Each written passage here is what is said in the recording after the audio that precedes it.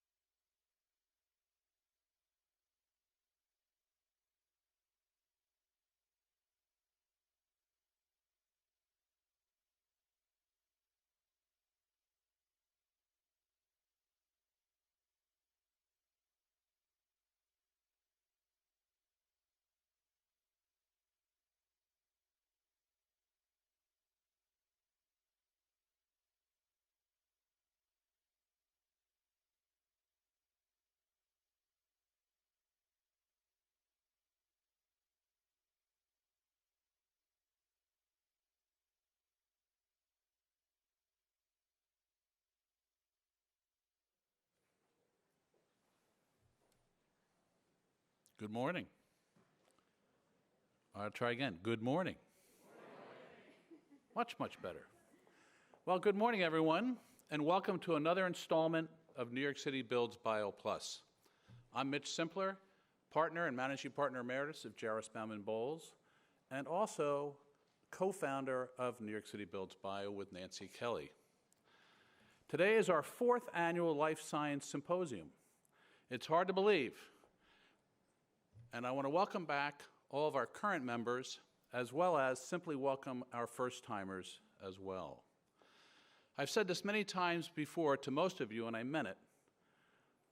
4 years ago, when Nancy Kelly and I discussed the need for a group of like-minded individuals, such as New York City Builds Bio Plus, to pull together a diverse group of individuals to form an industry group of who's who and whose sole purpose was to bridge the knowledge and communication gaps between the New York real estate community, the research and life science community, the brokerage community, and finally, the design professional community.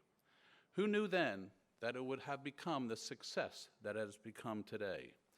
Even in these most challenging times, our last quarterly breakfast was incredibly well attended, as is today's symposium, with well upwards of 200 people registered to participate. So it is my privilege and honor to welcome all of you who are already members back to today's New York City Builds Bio Symposium, and for our guest and prospective members who are visiting us for the first time, just welcome. I would be remiss if I did not thank our founding as well as sustaining corporate member firms, which include Jarvis Bauman Bowles, Fried Frank, Hunter Roberts, Sabi Corporation, and last but certainly not least, Nancy J. Kelly and Associates. And a special thanks to all of our event sponsors for today's symposium, all of whom will be highlighted shortly hereafter. We have a jam-packed agenda, so sit back, get ready for one heck of a ride. It is now my pleasure to introduce the MC for today's event and my co-founder, Ms. Nancy Kelly.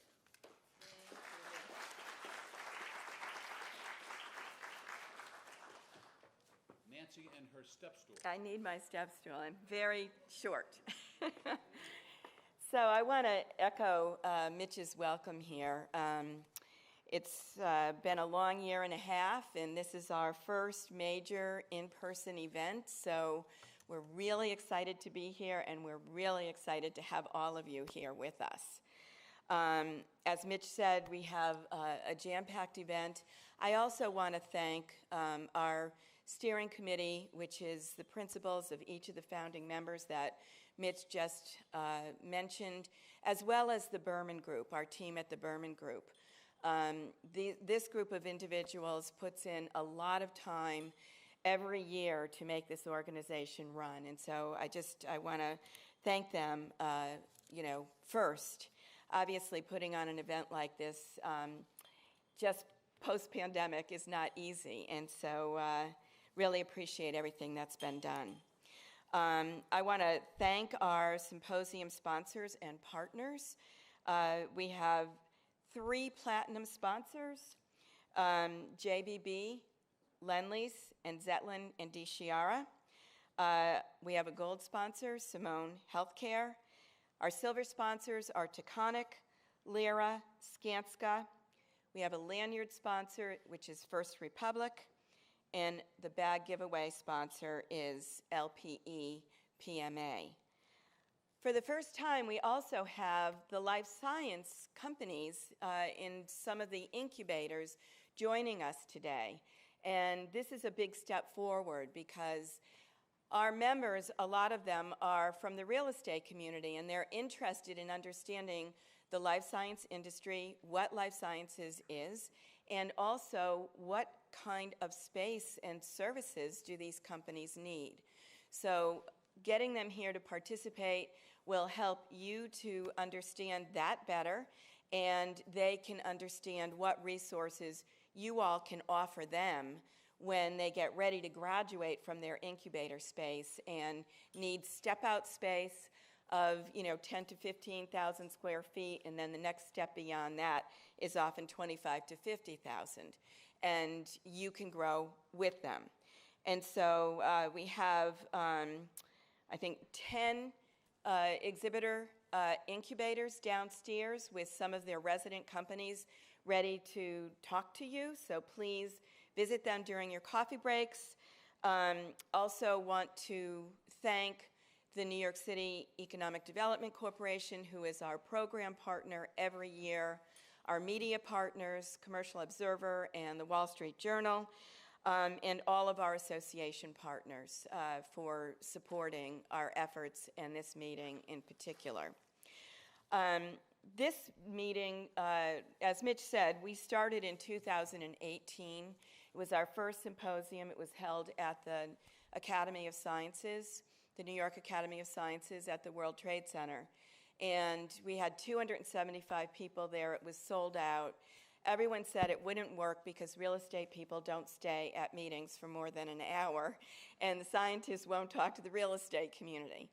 But we made it a day of envisioning how we can imagine New York using biology, and everyone came and they stayed all day, and then there was a reception and everyone had a great time. So in 2019, we formed a 501c3 nonprofit organization, which is NYC Builds Bio. And we have been putting on events and educational programs and sponsoring leadership committees and other activities throughout the year to really grow the life science industry in New York and beyond. In 2019, we moved to the Times Center for the first time. We had 350 people that year and a range of speakers. We also introduced for the first time the 7 subclusters for life sciences that are forming throughout New York City. In 2018, when we started, there were only 3 projects in the entire city that were private that we could talk about: Alexandria Center for Life Sciences, the New York Genome Center, and the New York Stem Cell Foundation. And now we have 7 subclusters growing around the city. You're going to hear about them today, with major developments underway in all of them. And so this is progress, and it's very exciting. In 2020, obviously, we were virtual over a 3-day period, 1 half day each, but we had 54 speakers, and every segment of the industry was represented, from developers to building owners to academic medical centers to venture capitalists to the incubators to startup companies to mid-sized companies to companies who had just gone public. So it was quite the conversation, even though we couldn't meet in person. And now we're back. We are back in person for the first time.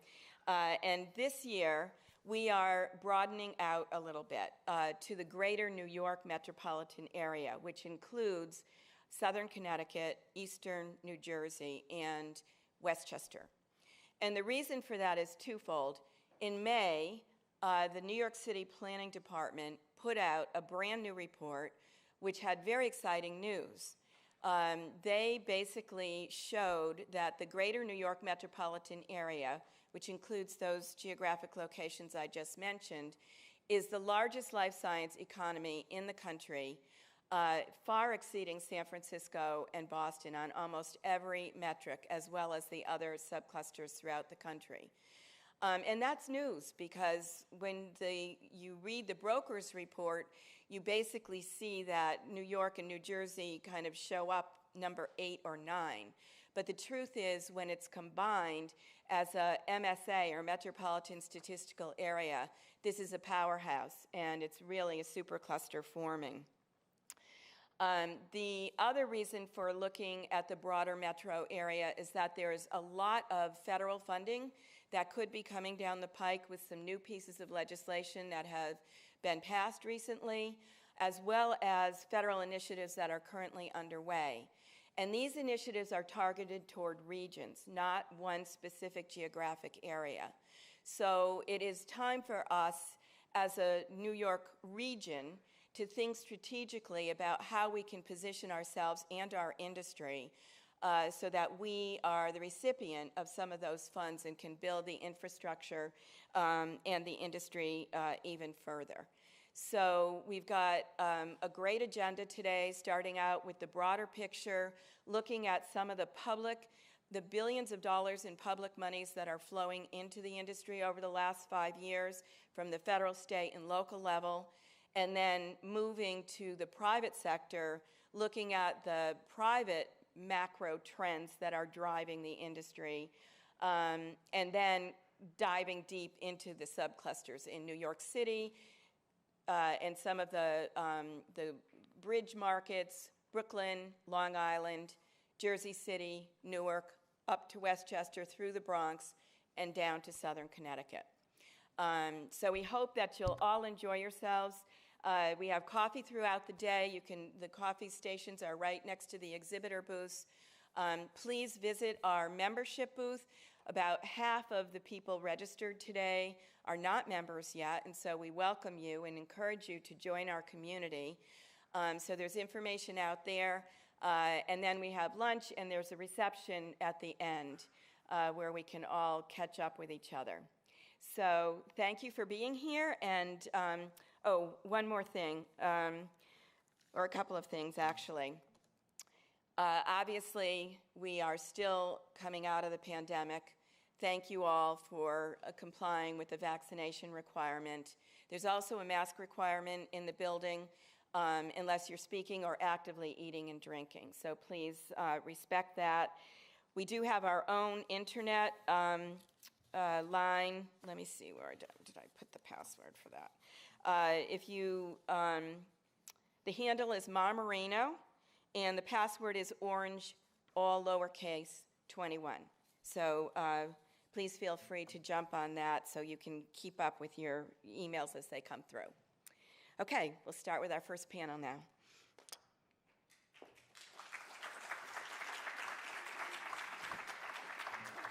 Thank you.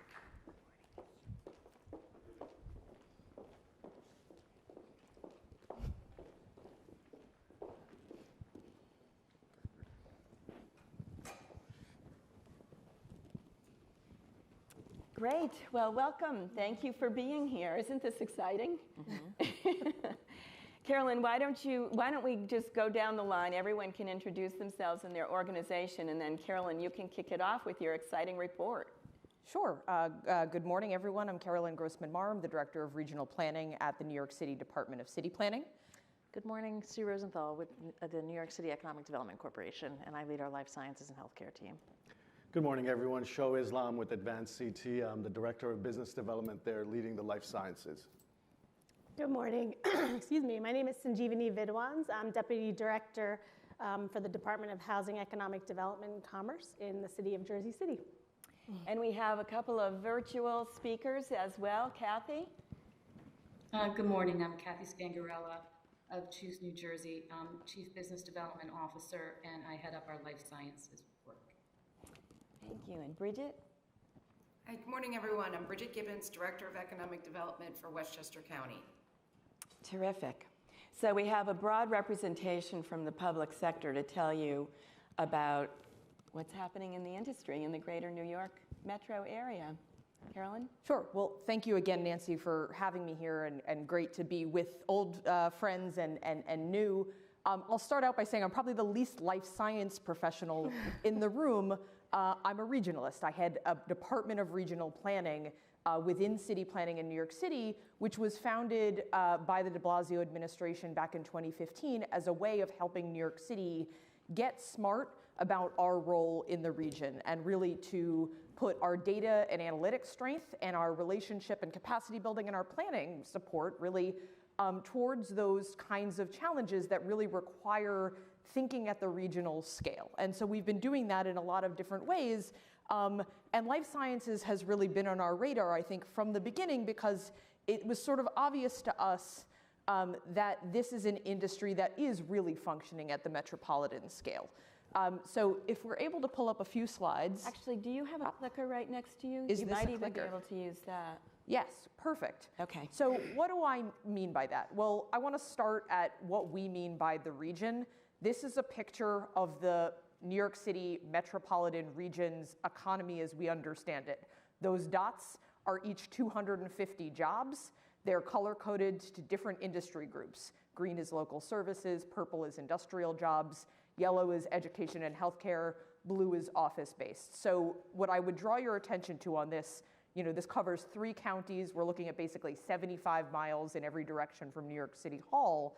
This is the largest economy in the country, obviously. This is, if our region were a country, our economy would have the GDP of South Korea. 50% of that GDP is generated inside of New York City. 50% of that GDP is generated outside of New York City. So New York City, undoubtedly the center, the most important economic engine for our region, but our region is also an engine for us. And those relationships in that ecosystem has really been what's sustained our entire economy's growth together. Life sciences cuts across all of these industry groups, right? When we're talking about research and development, we're talking about industrial manufacturing, we're talking about lab space. We're really cutting across all of our different industry groups.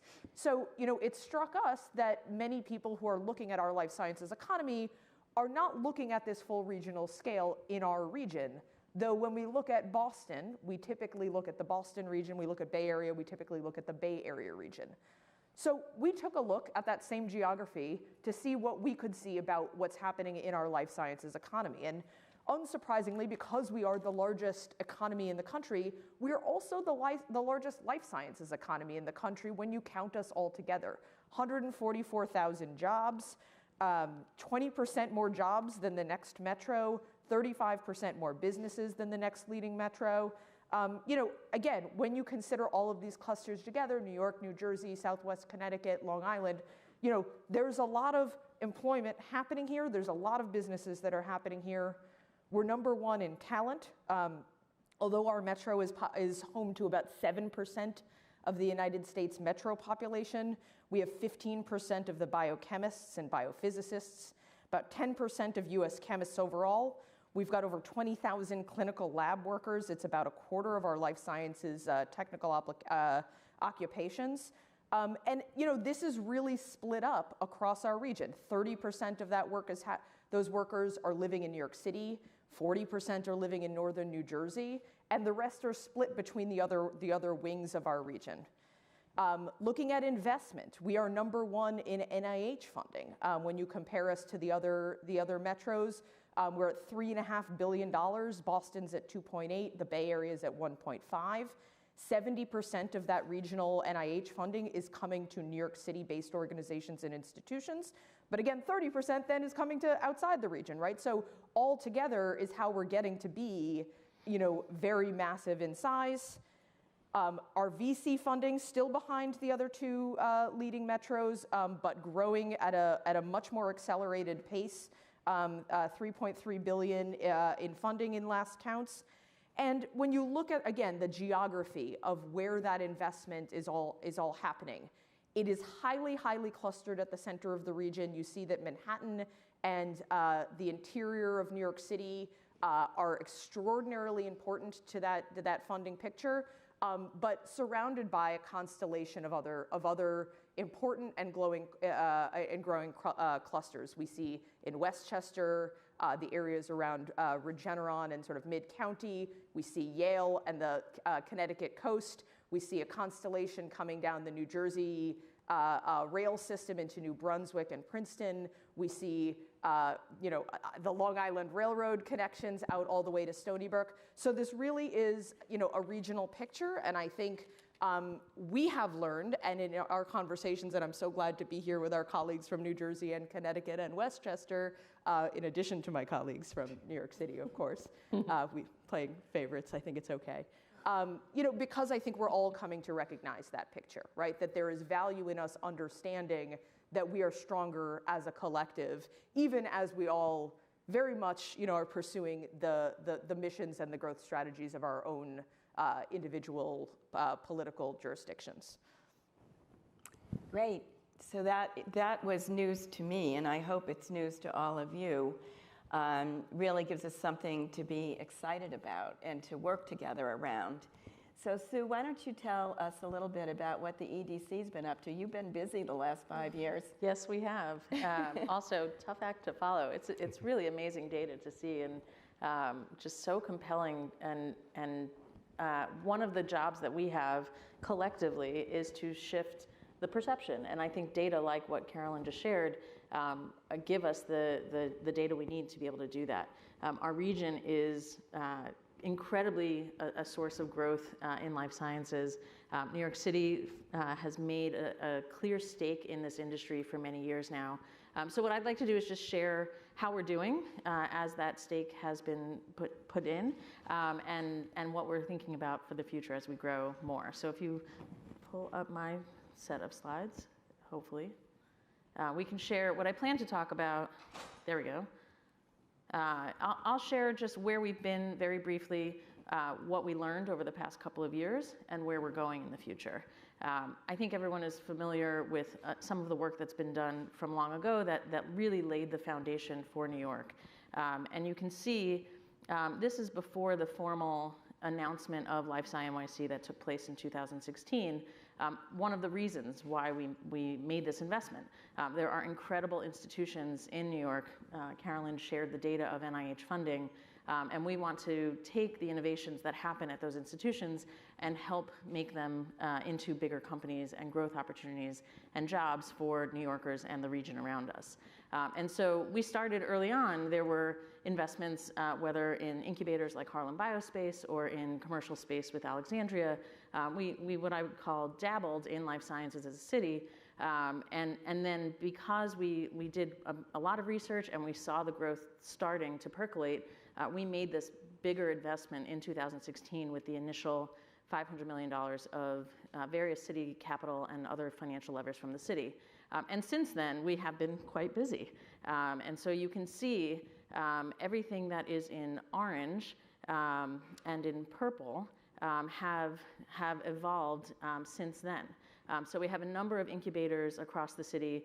We have a number of buildings that have put in place the commercial space, the lab spaces that you need. And we're seeing, thinking to those, the need for a cluster development and for both talent to attract to and for companies to grow in. We're seeing not only what's highlighted in orange, which is now we're calling Life Sci Avenue, on the east side, that's going from Kips Bay up into the Upper East Side, but we're also seeing what we're starting to call this spine on the west side as well, whether that's down in Hudson Square, in Midtown West, and then up to West Harlem with Columbia and many of the commercial activities happening all the way up into the northern Manhattan spaces. And then outside of Manhattan, we're seeing clusters develop in Long Island City, in Brooklyn, and these are, I'm talking a lot about real estate footprint, but this is really where companies are growing. So we're seeing an incredible number of companies share their Series A's, their Series B's, their Series C's, their IPOs. We're seeing the numbers start to match what we're seeing in Cambridge and other areas, the 100 million, the 200 million. And over this past year, or 2 years, I should say, we hit quite a shock. But that shock from COVID really just showed the value of life sciences. Everyone in here knows that life sciences essentially came to the rescue as our planet, our world has been going through this crisis. And so the community of life sciences has certainly responded by increasing the amount of investment in life sciences, whether that's VC funding or NIH funding continues to go up.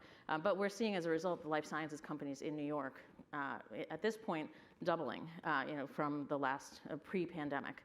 And so if you had counted on your hands maybe 5 years ago, how many life sciences companies, or 10 years ago, are there in New York? You would use your hands, and you could maybe borrow a hand from your neighbor.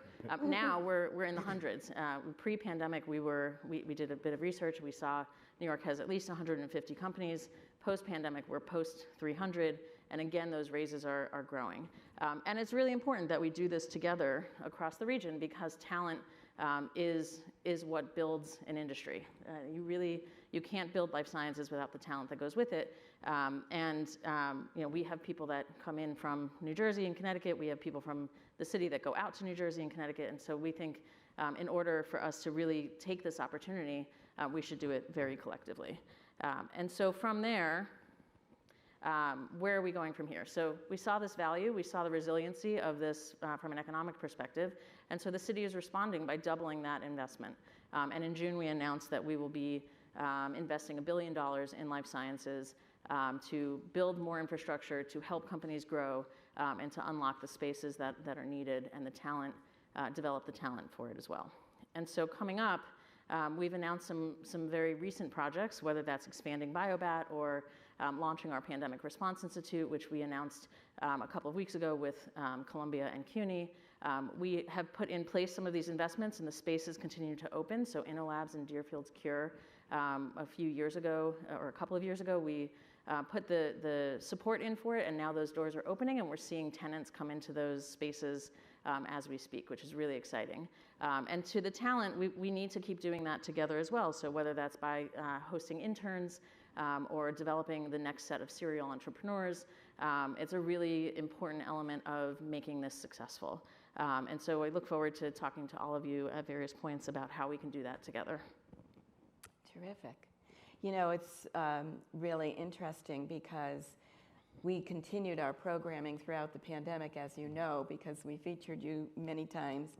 And what was interesting about it is that the life science companies never stopped. That's very correct. They just kept going all the way through and even accelerated their activity, which was really wonderful to see. Yeah. I know about 3/4 of the way through, we hosted biolabs, and you know, their companies were starting to, like, they'd raised lots of money, they were starting to graduate. It was a really exciting story. Yeah. So. And it's just, we're so thankful to all of the companies that first off did that from a resiliency and supporting the livelihoods of their people, but also in our response to COVID. We were able to do help in the response with the city's test and trace and vaccination programs because of the willingness of the companies out in our ecosystems to help us. And so whether it's by helping us build a lab or helping us make viral transport media or whatever it was, the New York ecosystem stepped up. And so we're very grateful for that. Yeah, it was terrific to see. Kathy Scangarella is next. She's going to tell us a little bit about Choose New Jersey. Good morning. Thank you for having me, and thank you for having me virtually. It's really appreciated.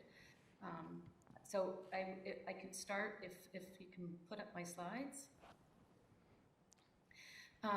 We see New Jersey as the state of innovation, and much of that innovation comes from our long history with life sciences companies. New Jersey is home to 13 of the top 20 pharmaceutical companies and a growing biotech hub with new companies starting up every day. Next slide. So New York has, I'm sorry,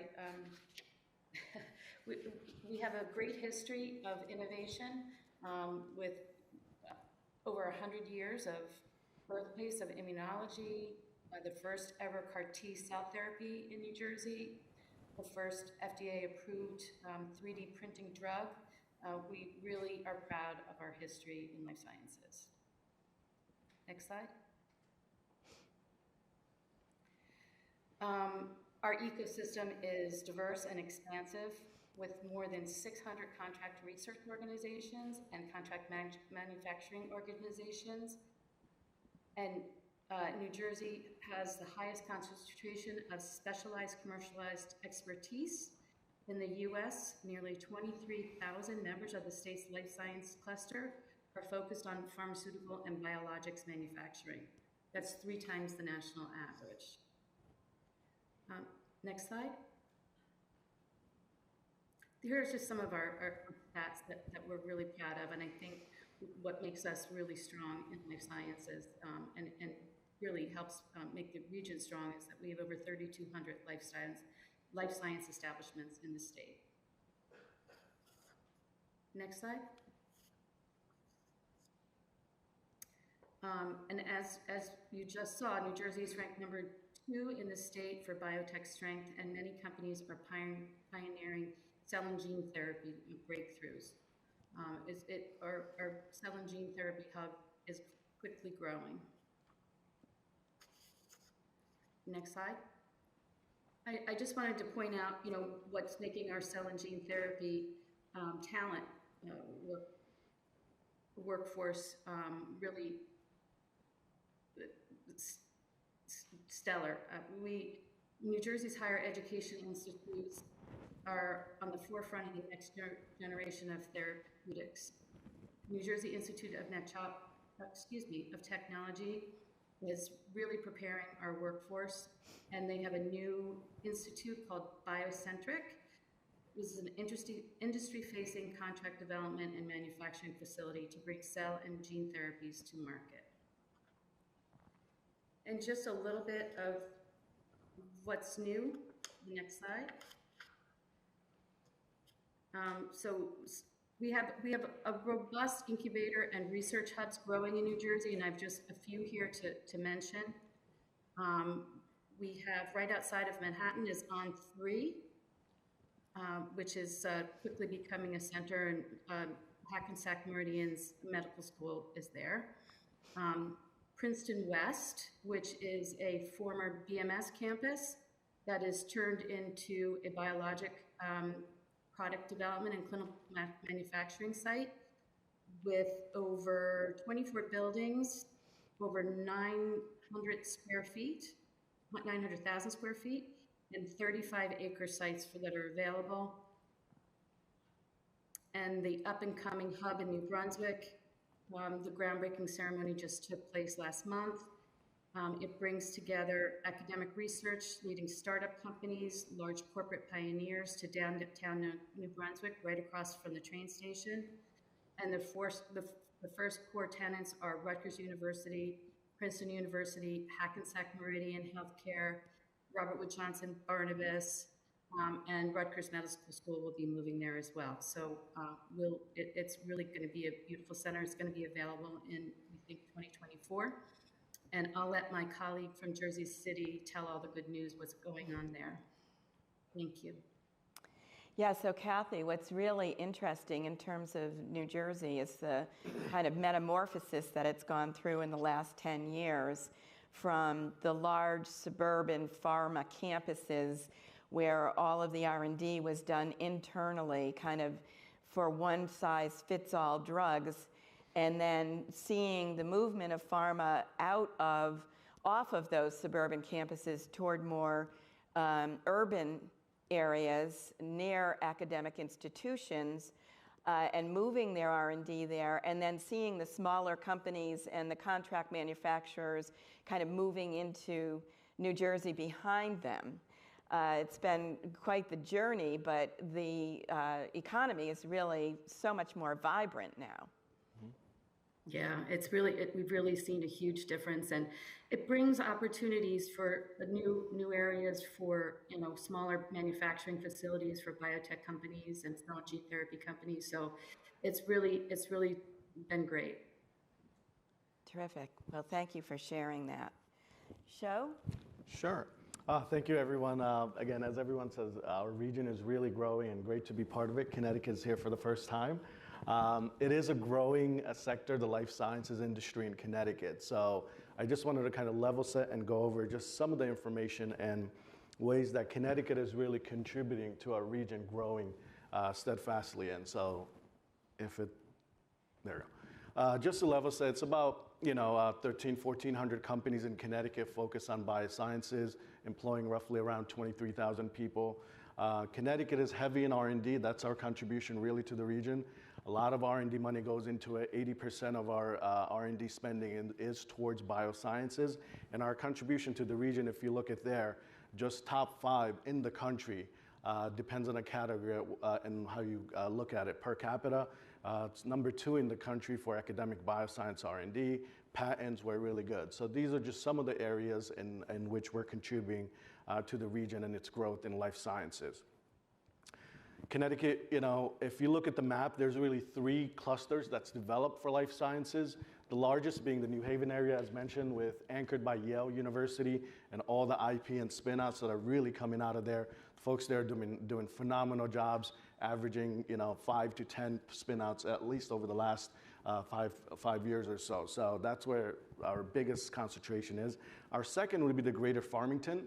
And that's kind of anchored by Jackson Laboratories, UConn, University of Connecticut Health, and the likes that are there. So we're seeing a lot of concentration there. And a third, also important and closest to New York City, of course, is Stamford, where we're seeing, the proximity to New York and the talent really going back and forth.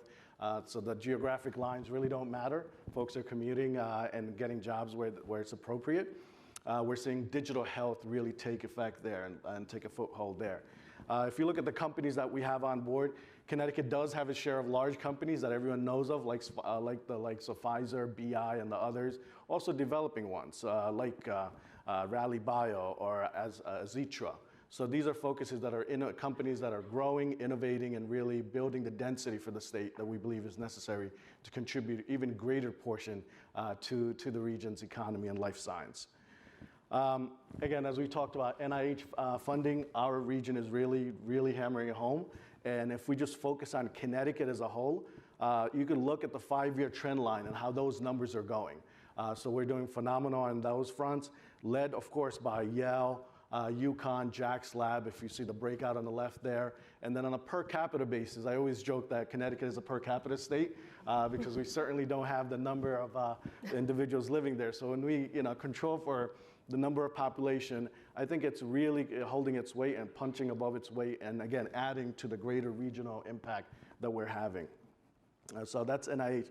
And as a result of a lot of those innovative cutting edge research that's going on, you could see how the VCs have really been attracted to Connecticut.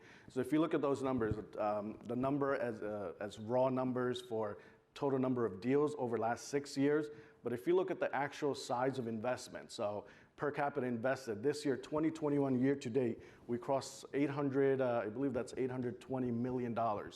And then on a deal average, per deal average, those numbers have continually climbed up. So we're seeing lots of deal flows come through due to the R&D, and that's resulted in, of course, the ecosystem growing with infrastructure, right? So if you look at some of our infrastructure that we have in the planning, we currently don't have, quite honestly, enough space to house a lot of these folks in Connecticut itself, and a lot of them are spin-outs of Yale. So 101 College Ave, which is a top left-hand corner building that we just broke ground in June, that's set to be delivered in 2023 summer. 10-story, 500,000 square feet facility, lab, office space that's going to come online and relieve some of those pressures. But in the meantime, we still need place for folks that are there growing to grow. So a couple of different pictures. On the right, top right is 115 Munson. It's a street. It's a former Winchester gun work. It's a facility, but that's been retrofitted majorly, and it's about 140,000. And before probably Thanksgiving comes online, we'll have JLL come later on and talk to that. It's probably going to be all leased out.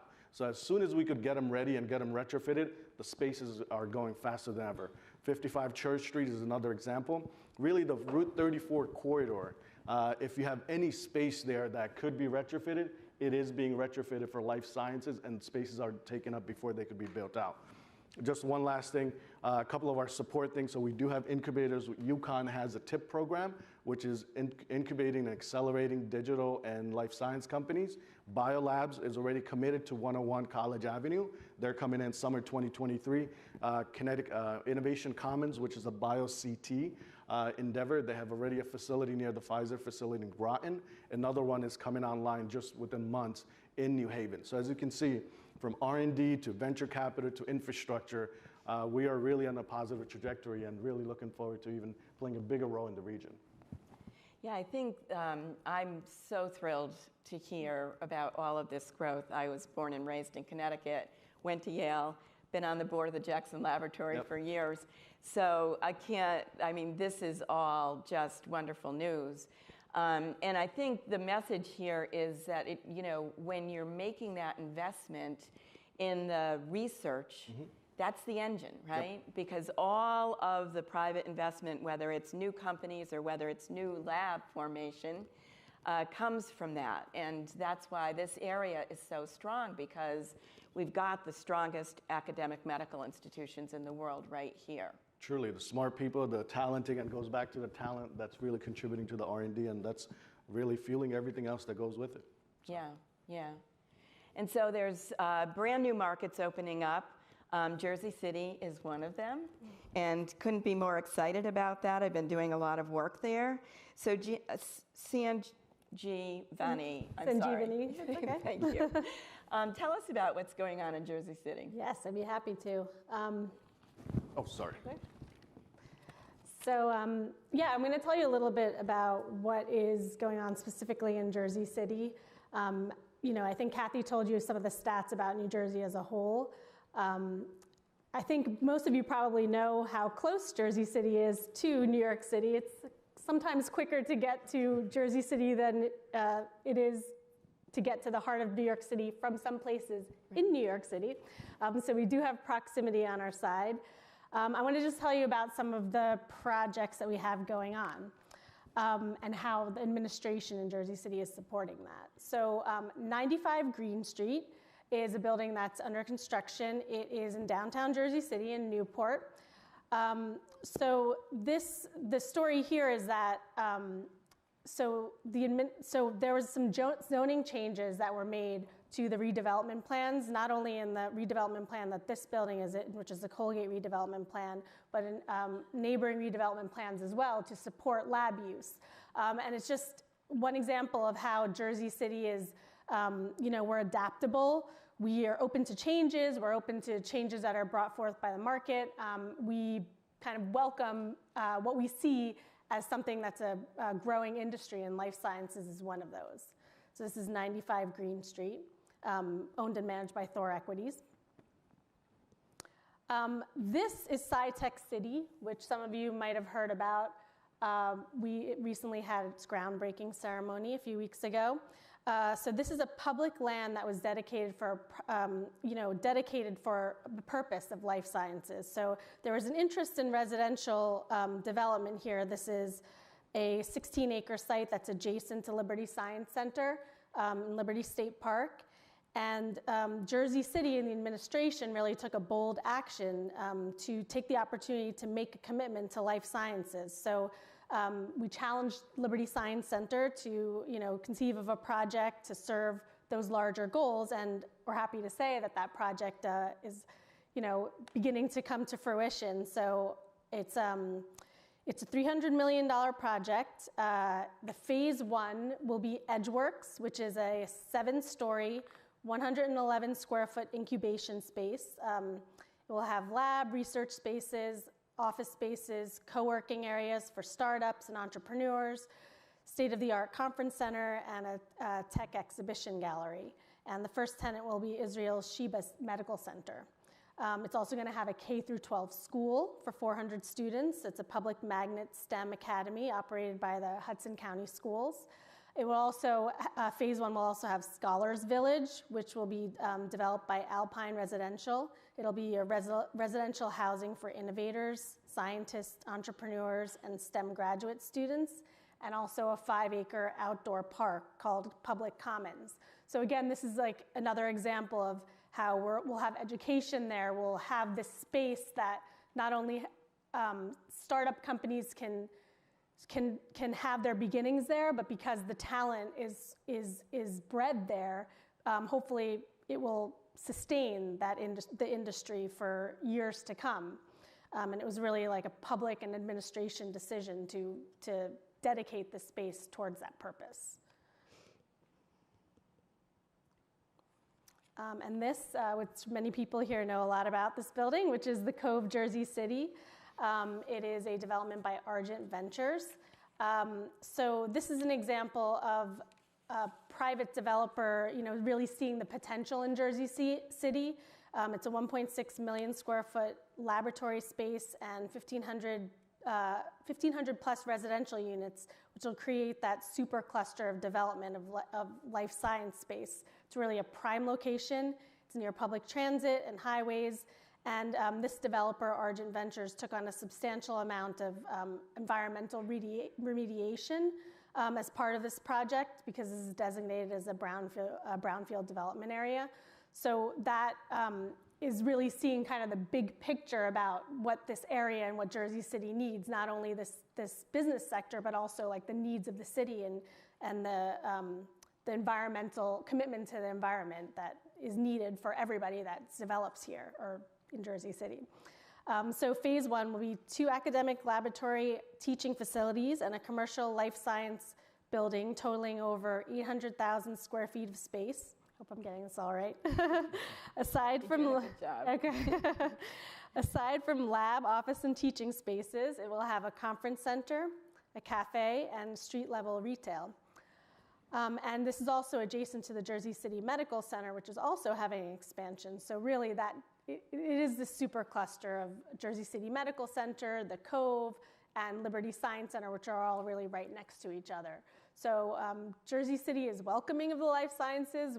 We're happy to be the place where that industry can grow.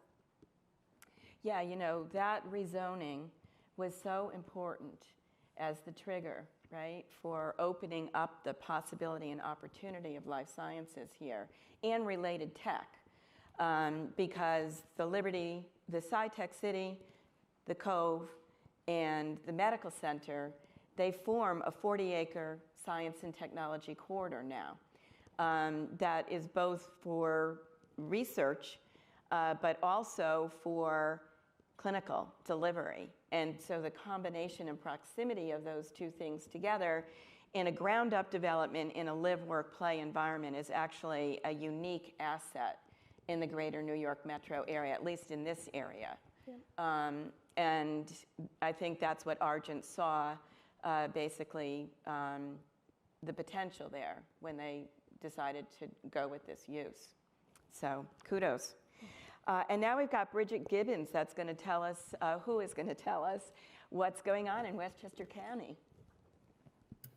Good morning, everyone. I'm so happy to be here, and I do want to start out by thanking Carolyn and her team for the work that they've done to really highlight the region and the strength of the region, and that includes Westchester in a big way. It's given us a platform to really tell our story, and to them take today's this opportunity to really educate folks as to the tremendous assets that Westchester County has, including not only proximity, but also the foundation and organizations that we have in Westchester, which are a great platform for us to continue to build our biosciences sector. So we have, if we could put up my slides, that would be great.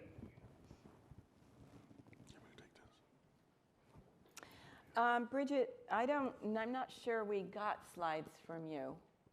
Okay, yes, I did send them, but okay, that's I'm sorry. Okay. I can just speak. Yeah, that's fine. I can just speak to the topic. So, so we have an abundance of academic institutions. So NYU Stern, Pace University. They have a College of Health Professionals and the Seidenberg School of Computer Science. SUNY Purchase, Sarah Lawrence College has an MS program in human genetics. So, and that's just the tip of the iceberg. We have, many, many more academic institutions. We have all the major hospital systems are here in Westchester County: Memorial Sloan Kettering, Montefiore, New York Presbyterian, Westchester Medical Center, White Plains Hospital, Burke Rehabilitation, and many, many more. So we have a very strong healthcare sector in Westchester County. It's our fastest growing sector, with biosciences really kind of coming behind that. We have the Burke Neurological Research Institute, which is the only research institute in the U.S. dedicated to finding treatments for folks with devastating disorders like brain and spinal cord injury and Alzheimer's and stroke and cerebral palsy and others. So Burke is a really shining star. We're very proud of that institution. We have clinical trial network with a $5 million New York State grant. We established the network a couple of years ago. We have a biosciences accelerator program, which we have currently running. We have 12 startups in our biosciences accelerator program. They're drawn from within Westchester County, but also within the region, the startups. We also have an incubator at the New York Medical College, which is a thriving center for our startups. And we currently have 10 startups in our life sciences incubator. And we have real estate, our real estate sector is growing in terms of biosciences. We have lots of folks focused on, determining what the needs are. And, one of the great assets of Westchester is we have space. So we are looking to determine, where we can build labs, where we can have the step out space, where we can have graduation space. So that's all kind of in progress, but we certainly have the capacity, and we know that there's the need, and that we can fill those spaces when we have them. We have mapped our ecosystem, and if you go to our website, westchestercatalyst.com, you'll see a map of the biosciences sector and all of our assets. We have 19 drug development companies, 13 medical device companies, 10 instrumentation and equipment manufacturers, 5 CROs, 47 academic and research institutions, and some of those I mentioned earlier, 13 disease and patient foundations, 25 hospitals, 18 startups have completed our Biosciences Accelerator program. We have 10 startups in the BioWing, as I mentioned, and we have many, many other startups that are not affiliated with either of those structures. And we are working hard on our workforce development. We have recently signed a memorandum of understanding with Manhattan College in the Bronx, and they will be providing engineering and science training for our workforce to really help fill that gap so we can support the growing companies in Westchester County. We're working also on incentives and investments. We are a county and not a state, so we don't have all the assets that others around us do have, but we are focused on building up our investor capacity, incentives that the county can offer to our startups. We know that they need support. We know that they may not be profitable for up to 10 years. So we have to build out that infrastructure in Westchester County, but it's all in progress. We're doing a study of our supply chain to understand what businesses we can attract to Westchester to really help fill that supply chain. Our large employer in the county, Regeneron, we know that they purchase supplies from outside the region, so we'd like to build up the supply chain here in Westchester, so that more of that, the supplies are delivered to our companies here are from Westchester County. And as I mentioned, really focused on graduation space and real estate, and we have lots of big projects coming in the pipeline. There's a project that many of you may have heard of. It's called the North 60. It's recently been rebranded to the North 80. It's 60 acres of county property that we lease to a private developer who's going to be building a biosciences campus.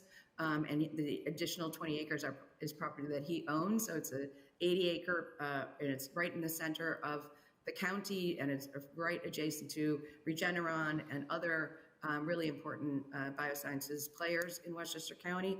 The North 80 will have a total of 3 million square feet devoted to the biosciences campus in medical offices, biotech and research. There'll be a children's science and education center, retail, and a hotel. So we're really looking forward to that coming down the pike and getting that online, and that really will help us to build out a physical geographical cluster in Westchester County. And also Regeneron. Regeneron was critical, and many of our biosciences companies in Westchester County were critical to the COVID-19 response, providing therapies, and Regeneron really led the way with their RegenCove treatment. And so they may have heard about it in the news that particular people took that treatment and recovered very quickly from COVID-19.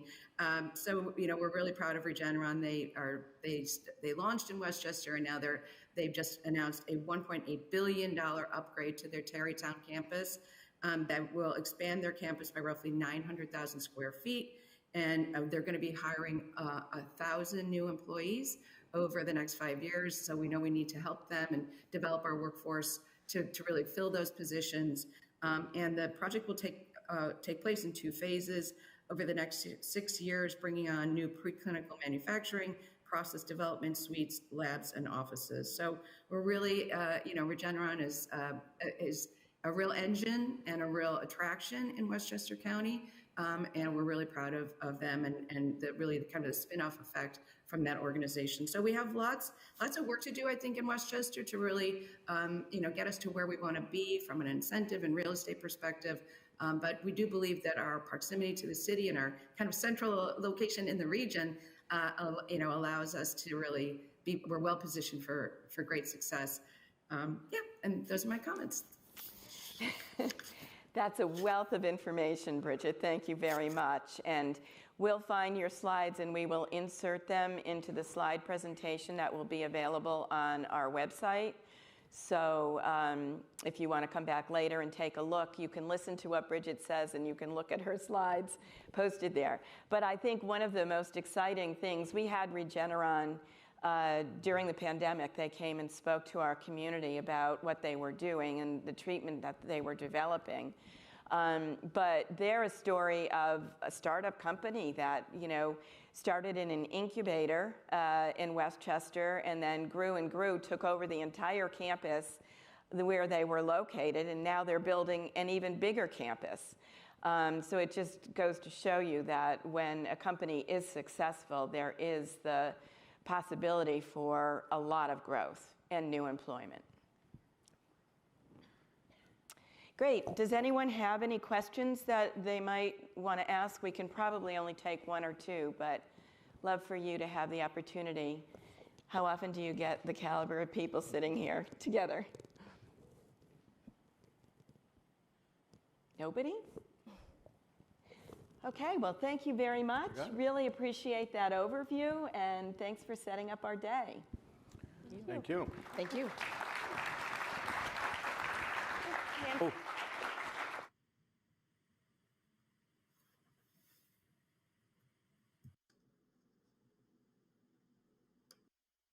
We will. We'll catch up.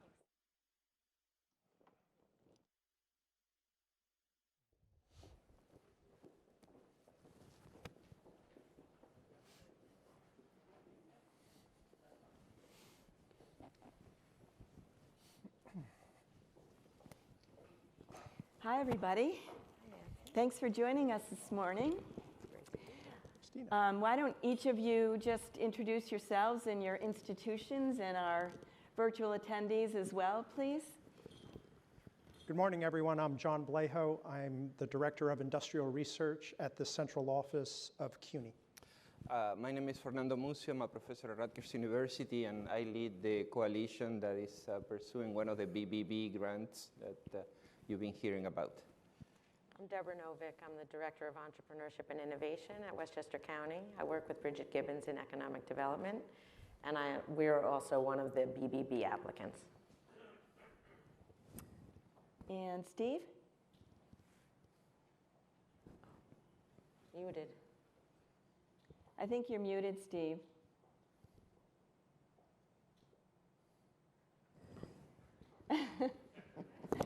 Can we unmute him? Steve, I think you're muted. I can hear him on my end. Can you guys hear me down there? Yes. Okay. Can you hear me now? I can hear you now, yes. Okay, sorry about that. Once again, I'm Steve Hall. I'm the Senior Vice President for Advocacy at the American Council of Engineering Companies, the trade association of America's engineering industry. Great. Christine? Hi, everyone. I'm Christina Blaine, lead instructor of the Northeast I-4 Hub at Princeton, or based at Princeton, also COO and co-founder of Lignolix, a startup in the region. Terrific. So this panel is designed to kind of let us know about some of the new federal initiatives that are being implemented now and that will be implemented in the future. So Steve, tell us a little bit about the two pieces of legislation that were passed by the House and Senate that might have some impact on life sciences and related tech. Yeah, I think I'm handling the future portion of the conference. Yeah, a lot of moving pieces down here. You know, the House has passed the Science for the Future Act. This was back in June, bipartisan legislation that came out of the House Science Committee to provide policy guidance and funding authorization for DOE's Office of Science. And this is going to support research on materials, chemical science, bioscience, a whole slew of things that quite frankly will support much of what you all are talking about today. Much of that legislation has been folded into larger legislation, which has already passed the House. This is the Innovation and Competition Act, sponsored by the Senate Majority Leader, Senator Chuck Schumer. This is a good sponsor to have for legislation like this. As you probably know, it started as the Endless Frontiers Act and morphed into something much, much bigger. I checked in with the sponsors of both pieces of legislation late yesterday to get an up-to-the-minute kind of update, and that there's an effort now. Many of you all have been hearing about this effort in Congress to pass a piece of legislation known as reconciliation, which is really going to carry the president's social policy. And Senator Schumer and his team have been able to get some advance funding for the Innovation and Competition Act embedded into that reconciliation bill. $3.5 billion for regional tech centers, tech hubs, $1.8 billion for NSF's tech directorate, and a number of other things. And so they're trying to use that reconciliation as a vehicle to jumpstart this effort. And then once that process is done, leaders in the House and the Senate are going to go back, work together, and get final passage of the authorizing legislation, the Innovation and Competition Act, once they get past these big pieces of legislation.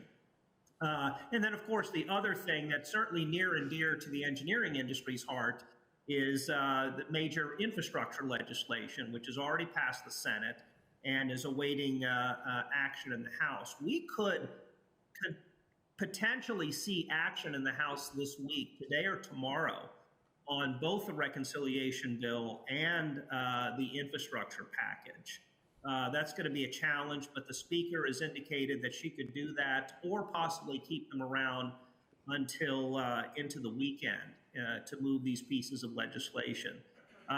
So lots of moving pieces. Stay tuned. It seems to change almost every day, but I think these are going to pass, both of them. And that's certainly good news for the life sciences effort there in New York City. And then just finally, before I got to wrap up, I got to thank Mitch Simpler of JBB. He's a former chair of ACEC and really played a critical role in recruiting our organization to support this effort. So thank you, Mitch, for bringing us into this, and look forward to the rest of the program. Wow, that's breaking news, Steve. Thank you very much for that update.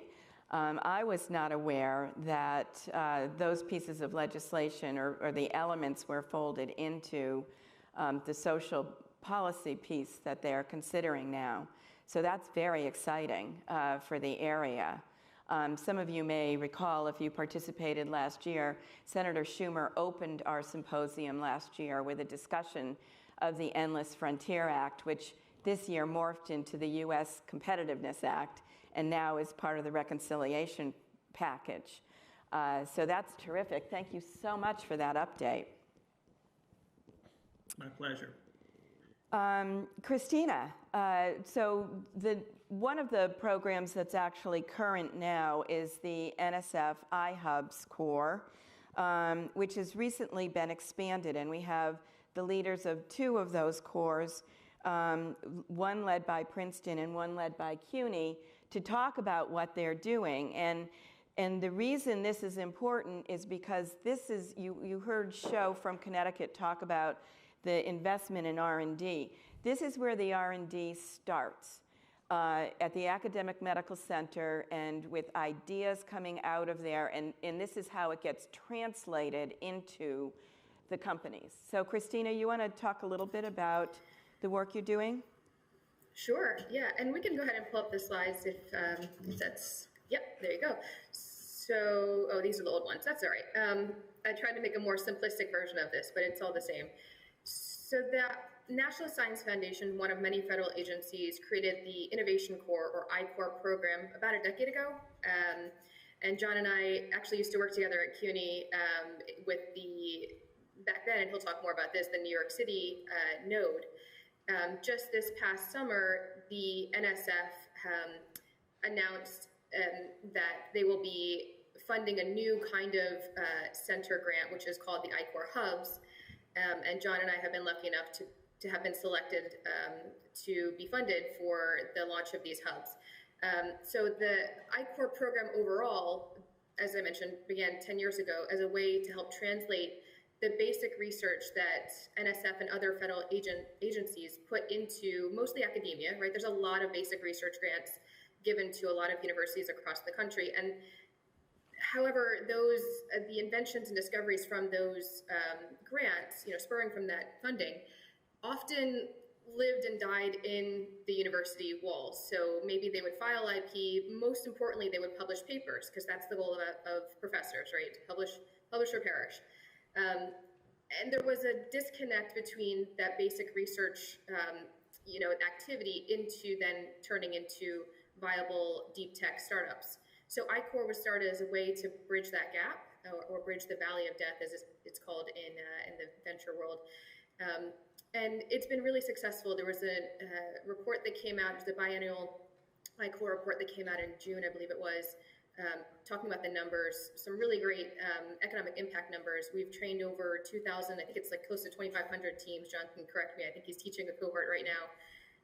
And we've had some really great successes even outside of economic impact. We create innovators, not just startups. So it's been a really successful program.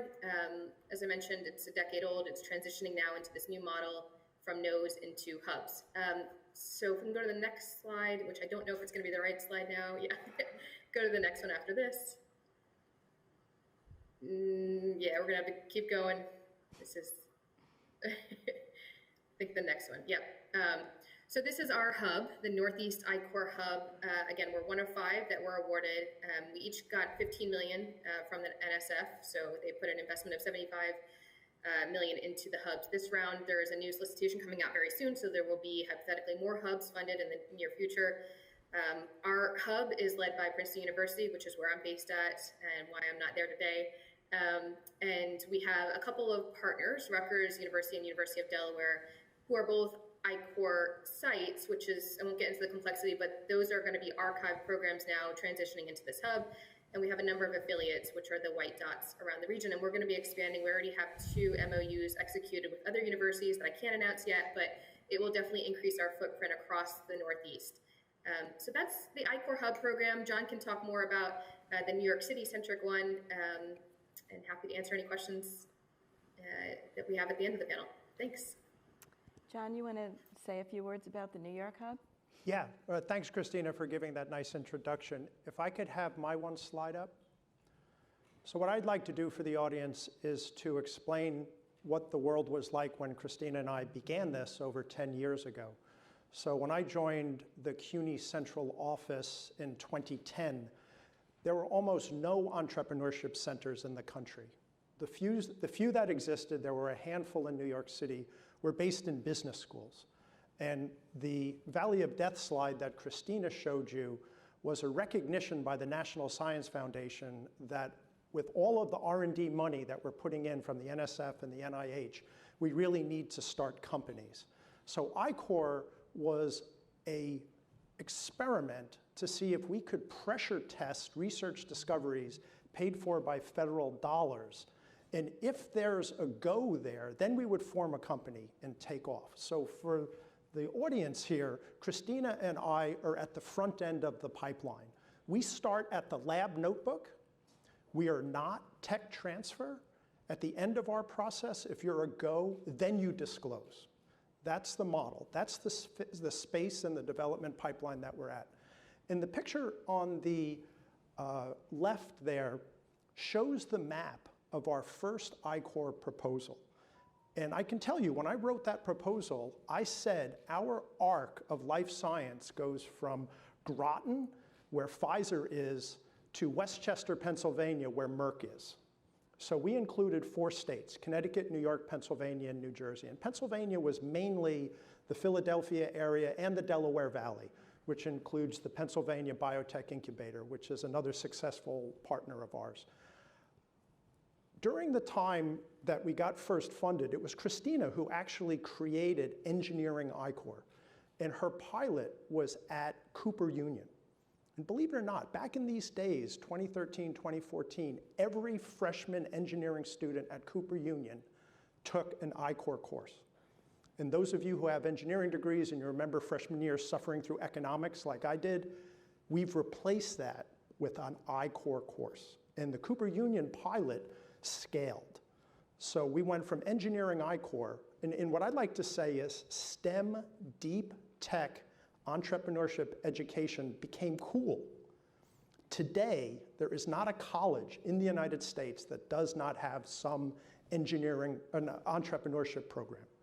And I would say even further, the late adopters and the laggards, which are the medical schools, every medical center now markets how they do innovation, right? So that comes to where are we today? We've been watching this trend of how entrepreneurship and innovation became cool. We saw the medical centers finally buying into this process. Simultaneously, you were building incubators, right? So the timing was right. So when we wrote the hub proposal and we were organizing our partners back in 2019, early 2020, we were very farsighted. We decided to go all in life science in New York City. That's what our hub is going to be like. And the map on the right are all of our partners. And those are the schools in the New York City region that are involved in our hub. So for example, we're partnering with Sinai. We're partnering with Rockefeller University. First time we've ever done a large center grant with Rockefeller University, but it's mainly the life sciences. We have Stony Brook involved. We also have UMass Medical. And the reason for that is the NIH has also been investing in translational medical research.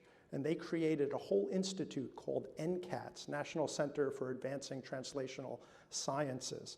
Rockefeller and UMass were founding members of the NCAT Institute. So we've been teaching I-Corps to these medical centers for the last 5 years. There was a new renewal of that center grant, so now Columbia and Rochester are involved in the grant. So we're here. The pipeline is ready to go. So, and I'll leave it at that. Yeah, thank you, both John and Christina. That was a great description, but I think you can see from Christina's comments, you know, her area stretches down to Delaware and you're stretching out to Massachusetts and Pennsylvania. And so that region is, the region is very large. And it's also quite concentrated in terms of proximity, the location proximities when you're thinking about other clusters in the world, which I think will be a good thing. On to the next. Another federal program that is going on right now is the Build Back Better Challenge from the Department of Commerce, EDA. And we have 2 representatives who have just submitted grant applications for planning for that. But this program offers 20 or 30 communities that are selected up to $100 million to build new infrastructure. So, Fernando, do you want to? Yeah, let me tell you what we're trying to do, but I want to give a little bit of background where we come from and why we're doing this. So there's been growing interest in advanced pharmaceutical manufacturing. It's something the FDA has been a strong proponent for quite a few years, actually. But because of COVID, the awareness in political circles that the pharmaceutical supply chain is heavily brittle has become very urgent. I mean, right now we're importing in the order of 80% of all the pharmaceutical products we use in this country, which during COVID resulted in a lot of shortages and an awareness that should an interruption of international commerce happen for a prolonged period, that could cause enormous hardship. So between 2006 and 2016, I had the privilege to direct an NSF engineering research center that focused entirely on pharma. We have 40 member companies. We had the FDA on board. And we spent about $100 million creating what later on became the first established advanced manufacturing methodology in the pharma space. It's a technique called continuous direct compression, which recently FDA has declared is no longer an emerging technology, it's now a mature technology. It's the one and only example we have of a mature advanced manufacturing methodology. There are many that are in the process. So what we learned in doing all of that is that while brand-based pharma is able to do advanced manufacturing, and in fact all the approvals from FDA, and there are a number of them now, are with branded pharma, smaller or generic companies haven't entered the space. The reasons are several. One is it takes 4 to 5 years to get a facility up and running and to get an approval from FDA. You need to spend $20 to $30 million up front, and then it's several years before you get any return on investment. Access to know-how and access to trained personnel are significant roadblocks. So we figured that we would propose to create what we call an advanced manufacturing corridor. It's really focused on technology transfer and workforce development, as well as entrepreneurship. The idea is, let's have all of the technology components and know-how available so that companies can come, we can develop their process, we can support their filing with regulatory agencies. Doing that, we cut the time they have to wait to get an approval from about 5 years to maybe 2 years.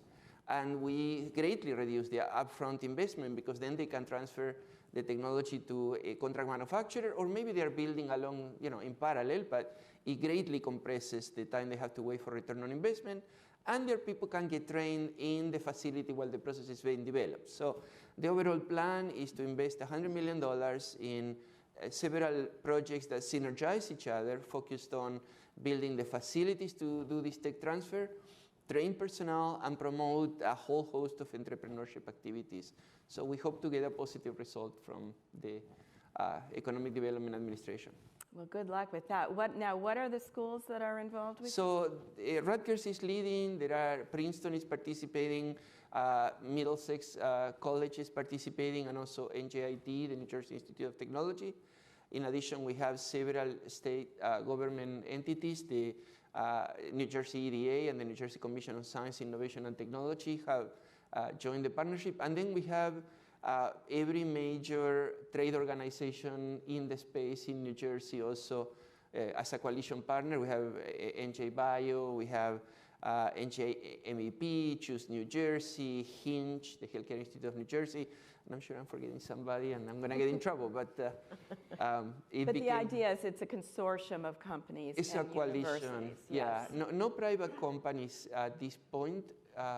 We will be engaging companies very soon, but one of the rules under BBB is that for-profit entities cannot be coalition participants. They can be partners, but or supporters, but not immediate recipients of federal funding. Right.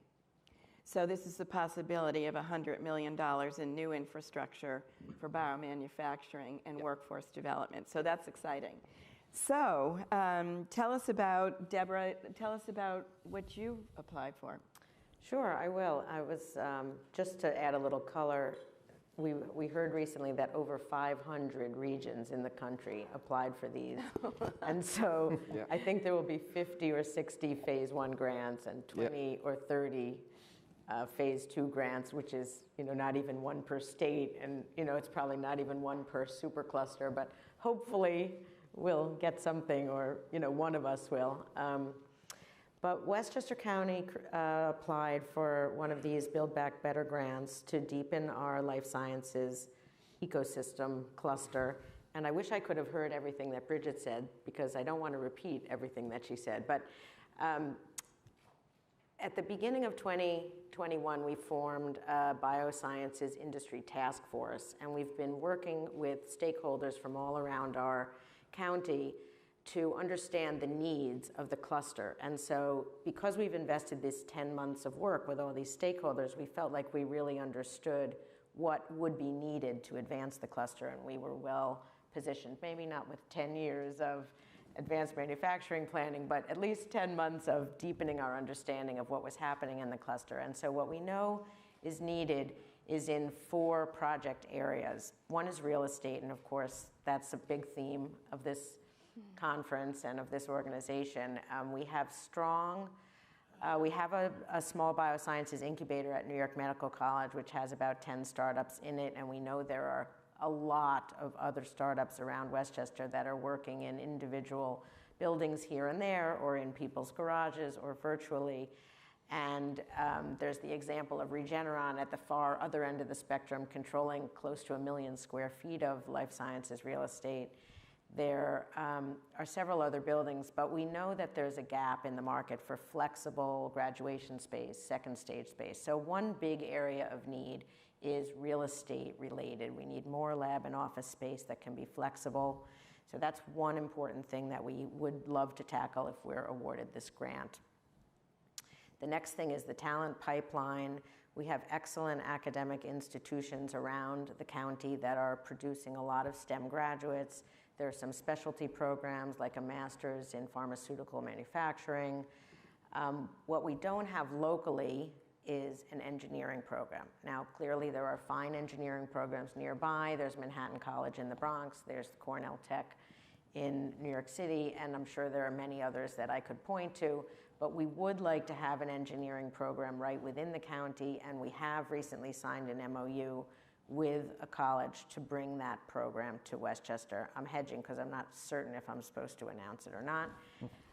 So talent pipeline is the second thing. I'm sure Bridget mentioned that Regeneron's expansion will add over 1,000 jobs to the county, and we need to make sure that we're aligning the academic programs and workforce training programs that are available in the county with the job needs that not only Regeneron, but all the other players in the industry see coming down the pike, so that there will be a good match there.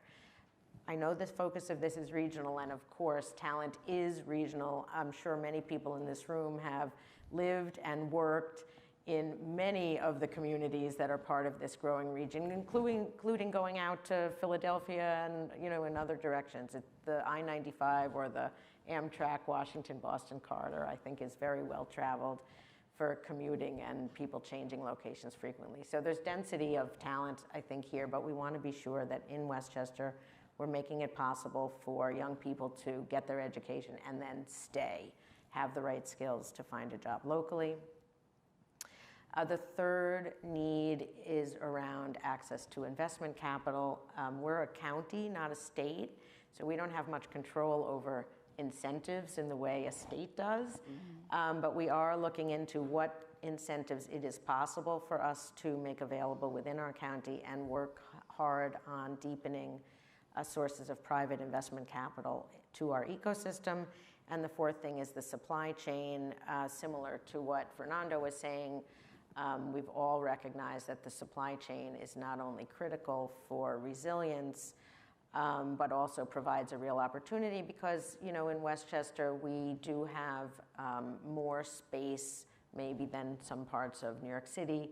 Land is a little bit less costly, building is a little bit less costly, and so there is an opportunity, we hope, to attract some businesses or establish some businesses that can strengthen the local supply chain. So those are the big themes. There are some specialty expansion possibilities that we would love to pursue if we get this grant, and one of them is the Center for Disaster Medicine, which is also based at New York Medical College, has a lot to do with pandemic response and resilience to other kinds of emergencies. That center is training emergency responders for the last several years, but mostly within the New York area, and we think there's an opportunity to expand the services that center provides to become a national center, in which case emergency responders would be coming from all over the country for that disaster training. So that's one specific project, and I'm sure many of you have heard about the North 60, which is a real estate campus devoted to the life sciences that is on the drawing board and hopefully will be moving forward very soon. So those are some of the things that are more specific that we mentioned in the application, and fingers crossed that will be one of the lucky regions that's chosen. Yeah, I've been following Westchester's development for 20 years now, so it would really be nice to see you get some money to actually start to move forward on projects like the North 60. It would be. Yeah, would be terrific. But I think you can see from this discussion how regional the federal investments are, whether they're at the early stages of discovery or whether they are, building infrastructure for advanced manufacturing. So it really spans the entire continuum, but it is a regional focus. And as Steve said, there could be some really exciting news soon, which is something that I didn't know, so I learned something this morning also. So thank you very much for joining us, everyone. Appreciate it. Thank you for including us. Thanks for having us, Nancy. Thank you.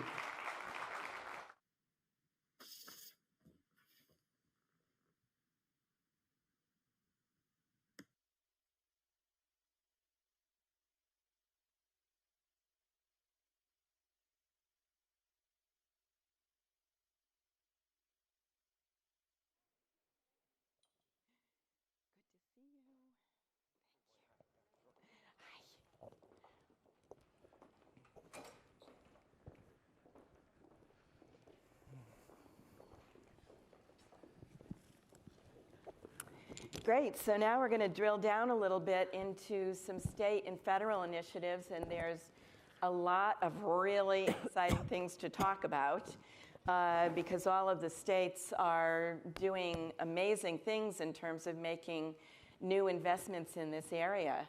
Loretta, do you want to, well, first let's introduce ourselves and then you can get us started.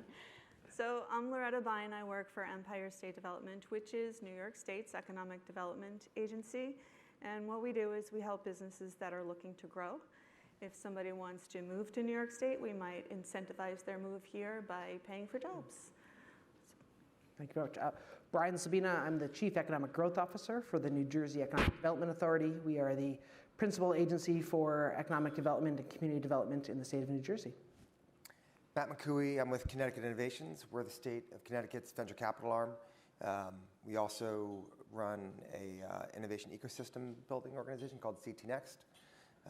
Thanks so much for being here. It's been fun. And I'm Monica Maloney with the New York City Economic Development Corporation. I'm on our life sciences and healthcare team, so you heard from Sue Rosenthal, who leads that team earlier. And we are the city's economic development agency. So Loretta, tell us all about the exciting things going on at the state level. Well, there's a lot, and I think we heard some things this morning. Everybody was talking about the tremendous growth at Regeneron.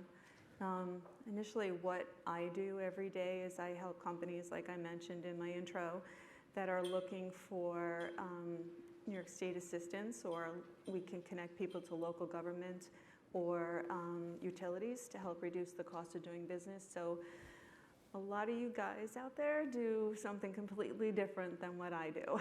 So economic development is the arm from New York State that helps incentivize businesses to grow here and to make investments, create jobs. And what I do for the state is work in the life sciences. That's why I'm sitting up here today, to make sure that you guys know that we have programs specifically for your industry. We work with other partners. We're talking to real estate all the time. We're talking to universities, SUNY and CUNY, and private universities, and figuring out what we can do to sort of make the environment better for you to grow your business here. We heard a lot about Regeneron, so they're creating 1,000 jobs in the Mid-Hudson. That's a unique story that doesn't happen every day. So every time, say, Regeneron comes to us to tell us about an expansion they might be planning, we will come to the table and talk to them about what incentives might be available or how we can help them to do business and jump over all the hurdles it takes to move forward in an expansion with planning and everything else you need to do.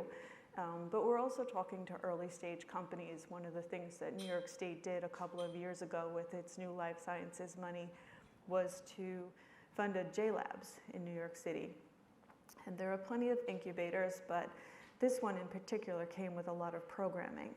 So to be able to hear from Johnson & Johnson executives and to be led through what it's like to really start a business and not just be a scientist, but work with entrepreneurs. So we're looking at all levels and stages of the business and trying to find out ways that we could help you grow here and help you see New York State's assets. Yeah, and the state put money into SOSV and NYC Bio also, right? Yes, so that's a recent investment, and I think they graduated the second class just now. And for an example, one of the things that I'm doing for those classes, for those cohorts, is just to have a session with them on the phones. In the world of Zoom, we all sit in our kitchens and we talk about what they might be doing for next steps and how the state and local government can help them, and why they should stay in New York. Pressure. As opposed to move somewhere else. I mean, I feel like that's a lot of times when a company moves, it's because their investor is somewhere else. But when you're starting and growing in New York, there's the infrastructure is there, not just transportation, but the universities, the labs and other things to do clinical trial, everything you could think of. So yeah, that's one of the reasons why SOSV and J-Labs and other incubators are able to make hay here, because there's a strong infrastructure. Yeah, and SOSV NYC Bio is actually one of the success stories. They piloted at Rockefeller University starting 2 years ago, and now they just signed a lease at 7 Penn Plaza for about 27,000 square feet that they're building out right now. So. Exactly. And if imitation is the finest form of flattery, we just did the same thing in a different sector with SOSV in Newark. So it's a great model. The hacks. Absolutely. Yep. So Brian, tell us about New Jersey. I mean, $11.5 billion, that's a lot of money. Yeah, it's a big job to kind of handle all that too. Well, thank you so much, Nancy and Mitch, for having us. And thank you to Carolyn, right, who kicked us off this morning. I'm an economic development professional who happens to be in New Jersey, but I think about myself as an economic development professional. And regional thinking is the way to go. I think it's the way forward. So very much appreciate NYC Builds Bio embracing that this year. One of the things that we think about in New Jersey, you heard from San Giovanni, you heard from Kathy, you heard from Fernando, you heard from Christina telling New Jersey's story. I'll try to add to that. We have 18 million square feet of life sciences space in our state right now that's available. And one of the things that's really exciting about that is kind of building on that planning theme. Jane Jacobs said, new ideas need old or older spaces. And we're seeing that with what's happening in the life science sector in New Jersey. You mentioned that.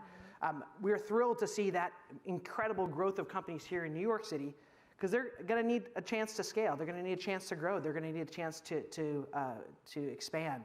And we think that we fill, at least historically, an incredibly strong part of the value proposition. And when we look at some of our historic campuses, right, whether it's On3, which is a former Roche site, or the Center of Excellence, which is a former Sanofi site, we're seeing those large facilities being broken down into smaller condoed units. And that really has allowed us to, one, diversify, and two, increase the energy in that ecosystem. So we're quite excited about that part of the economy. And add to that the spaces we're seeing in the Gateway region, whether it's the Cove or 95 Green Street, or the hub that's being built in New Brunswick, a brand new project that we talked about earlier. There's new dynamic spaces for companies to kind of take that first step across the Hudson into New Jersey, and then further expand into the broader state. In terms of what are we doing to support that, you mentioned $11.5 billion worth of incentive programs through the 2020 ERA Economic Recovery Act. We're in the midst of putting that together, but really I would say that's kind of the capstone. We've been working for 4+ years under Governor Murphy's leadership to build an incredibly comprehensive set of supports. It starts with seed grants and rent support through our program called NJ Ignite that gives early stage startups free rent at incubators and at co-working spaces, through programs to support accelerators like HACS that you talked about, to an expanded angel investor tax credit, an expanded net operating loss program. All of these programs allow companies to get funding as they grow. And with that, they become stronger tenants for the real estate community, and they become more able to invest in their business and their people. So we think that's really strong. We've added to that the Emerge program, which is a jobs-based incentive program. It's a successor to Grow New Jersey, between $500 and $8,000 per job, as well as an Aspire program, which is our gap-based real estate financing program that can fund up to 50% of your capital needs if there's a gap in your financing stack.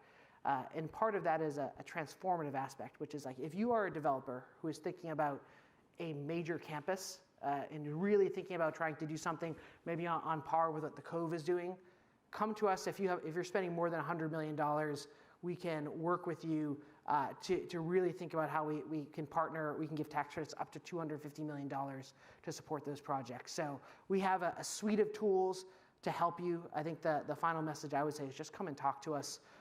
We want to grow with you. We want to grow with you, whether you're a company, whether you're a developer, and whether you're a partner up here on the stage with us. Terrific, thank you. Thanks, Brian. Thanks. Yeah, so Connecticut Innovations, we're the state of Connecticut's venture capital firm, like I said. What does that mean? We act like any other venture capital firm. We do early stage investing, even pre-seed, all the way up through mezzanine debt, biofacilities debt. We've about $500 million under management. It grew $100 million this year with all of the exits we've had, which has been amazing. Rally Bio and Arvinas and Biohaven. There's a bunch of great life sciences companies in Connecticut that have gone like that, and so we sort of have stayed in those stocks and have been able to ride that wave. So it's been an extraordinary year for venture capital in general for everybody. Connecticut's been no exception. Just a couple of other things I want to add to what Sho said. Nancy, you're involved with Jackson Labs and the Precision Medicine Lab. You saw what Connecticut built up there. That was a big effort by the prior governor, Malloy, to bring precision medicine, to add another research lab. Big bet, no idea if it was going to work out or not. Charles Lee came in and led it, did a fantastic job, I think, and went from $0 to $50 million in research funding in 4 or 5 years. That inured to the benefit, I think, of UConn, which has doubled its research funding in the last 4 years, which is amazing, I think. That, a public institution can grow like that. Obviously, Yale's doing what Yale does. So I think Connecticut has, maybe for the first time, a research base that we can build upon and that venture capitalists can look at and entrepreneurs can look at, and there's enough companies. It used to be a lot like New York City in 2010. Somebody was saying that there just weren't enough companies to go to, and so it was a real risk for somebody to leave Cambridge and take a job in New Haven or Stanford, because if they lose their job, where are they going to go? They're going to go back up to Cambridge, and so nobody wants to leave their families if there's not a sort of a significant base of companies where they can go from one place to the next. And we finally have that cross-pollination. And I want to echo what you said before about the regionalism versus the competition. I've long had a big issue with what GE and Massachusetts, I love Massachusetts as well, what Massachusetts spent and the taxpayers spent to bring GE and how little the taxpayers got for it, what Wisconsin spent to bring Foxconn. I think the notion of states competing against each other is antiquated. I think it's a bad use of taxpayer funds. I think it's bad for everybody involved. And I love what I'm hearing about today. Build great facilities, build great, have it work with the developers, give proper incentives. Like those are the ways I think that are going to make this region stronger. It's not by giving away dollars to people who come. So we also have a fund of funds program. We're trying to set up a new life sciences fund at 101 College, which is a new building that's being built by Win Stanley Partners. It's about 550,000 square feet. Biolabs is going to be in there. We'd love to have a new venture firm. So if you know anybody who wants to have some big LPs, we've got a lot of money. We're out there actually seeking to incubate a first-time life sciences fund. Because the truth of the matter is we have Canaan Partners and Oak, but it is an issue when all the money is in New York, Boston, or Silicon Valley. And so we're trying to build up the life science venture capital ecosystem as well. But thanks again. It's been super interesting. Yeah, that's important because unbeknownst to a lot of people, venture capitalists don't really like to travel a lot. So they want their companies close by, right? Yeah. And that's why you really need that kind of funding source available here where the research universities are. Exactly. So Great. So Monica, tell us about the recent announcements by the EDC. Sure. So I think we heard a little bit this morning about the doubling of the city's investment in life sciences to $1 billion. And what I'm going to talk about a little bit is just sort of how this is dovetailing as well with New York City's focus on long-term recovery and really making New York City a hub for public health as well. And we got a little bit of experience during the pandemic on this. We helped to launch the Pandemic Response Lab, also known as PEARL. That was in September 2020. That's a joint venture between OpenTrons, P4 Clinical, and NYU. It processes 45,000 COVID-19 PCR tests per day, returns results in under 24 hours. It's processed 3.5 million COVID tests, and it's the lab that is used by our public hospital system, New York City Health and Hospitals, as well as other major health systems in New York City. Pearl recently moved to InnoLabs. That's a 267,000 square foot Class A life sciences facility that just opened in Long Island City, so OpenTrons has expanded there. That's supported by our industrial development agency.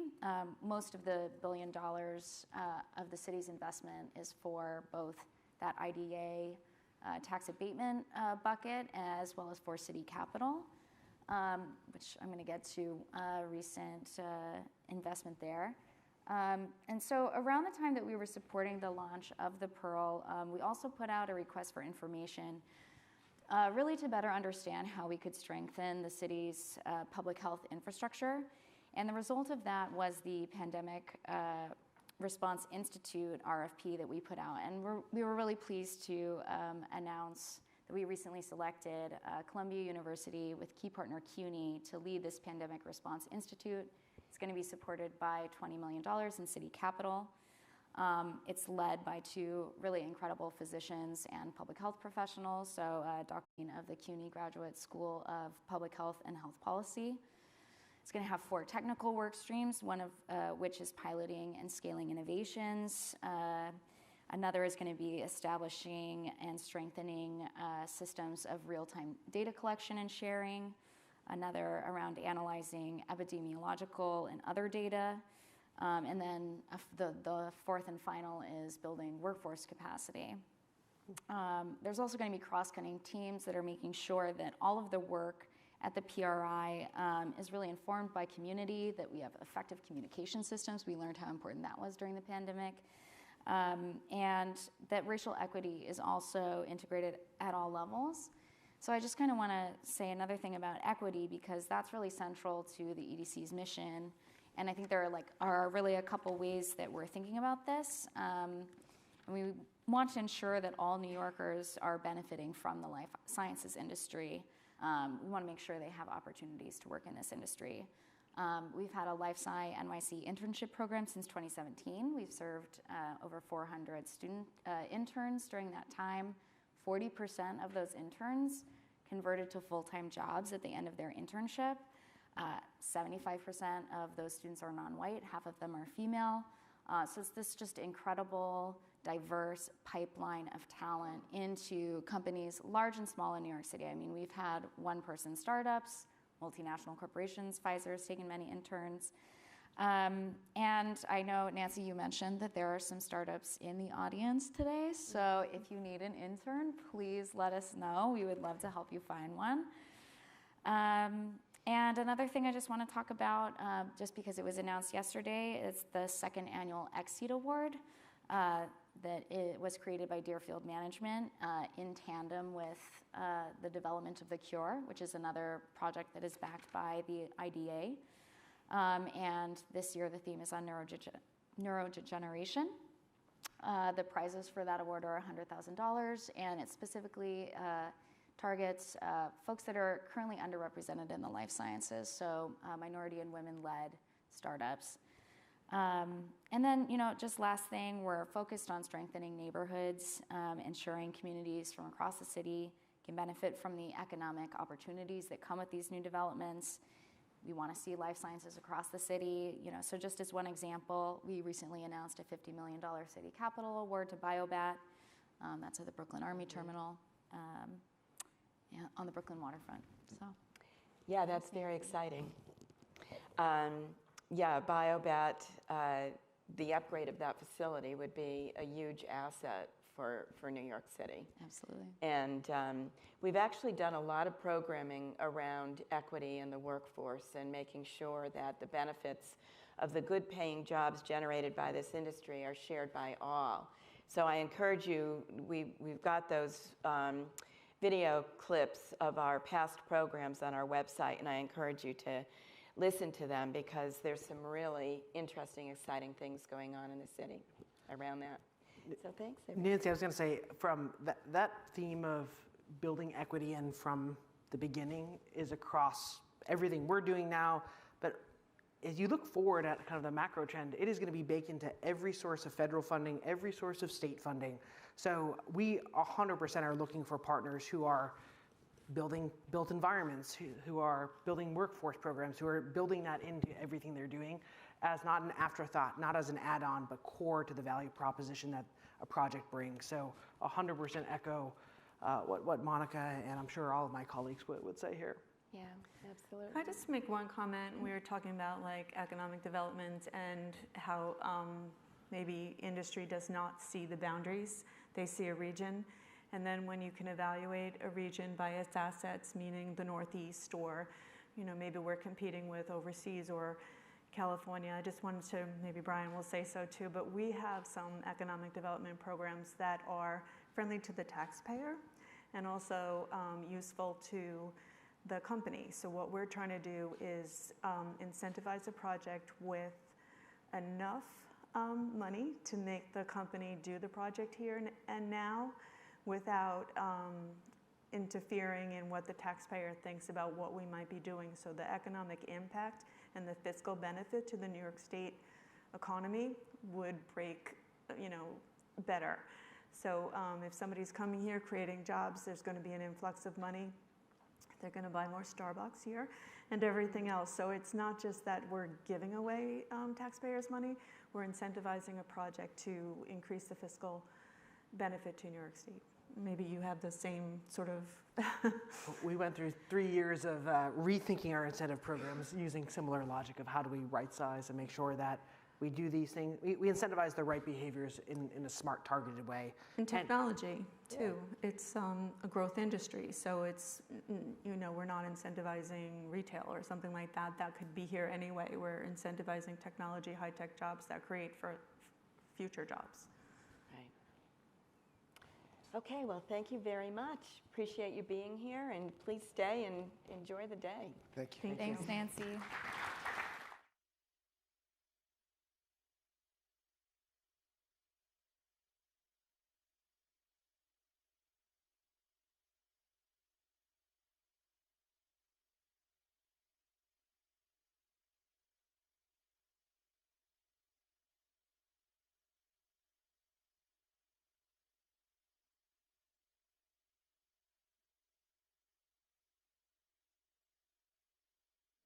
To you.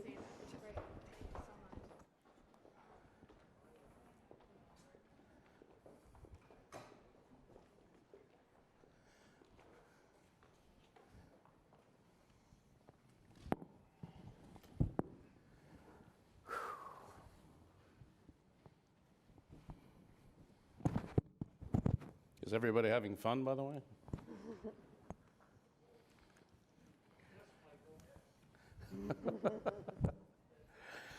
Was that Mitch? So I think we're waiting for some slides. And then we can begin. Here we go. All righty, so who wants to kick off? John, is it you? Sure, I'll kick it off. Hi, everybody, good morning. My name is John Cahill. I work with JLL here in our New York City Midtown office. First and foremost, I'd like to thank Nancy for inviting me and having me here to this program. Also want to just thank everybody for participating. I've been in the life sciences brokerage world in New York Metro for about 16 years now, and this is great to see everybody coming together as a region. I've always said over the years, it's not individual markets and areas that are going to compete with the other major clusters in the country. And so it's great to see everybody here from Connecticut, Westchester, New Jersey, New York. So that's great. But jumping into our slides here, our JLL research department, we've got a great team of people locally, regionally, and nationally. I'm sure everybody has probably seen our U.S. Life Sciences Outlook. We've got great people. Matter of fact, just in this year here, 2021, we've hired almost 300 people exclusive to our life sciences practice group, some of which are key research people sitting here in New York City. This first slide here just highlights the life sciences and healthcare, private equity and venture capital funding. I think in the previous panels you've seen and heard some of these numbers, but these numbers are not only trending up, they're just all-time highs, which are great data points and great indicators for the growth and the opportunity in the region. Just to highlight a few here for the New York metro area, Capsule is not a true life sciences company, but they raised $300 million. Opentron's most recently raised $200 million. And you've got Affimed Therapeutics at the bottom raising $170 million. So I think I heard someone on an earlier panel mention these numbers and these money raises are much bigger, than some of these historical Series A, B, and C, D rounds. Companies typically raise $30, $40, $50 million. It's nice to see bigger numbers happening in this market as compared to Boston and the other strong, mature clusters. So now I'm going to surprise John with a question. He was expecting this to come later. But given the trend that we see here, John, are you expecting this to continue to explode? I mean, literally explode in terms of what's happening in the New York, New Jersey, Connecticut region? Absolutely. The trends and the indicators, again, this all ties to employment. It ties to company formation. New York Metro, and I know New Jersey and Connecticut and Westchester and other areas have incubators and graduation space operators. So all of the fundamentals are now finally here. It's taken a little while to come together, but instead of companies leaving and people going elsewhere to other key strong markets and clusters, they're actually staying put and building and growing their companies here. So let me just ask the other panelists, and again, we didn't plan this, but do you have anything that you'd like to comment about this slide, this level of activity? I have seen, enormous amount of growth in the whole region. Let me just say hello first, and I am Sue Cranian. I'm with JP Morgan. We have a group at JP Morgan that's in the commercial bank that is covering life science companies from their earliest company formation all the way through, IPO and commercialization and beyond.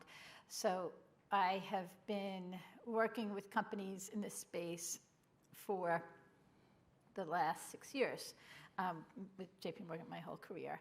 And just coming from my seat, banking companies in New York in 2016, I kind of raised my hand when there was a pilot of this team that was in San Francisco and Boston and San Diego, and I said, I think this company's doing this in New York. New Jersey was covered in the pilot, New York was not, and started to get involved in the community here and see what was going on. And from that time in 2016 to now is like, you can't recognize the level of activity and focus of opportunity here. So that's. If you could introduce yourself, please. Certainly. My name's Mary Howard, and I run Design Technologies, and we create programs, boot camps for ventures who are coming out of programs like the I-Corps program, and then going into incubators. So we're a little niche program that's on the commercialization path for these. So I'm a serial entrepreneur by background, and one of the things that struck me 10 years ago when we first came to New York after being in New Jersey was the incredible depth of the bench in New York City research. It is just extraordinary. We have about 10 times as many applications as we admit, and we did not see a repeat application for about 8 years. So that we had 20 ventures who came into the program every year. And that was something that, with my background in Boston, doing startups at MIT, I just never imagined, and it just seemed bottomless. So when we talk about trends, which is what this panel's about, I think one strong message is come to this region because it's exploding. And if you want the synergy of being with other companies that are starting up and amazing universities and amazing hospitals, this is the place. I didn't want to interrupt you, but if you want to. No, that was perfect. The labor and the workforce is most important. The talent is here, and it just continues to grow. Next slide, please. Again, everybody's seen and heard these numbers. New York is number 2 to Boston in NIH funding. For 2021, we haven't even finished out the year just yet, and we're at a record number. And the top 5 groups that are being awarded these funds, you've got Columbia, NYU, you've got Mount Sinai, Weill Cornell, and Sloan Kettering. So again, the money is coming into New York, and it's actually staying. One of the key trends that has happened that's reversed is that people are actually staying here now, and so they have the money raised, they can come out of the university or the institution and go into an incubator and actually stay put in New York and build and grow the company here. Right, so one of the things that I was very happy to hear, I'm becoming a quick new expert in the area, right? But one of the things that really made me feel great, actually, was this is the future. And it's truly a pipeline of a whole industry, and it's being developed here, and it's staying here. It's not going to Florida, it's not going to Tennessee, it's not going to Texas, at least not yet, right? So, and to me, that's bucking the trend, and it's just wonderful, wonderful news. I talk to a lot of the VC firms in my business development role, and sometimes they acquired the license from a university and they're deciding where to put it. And I think the proximity to the PIs at the institutions here is a driving factor that now that they have the opportunities to grow the companies here, that they like the idea of the scientific founders continuing to stay close to the development as it moves along. Right. Mary, compared to your experience in the Boston area, what makes New York different? Well, I brought some data that actually, because we were fortunate to have the opportunity to work in New York City as well as Connecticut and Westchester, and there are differences between the different communities. And there's also, as you're talking about, the differences between Boston and New York metro area. What I experienced in Boston is that many of the ventures that are funded by large VCs are coming out of a very few research institutions, primarily MIT and Harvard. Because there are so many research institutions here, that's part of what drives the bigger bench. But I would also say that what's different here is the extraordinary international aspect of the researchers. They have strong connections internationally, so they're building global companies. So you're going to see people thinking about that from the very beginning and collaborating internationally. You're going to see a lot more women. The research that came out from New York City health business leaders about the number of women that are being funded in digital health is supported by data that we're seeing, where women are coming in with less money, they're leaving with more.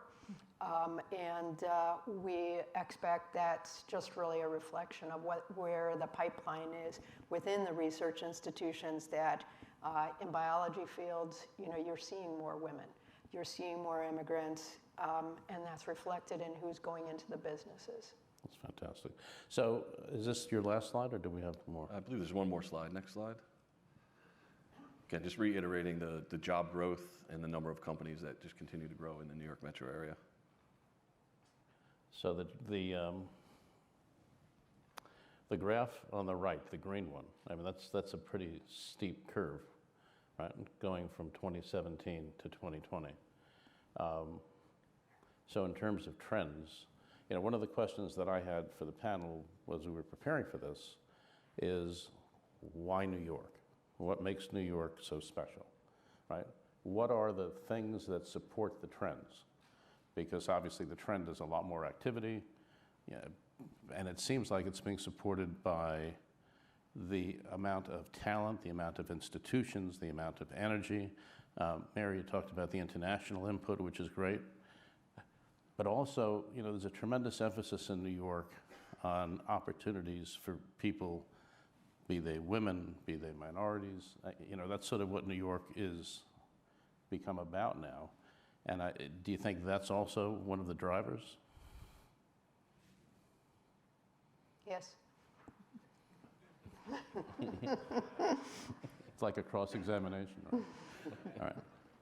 So who's up next with their slides?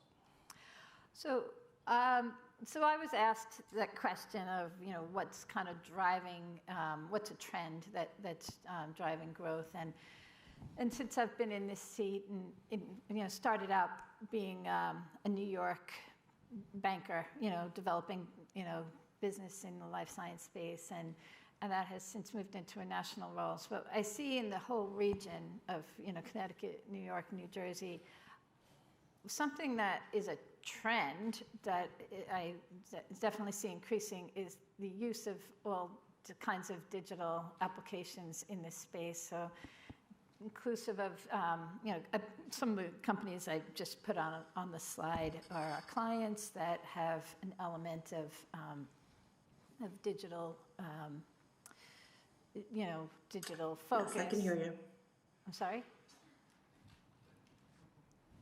Sorry, so digital therapeutics being, Click Therapeutics being a great example of a company that's using software to treat disease. And the approved product, if you don't know about Click, is they're using software applications on your mobile phone right now to treat smoking cessation, but in development for applications that will treat migraines, insomnia, depression, obesity. So really exciting. But what I wanted to say is coming to New York. So why New York for that? The tech talent that resides here is second to none, and also the ability to situate these companies without needing large wet lab space, but the ability to utilize all different types of real estate in New York. So Click, another company in New York that actually started biolabs is Feel More Labs, which is a therapeutic that's using a device to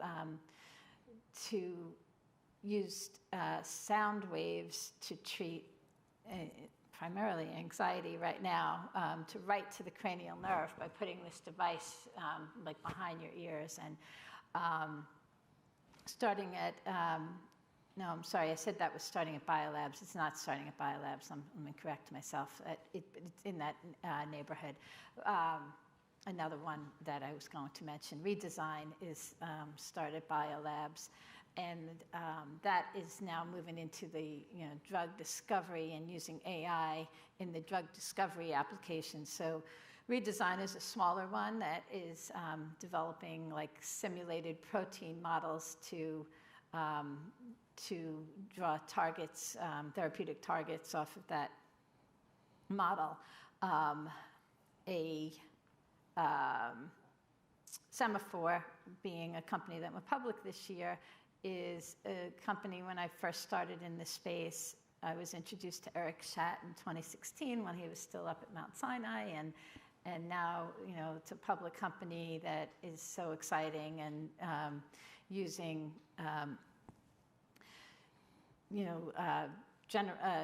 genomics data and clinical data to have masses of models that can be run to develop individualized therapeutics and drug discovery. So super exciting. But talk about like the talent need of software engineers and all of the tech talent that can be pulled from this region to to keep that company here in Connecticut now. And then on the digital diagnostic side, Page Therapeutics, if you've been following that one, is the first FDA-approved digital device. So they're a digital diagnostic device that can diagnose prostate cancer digitally. So that's going to usher in a whole new wave of digital diagnostics, and that's, came out of MSK and is here in New York with strong collaboration. So those are kind of some of the examples of New York being a place where these companies can really thrive. And I see the trend is that more and more investment dollars are being directed to all of these type of companies with a digital element. And as more and more dollars are directed here, the ability of New York to play a bigger role in attracting these companies, I think, will continue to drive more activity here. So I guess, Mary, a question that I have is, everything that we've heard, it sounds like the scale is probably a lot bigger than other areas. The type of activity might be similar, but there's just so much more of everything here. There's more bankers, there's more real estate, there's more universities, there's more talent. And I say that humbly, but the New York area just has a huge amount of talent, and that's always what's driven New York, right? I mean, do you see that? Is that? Yeah, there's a lot of talent, but there's also specialization. The digital health and the ability for that to grow in New York. Some of what we hear about is the opportunity from all of the financial software developers who are interested in making a move, and they're making a move into a medical field, and it's kind of personal investment in something they really believe in. And so we're hearing that kind of transition is also expediting this growth of digital health, that it's been easier to recruit people out of finance in New York into some of these medical digital health startups. So that's a unique kind of situation that New York has.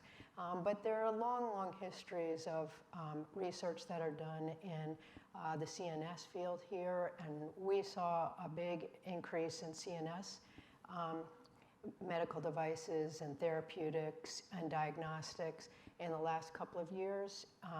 So, some of the traditional areas of research strength are also showing the latest version of technology implementation. So we're seeing, combinations of interplay between industries, but also just the latest version of really state-of-the-art research that's being done here. It's funny, I was just reading a biography of John D. Rockefeller.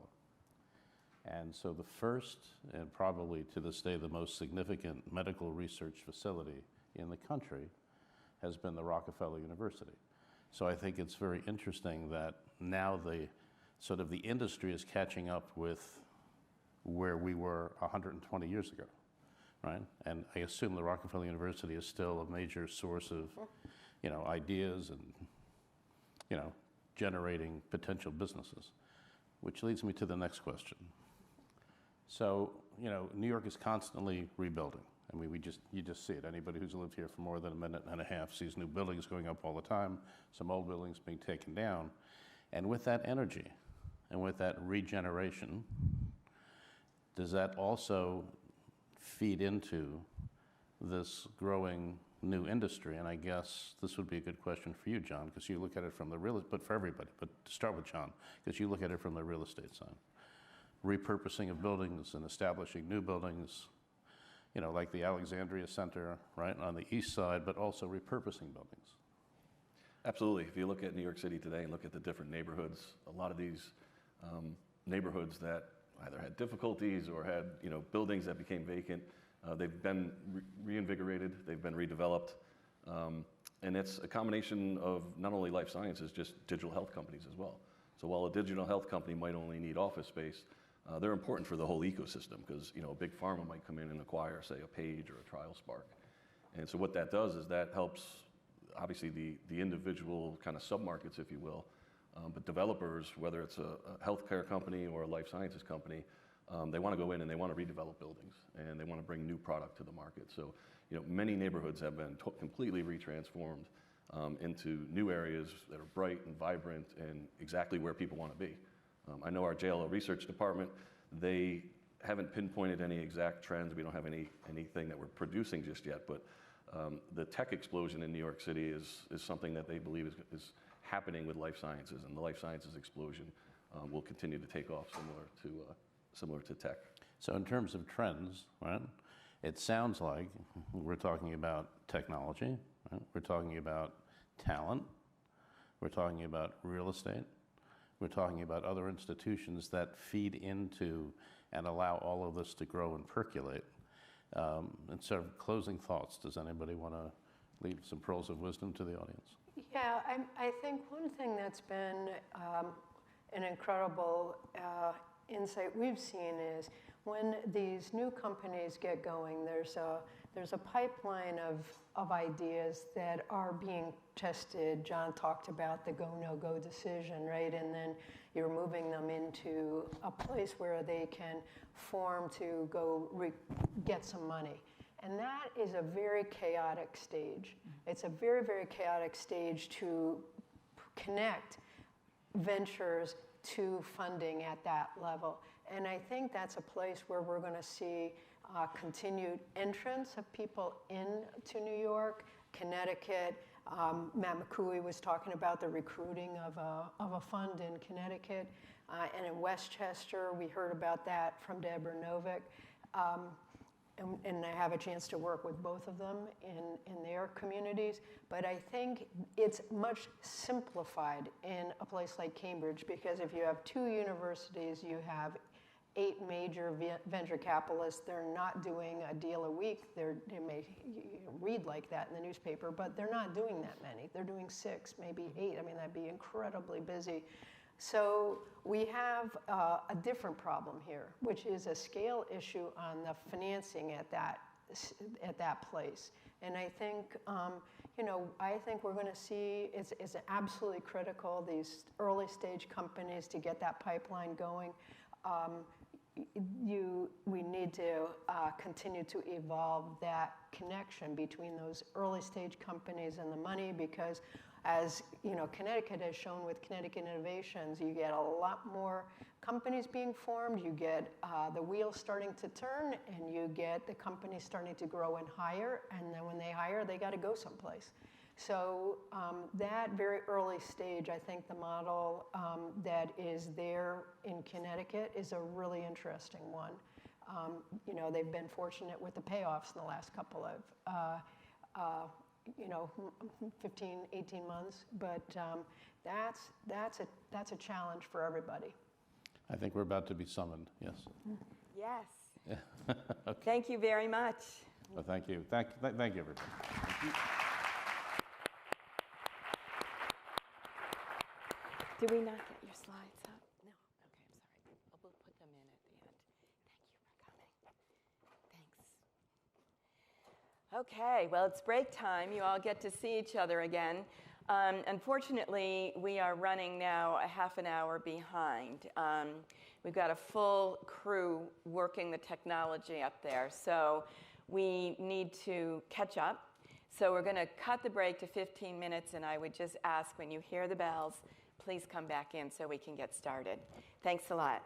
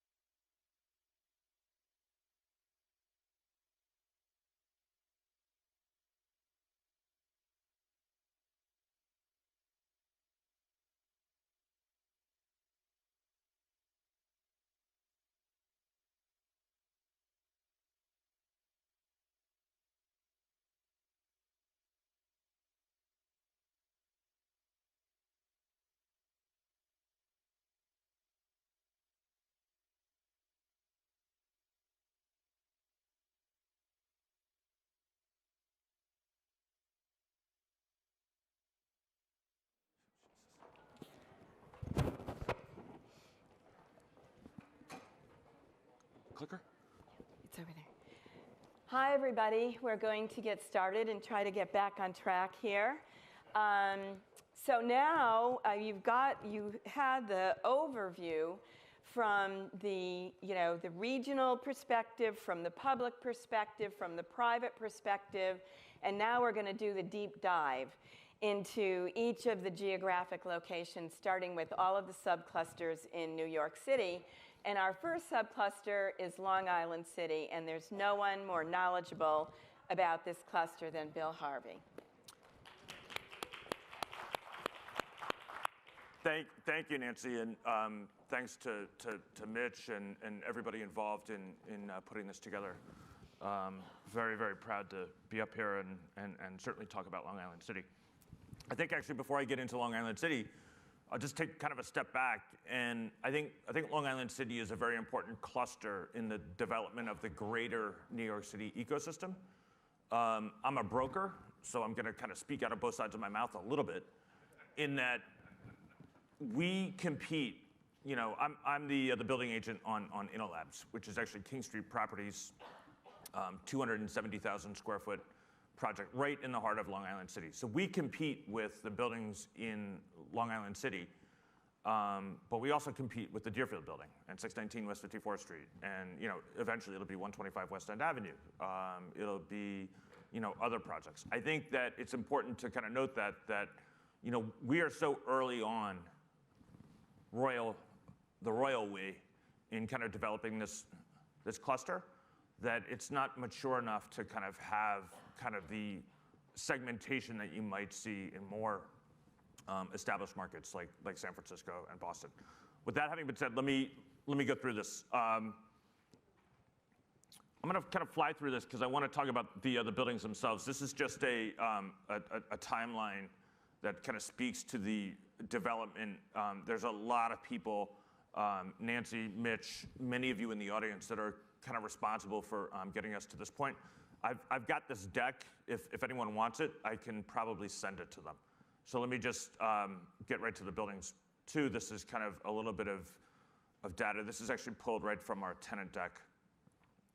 Talk a little bit about what lab tenants want, and I think that this is actually why Long Island City tends to work so well for life science, right? Zoning, right? The city came out a couple of years ago with a memorandum that spoke to zoning and spoke to use groups. You can do lab in certain commercial districts. I think the preference of tenants, though, is to do it in M districts. Because of the industrial heritage of Long Island City, large swaths of LIC are zoned for manufacturing. In addition, you've got the buildings themselves. A lot of kind of former industrial buildings that have been kind of converted to labs.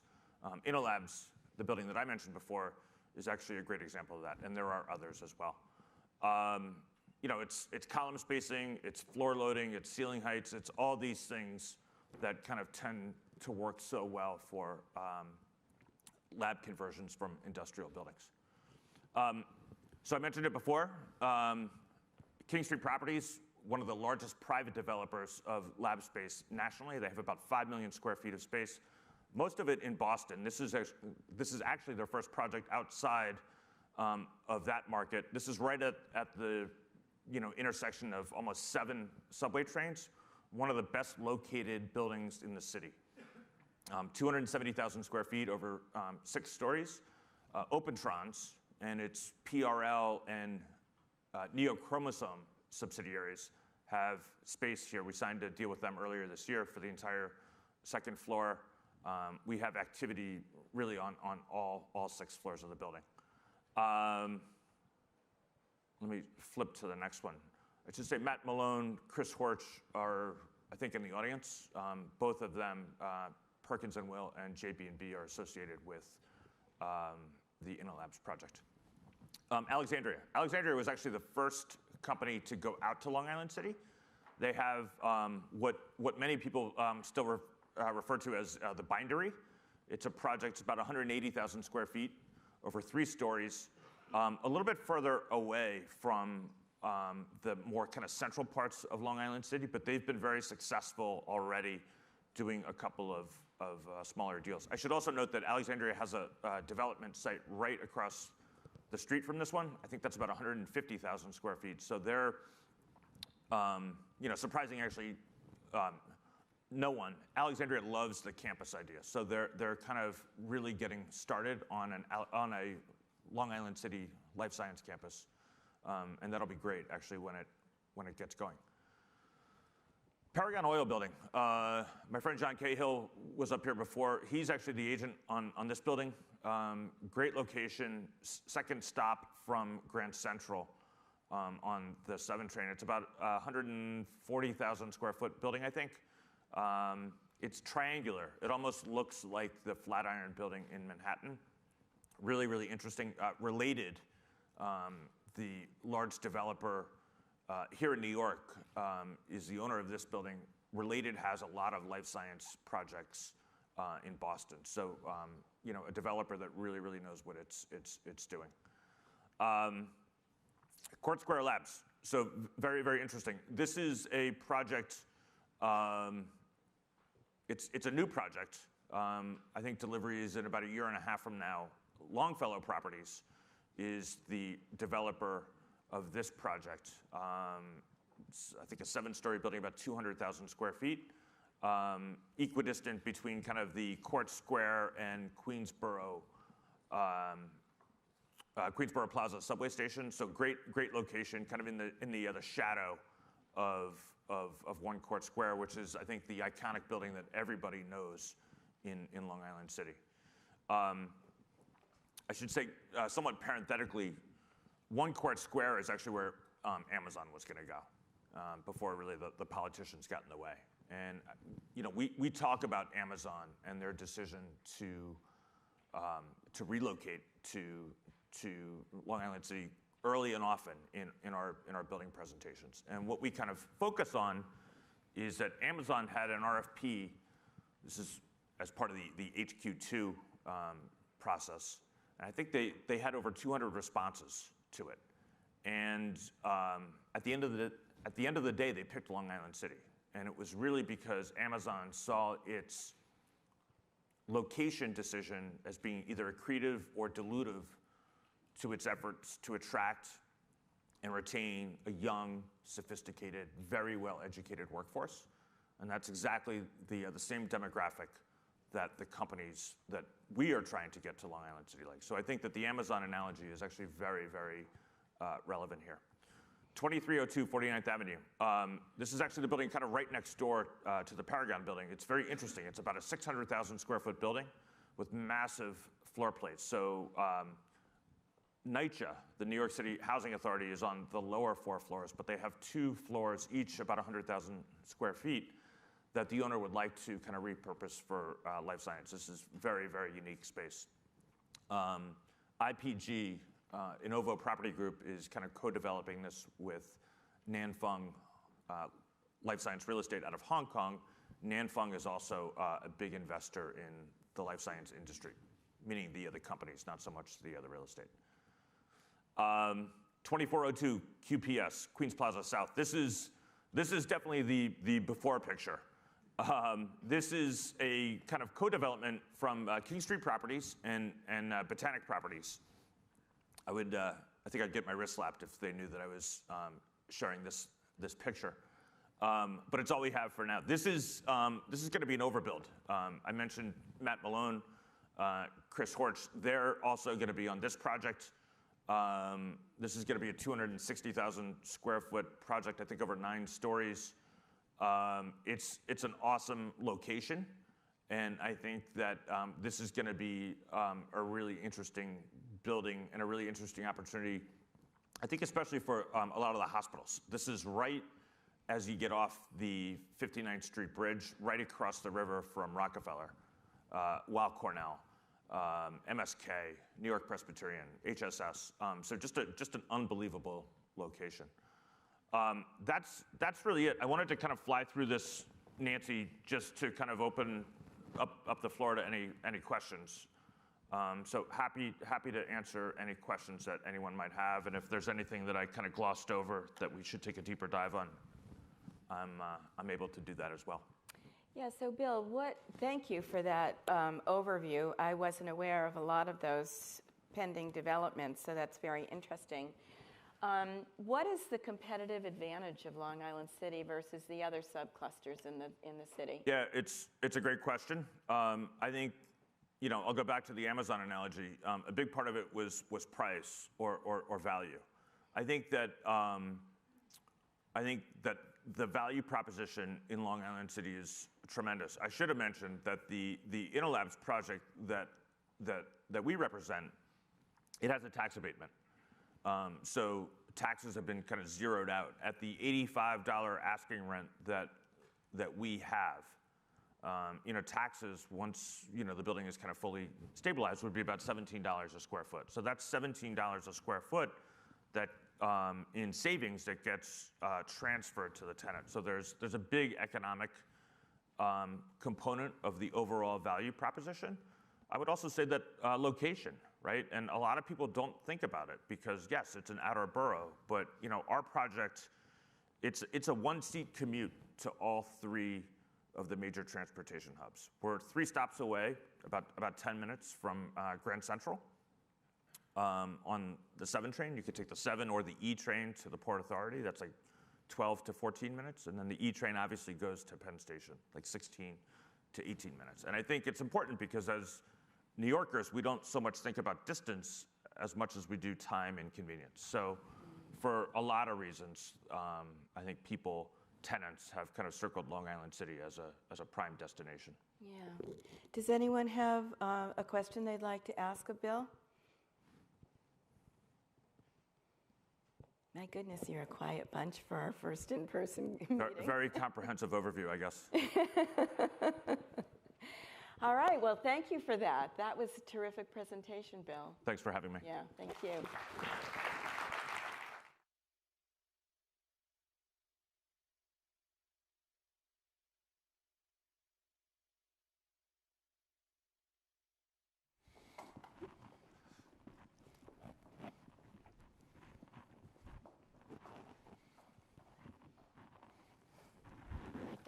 Okay.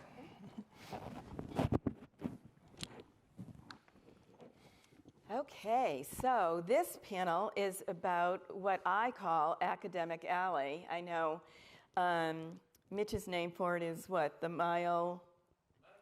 The medical mile. We heard Sue Rosenthal call it something different this morning, so everybody's got an acronym. But this is the area in the city where all of the academic medical centers, or many of them, are very densely concentrated on the Upper East Side. And so we're just going to have an overview of a few of the interesting things that are happening there, and some are moving to other parts of the city already. So why don't you just introduce yourselves and the institution that you're with, and then we can dive in. Sure. I'm Jahan Ali. I lead the BioVenture Entrepreneurship Lab at Weill Cornell Medicine. I'm George Candler. I run the Planning and Construction Office at Rockefeller University. I'm Jim Braddock with Mitchell Jurgala Architects. We're working with George right now on the Sprunk Translational Center at Rockefeller. Thank you. My name's Stephen Chambers. I'm Managing Director at NYC Bio in New York and also a partner at SOSV. So they're very different organizations, and I think you can see the breadth of activity that goes on in this particular subcluster. So Jahan, why don't you get us started and tell us a little bit about what you're doing? Sure. So maybe if I can get my slides. I did put a few slides together. Sure, right there. Okay, so the BioVenture eLab is basically the entrepreneurship hub in Upper East Side of New York City. We focus, we are part of Weill Cornell Medicine, but a lot of our programs are really open to the community. And our mission is, the reason they're open to the community is because our mission is really to create a robust entrepreneurial ecosystem at Weill Cornell. Next. So basically what we're trying to do is we start at the light bulb moment, and our goal is to create investable companies. So that's how we carry out our mission. And we're working super early. We might be working with a faculty member, with a patent application. We might be working with 2 student teams, with the beginning of an idea. So what we do is we have nonstop programming and resources and expertise that we provide. Because we know there's a lot of accelerator programs that may be 3 months long, 4 months long, but after that the team feels like they start to fall apart. So we may have a team, they start with a customer discovery program, which means they try to figure out, is the problem that they are trying to solve really a problem for the customer? If it is, then they go into creating a business plan. So we have a 12-week program where we match them with industry mentors as well to do that. Once you do that, then we have a half-day conference called Invest Connect, where we match you with VCs. Last conference in February, we mediated 76 meetings in an afternoon. So that's, now you're talking about a scale to do that. So we've really tried to figure out the unmet needs and the little friction points that are that companies have this early. Next slide. I'm not gonna go over these, but these are just some of the programs we do that I've divided into resources, expertise, and programming. And the last slide. So this is just to show that our EIRs, we also have 3 to 4 EIRs at any one time. And our goal is for our entrepreneur in residence to really become the CEOs or at least management talent at the company and our advisors. So there are some successes in that and some of the companies that are part of our ecosystem. And I'll just end with, next slide, please. And Jahan, what is an EIR? Entrepreneur in residence. Yeah, so we have an entrepreneur in residence in therapeutic space, 1 in the device space, 2 in therapeutic space, device, digital, as well as 1 person who is a finance expert, who gets really involved with the cap table, equity division, because these are all questions, that people have no idea how to do. So that's us in a nutshell. Thank you, Nancy. Thank you. Great. So the institutions that share the corner of 68th Street and York Avenue, which are Rockefeller, MSK, and Weill Cornell Medicine, are 3 leading biomedical research institutions. And they have established collaborations to advance the discoveries that come out of our laboratories towards commercialization and the translation of those discoveries towards commercialization and better health outcomes. In 2013, the 3 institutions founded a new institution, the Tri-Institutional Therapeutics Discovery Initiative. We call it TDI. It's a non-profit organization that has a partnership with Takeda Pharmaceuticals. And the mission of TDI is to take promising discoveries in any of the institutions and try to develop them towards proof of concept models by developing either small molecules or antibody compounds or drugs. TDI is able to provide industrial quality support to the academic projects that helps move these towards the feasibility phase. The main issue at TDI, though, is that it's split among several campuses. It has space at MSK, it has space at Weill Cornell. It really needs to be together. In addition to that, what's really lacking in our neighborhood is a biotech incubator. Those are being created near academic institutions in other parts of the city, but it's sorely lacking on the Upper East Side. So what we are doing right now is trying to resolve that. A biotech incubator really wants to be as close as possible to the investigators who created the concept. There really needs to be a tied connection to that. So the closer to campus, the better.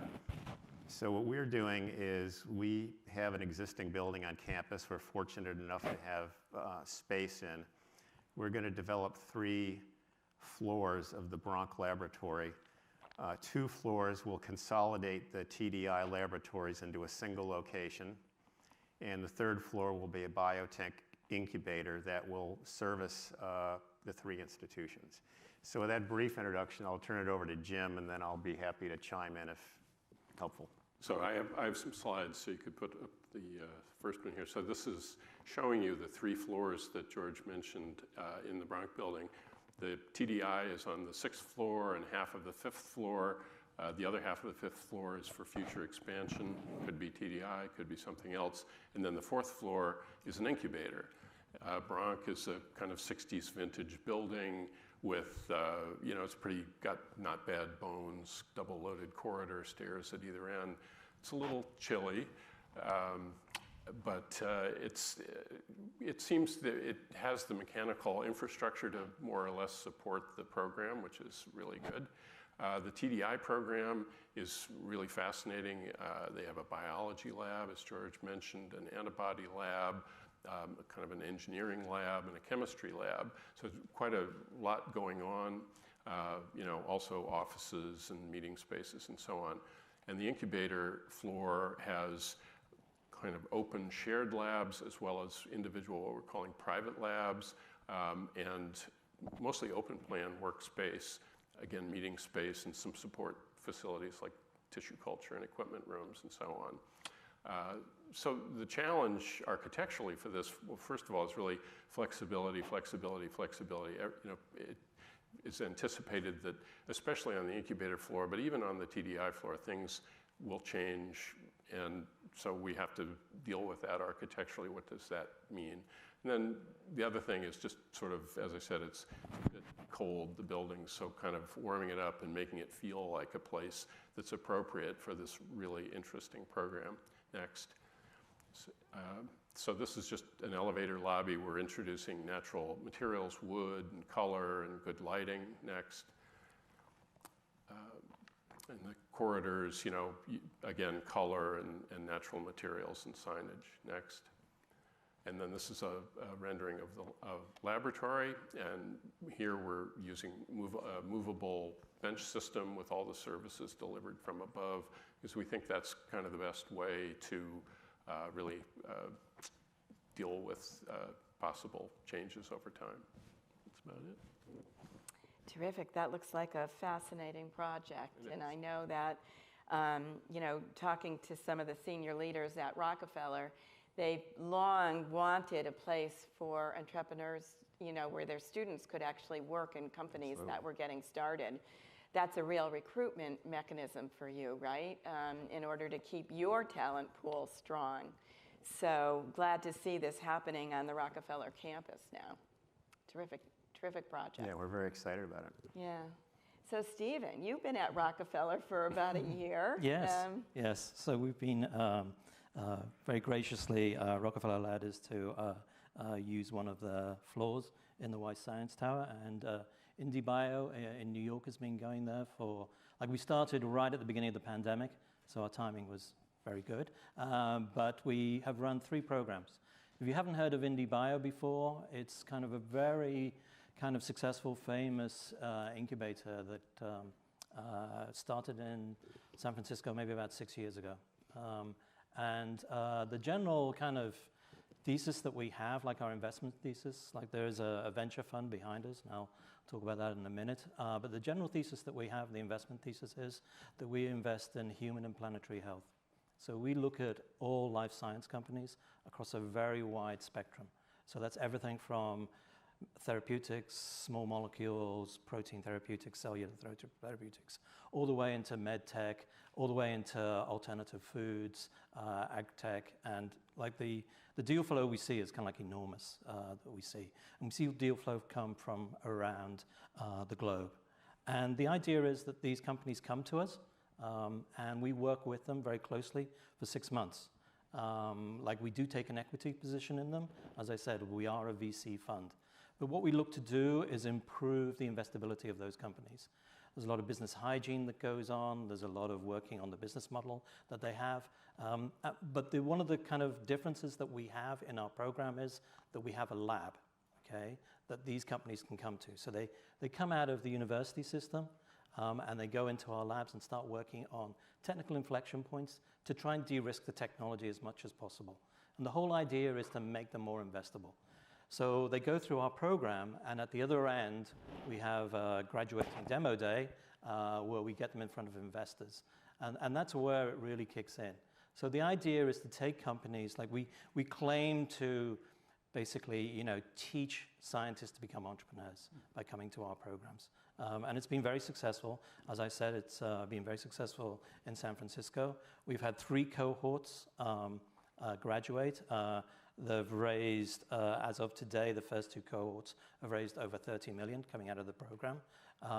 So the idea is that when New York, so our sponsors are New York State.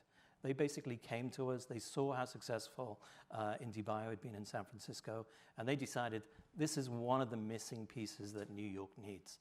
New York has always been terrible for the first check. So getting companies going, like if you're coming from a hallowed institution, you're head of department, you have the connectivity to get that first check. Most folks don't, okay? It's very difficult to get that first check. When I was starting my own companies, it was very difficult, and nothing's changed really, okay? But I wouldn't come to New York to raise money. I'd go to San Francisco, I'd do it in Cambridge. I would do it within certain geographies. New York typically was later stage, okay? More Series B, Series C. Definitely you had to have tight visibility on revenues. So there was kind of a reluctance to sort of go in early stage, and that's what Indie Bio provides. It provides that resources, both financial resources and kind of the technical resources that you need, both in the mentorship and in the executive skills, but also on the technical side of things. Yeah, so you had some big news recently. In addition to your demo day and your graduating companies and all the success in raising capital, you found a new home. Yes, we have. So we are moving from Rockefeller, although we really enjoyed kind of working on that lovely campus there. We are moving to Midtown. So we've taken up a residence in 7 Penn Plaza. So we've taken over the 9th floor. Demolition has started. Building plans should be agreed this week. So the hope is that we're going to be moving in sometime in the middle of the next year. That's terrific. And some of you may not know, but SOSV has a number of areas that they invest in, and one of them is called the HAX Hubs. And this is for startups in environmental technologies and industrial technologies. And you've just announced a new headquarters for that. Yes, okay. So Indie Bio is part of a VC fund called SOSV. Started out as a family fund, New Yorker. Sean O'Sullivan started it. But it's grown kind of considerably from then. And we have a number of LPs. We're on our, I think it's our 5th fund we're coming up to now. Phenomenally successful. And we work in a number of verticals. And Indie Bio is just the life science ones. Like HAX is the hardware one. We did have it in China. We're keeping the China one, but we're also going to have a HAX in New Jersey as well, New Jersey. And the great thing is that it's 20 minutes, pen to pen. Like it's kind of perfect. And we're already seeing deal flow come out from being able to offer both a life science component and the hardware component as well. So we're expecting great things from that. And that's kind of like why we came here. So as I said, like we are part of this life science initiative that the governor announced, I think it was probably about 4 or 5 years ago, where New York was going to nucleate and grow its life science community, the ecosystem around it. And although it's New Jersey, this is part of it, nucleating activity around New York.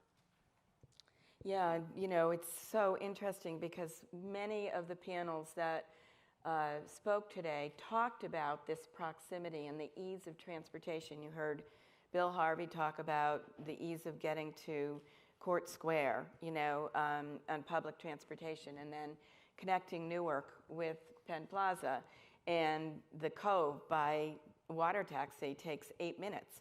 And so it's really the ability to travel in the mass transit that's here makes everything so much easier, and in effect brings the region much closer together in a way that we couldn't accomplish otherwise. So yes, and even the connectivity with Boston. So I'm right. Kind of I still commute a bit, but so I'm a kind of an exile from Cambridge, but like the connectivity you have with the Acela, like it's 4 hours. You can do that in a day. Right, Yeah, right. it's really good. Well, thanks everybody for sharing what you're doing. Good luck with everything, and we'll look forward to watching your progress. Great. Let us Thank know you. when the opening is. Definitely.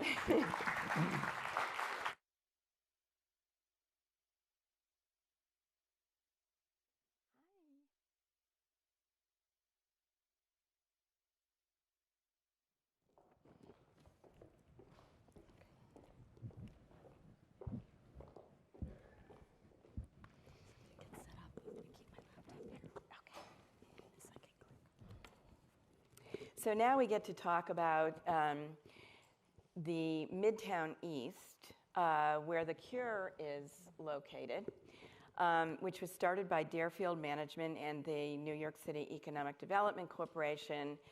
There is so much about this institution that is amazing. You know, we had our event at the Cure, our first in-person event 2 weeks ago, and a little bit of a tour of the building given by the head of Deerfield Management.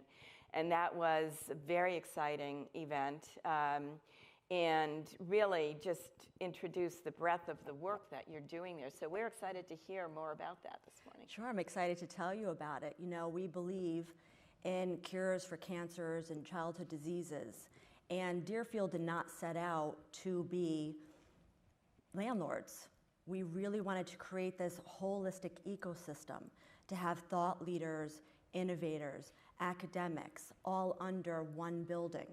And we want it to be organic, where you're running into a thought leader, where you are collaborating individually with each other. And how great would it be to have a meeting in, you know, having lunch and run into a scientist, right? Somebody that you need and have those resources under one roof. I'm going to run through some of the slides just showing the construction, which I am very, very involved in. We have, you know, coming into our lobby, there were so many thoughts that went into creating this ecosystem.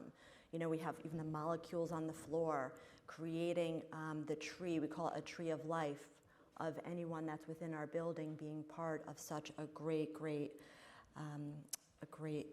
ecosystem. You know, we have our suite labs and bridging the gap to have this synergistic interaction between the stakeholders and everyone that's involved, and thinking about even the security throughout the building. You know, as you walk in, every aspect was thought about. Even the revolving doors, having those as the turnstiles, the sizing. There's a lot involved throughout this, and having our state-of-the-art conference and collaboration center, you know, bringing life science and healthcare and business, you know, really all coming together to succeed. And having all these healthcare leaders, the executive, the experts, the academics, clinicians, entrepreneurs, everyone under this roof. We're very passionate about this. This floor here is our conference center and collaboration center that will be completed mid-January of 2022. And this is going to be a really great area for leaders to come together. And this will hold anywhere from small groups to 450 people, which is a very large space. We have, you know, Cure Conference and Teaching Center. We have a fellows program where we believe when you have diverse backgrounds, it leads to diversified thinking. And you have different types of thinking that comes through, different types of ideas when you have those different backgrounds. So it's a very innovative way of thinking, you know, as well. So coming through, we have, this is also part of the conference center. So it's not just about having, you know, this beautiful space throughout the building. There is a purpose behind it. Again, having everyone under one roof to be able to collaborate in a wonderful environment, and having the flexibility to do that.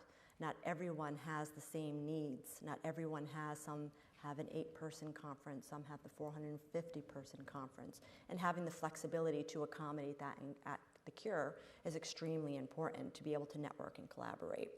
We have a MedTech incubator. It is marrying the not-for-profit with profit. You think about when you have pediatrics and you have the masses, 500,000 children that is in need of a medical device. it's easier from a cost perspective to get that device pushed out there. But imagine the 5 children that are forced to use an adult device.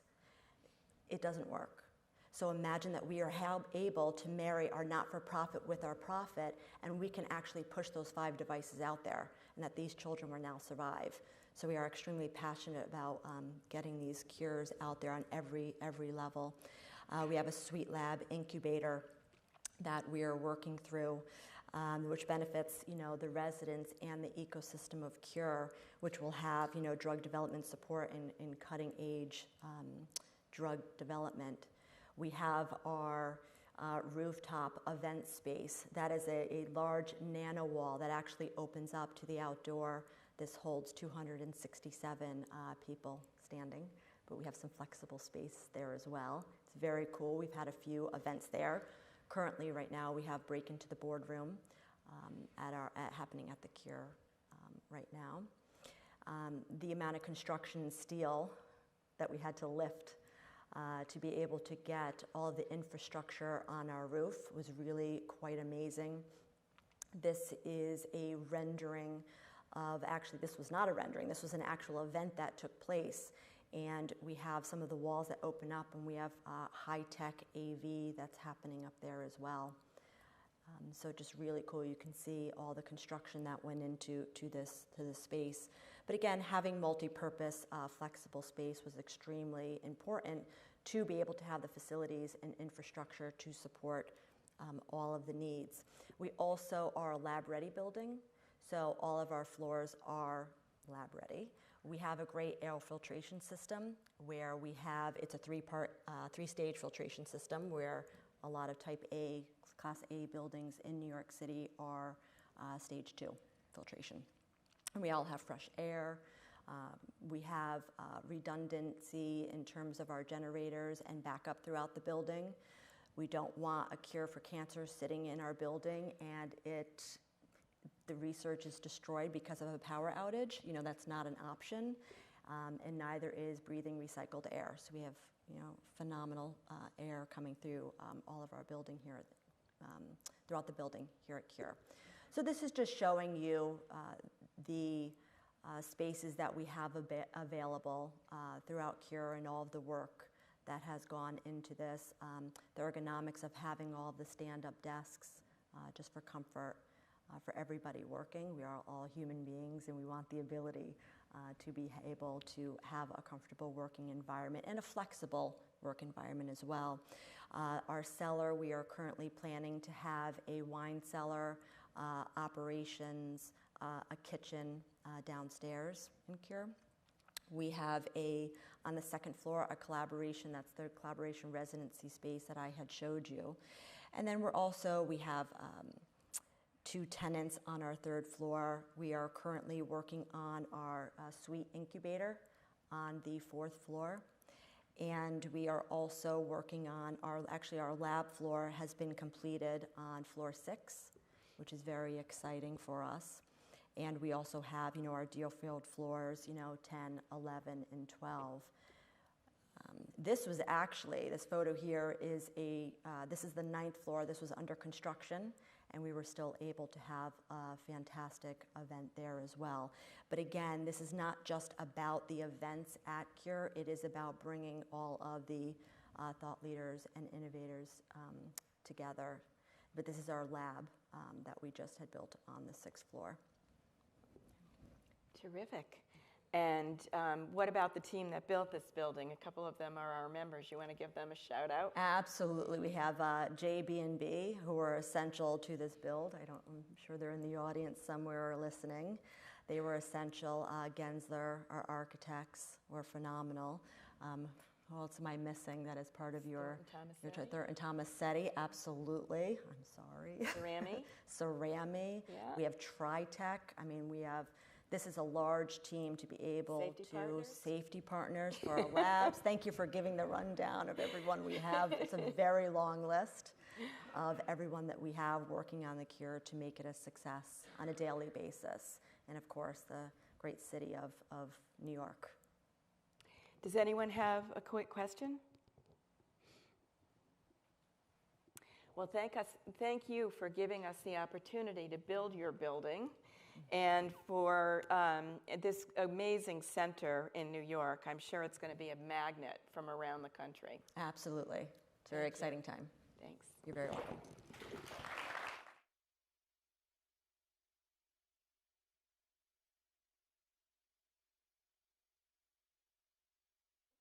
Hi, Glennis.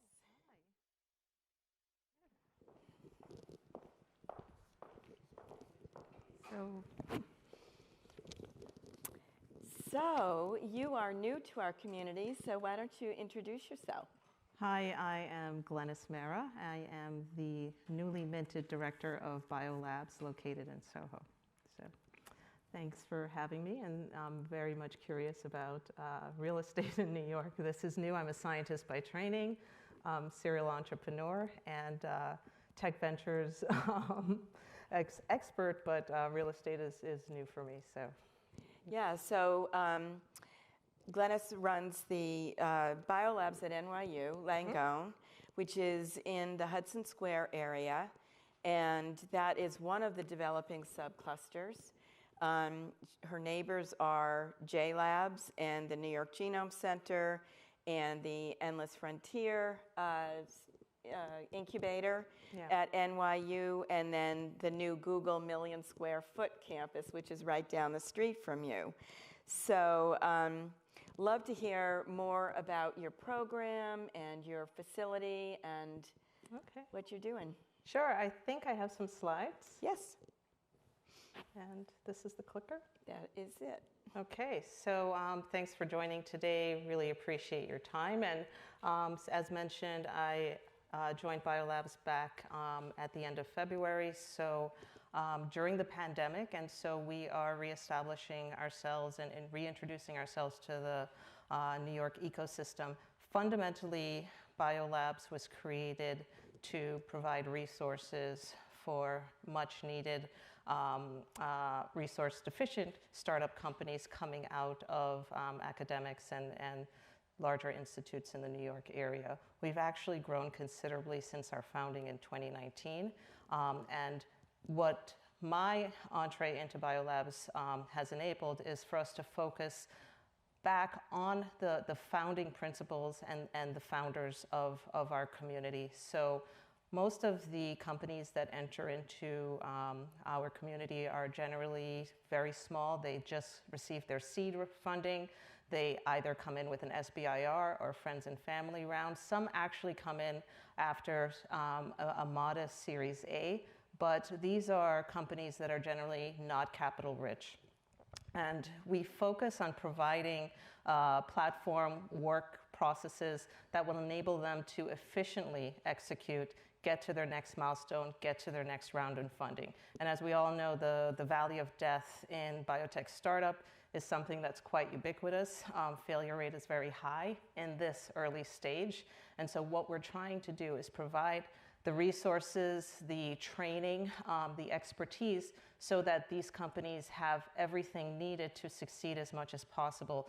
A lot of what's happening at this stage is very different from later stages. So companies aren't necessarily working on strategy, legal, et cetera. They've already filed their patents. They already have, their game plan in place. It's just about execution and telling the story to get more funding, to get more advocacy, and execution to get to the milestones and the proof of concepts needed. And so we provide not just the space and all the resources, these very expensive equipment that averages about $250,000 a piece in one setting. And we arrange them in a way that the workflows and the experiments that are needed can be efficiently executed. In addition to all of that, we also provide a means for collaboration, interconnected network building. We have companies that are in a variety of different, very diverse spaces, and by having them all under one roof, they can collaborate, interact, actually exchange ideas, troubleshoot together, and we recently acquired a science coordinator who helps everyone with technical support using the equipment and actually training hands-on in basic workflows. Now, Biolabs was founded about 3 years ago with the efforts of NYU Biolabs, which is headquartered in Cambridge, and EDC in New York.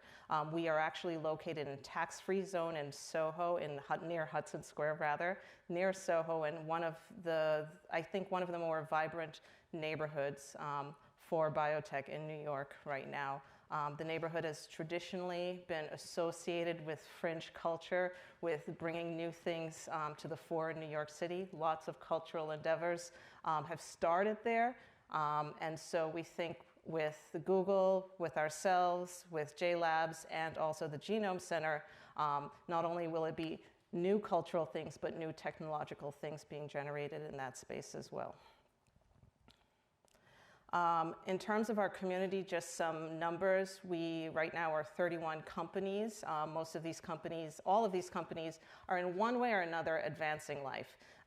What I try to tell my team and everyone who we're trying to get as advocates for our community is that if everything comes to bear, everything that's being executed in our site actually goes forth in the world and produces a product or service, we will all be living longer, having better quality of life, and more time with our loved ones on this earth, and we will be in a more sustainable environment.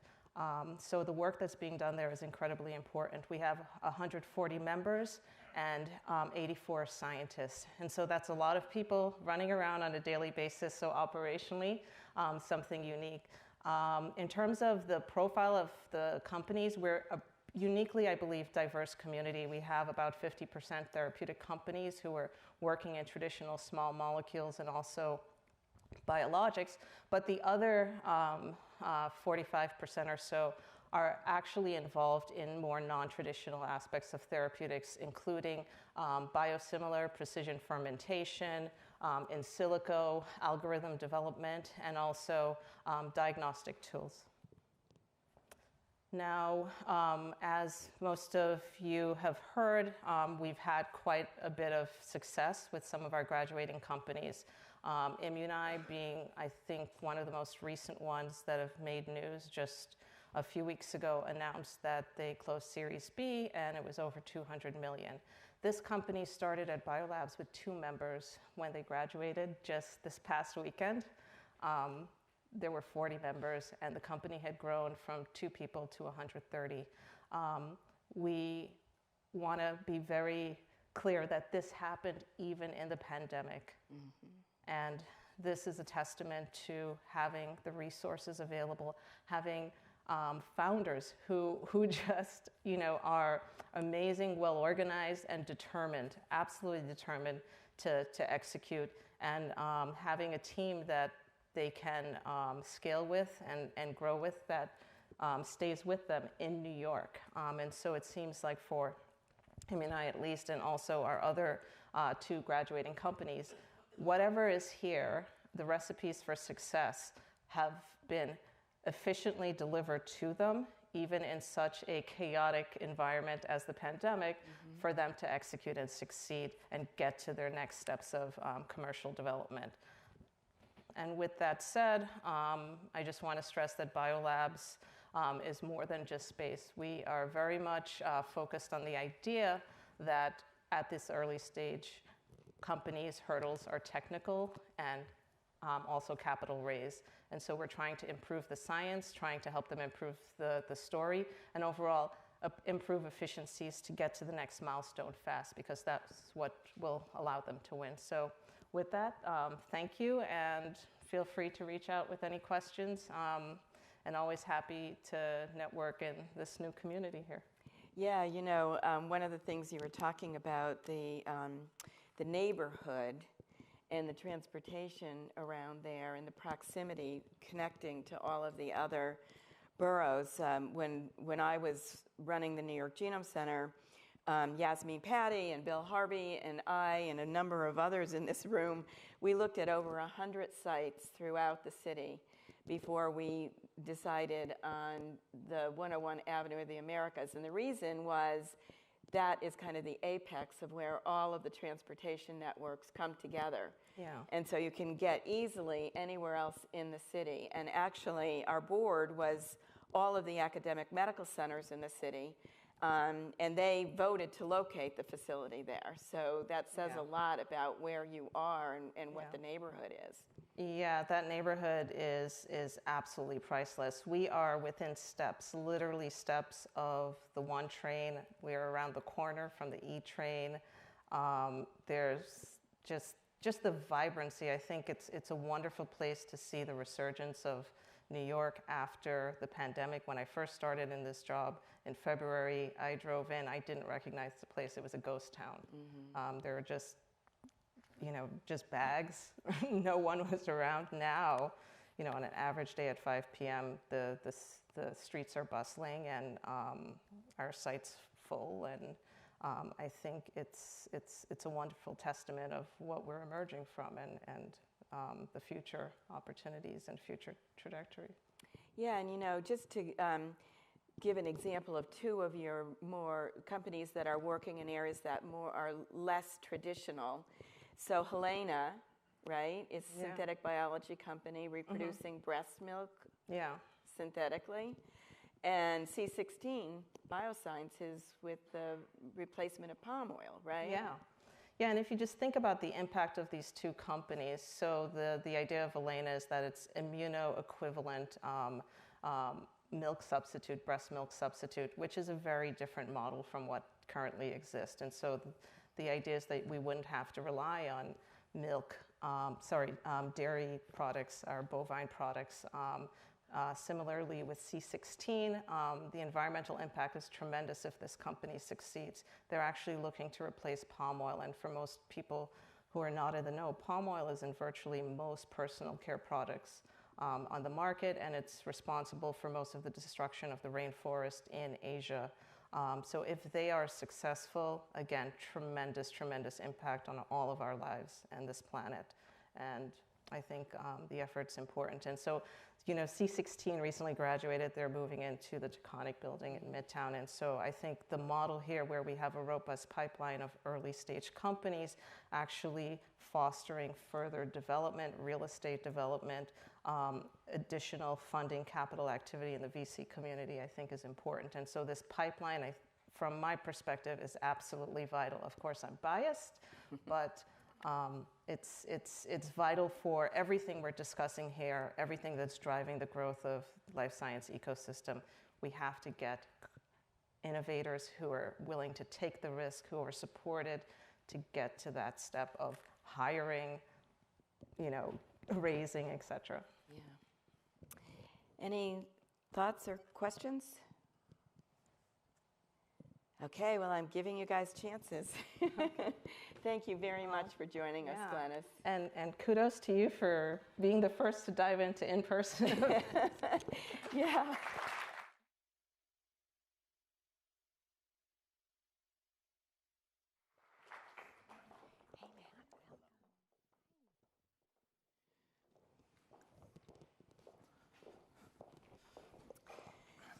So now we're moving from the southern Manhattan up the west side. We've traveled down from Long Island City down the east side, and now we're traveling up the west side to Midtown West.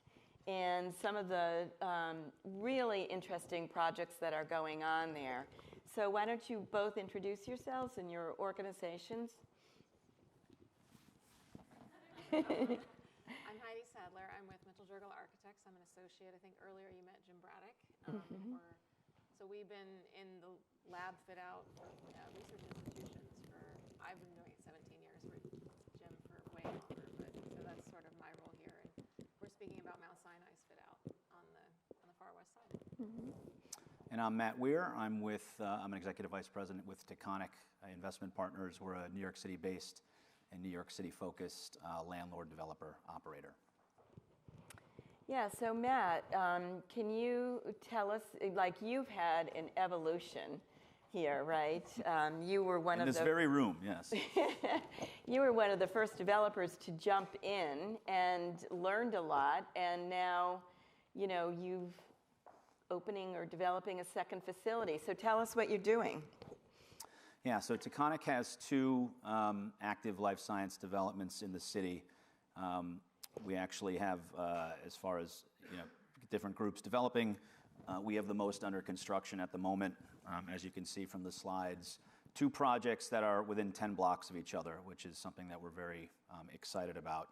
They're very different, but one thing in particular that we like is they're very complementary of each other, not only to the benefit of us and our partners, our investors, but also to the ecosystem as a whole. So I'll start with the project on the right, which is the Hudson Research Center. Taconic is developing that in partnership with Silverstein. As Nancy alluded to, we sort of started our entree into life sciences back in 2016 when the New York Stem Cell Foundation came, and they were looking for space to establish their headquarters, which they've now done, and we've even recently expanded them.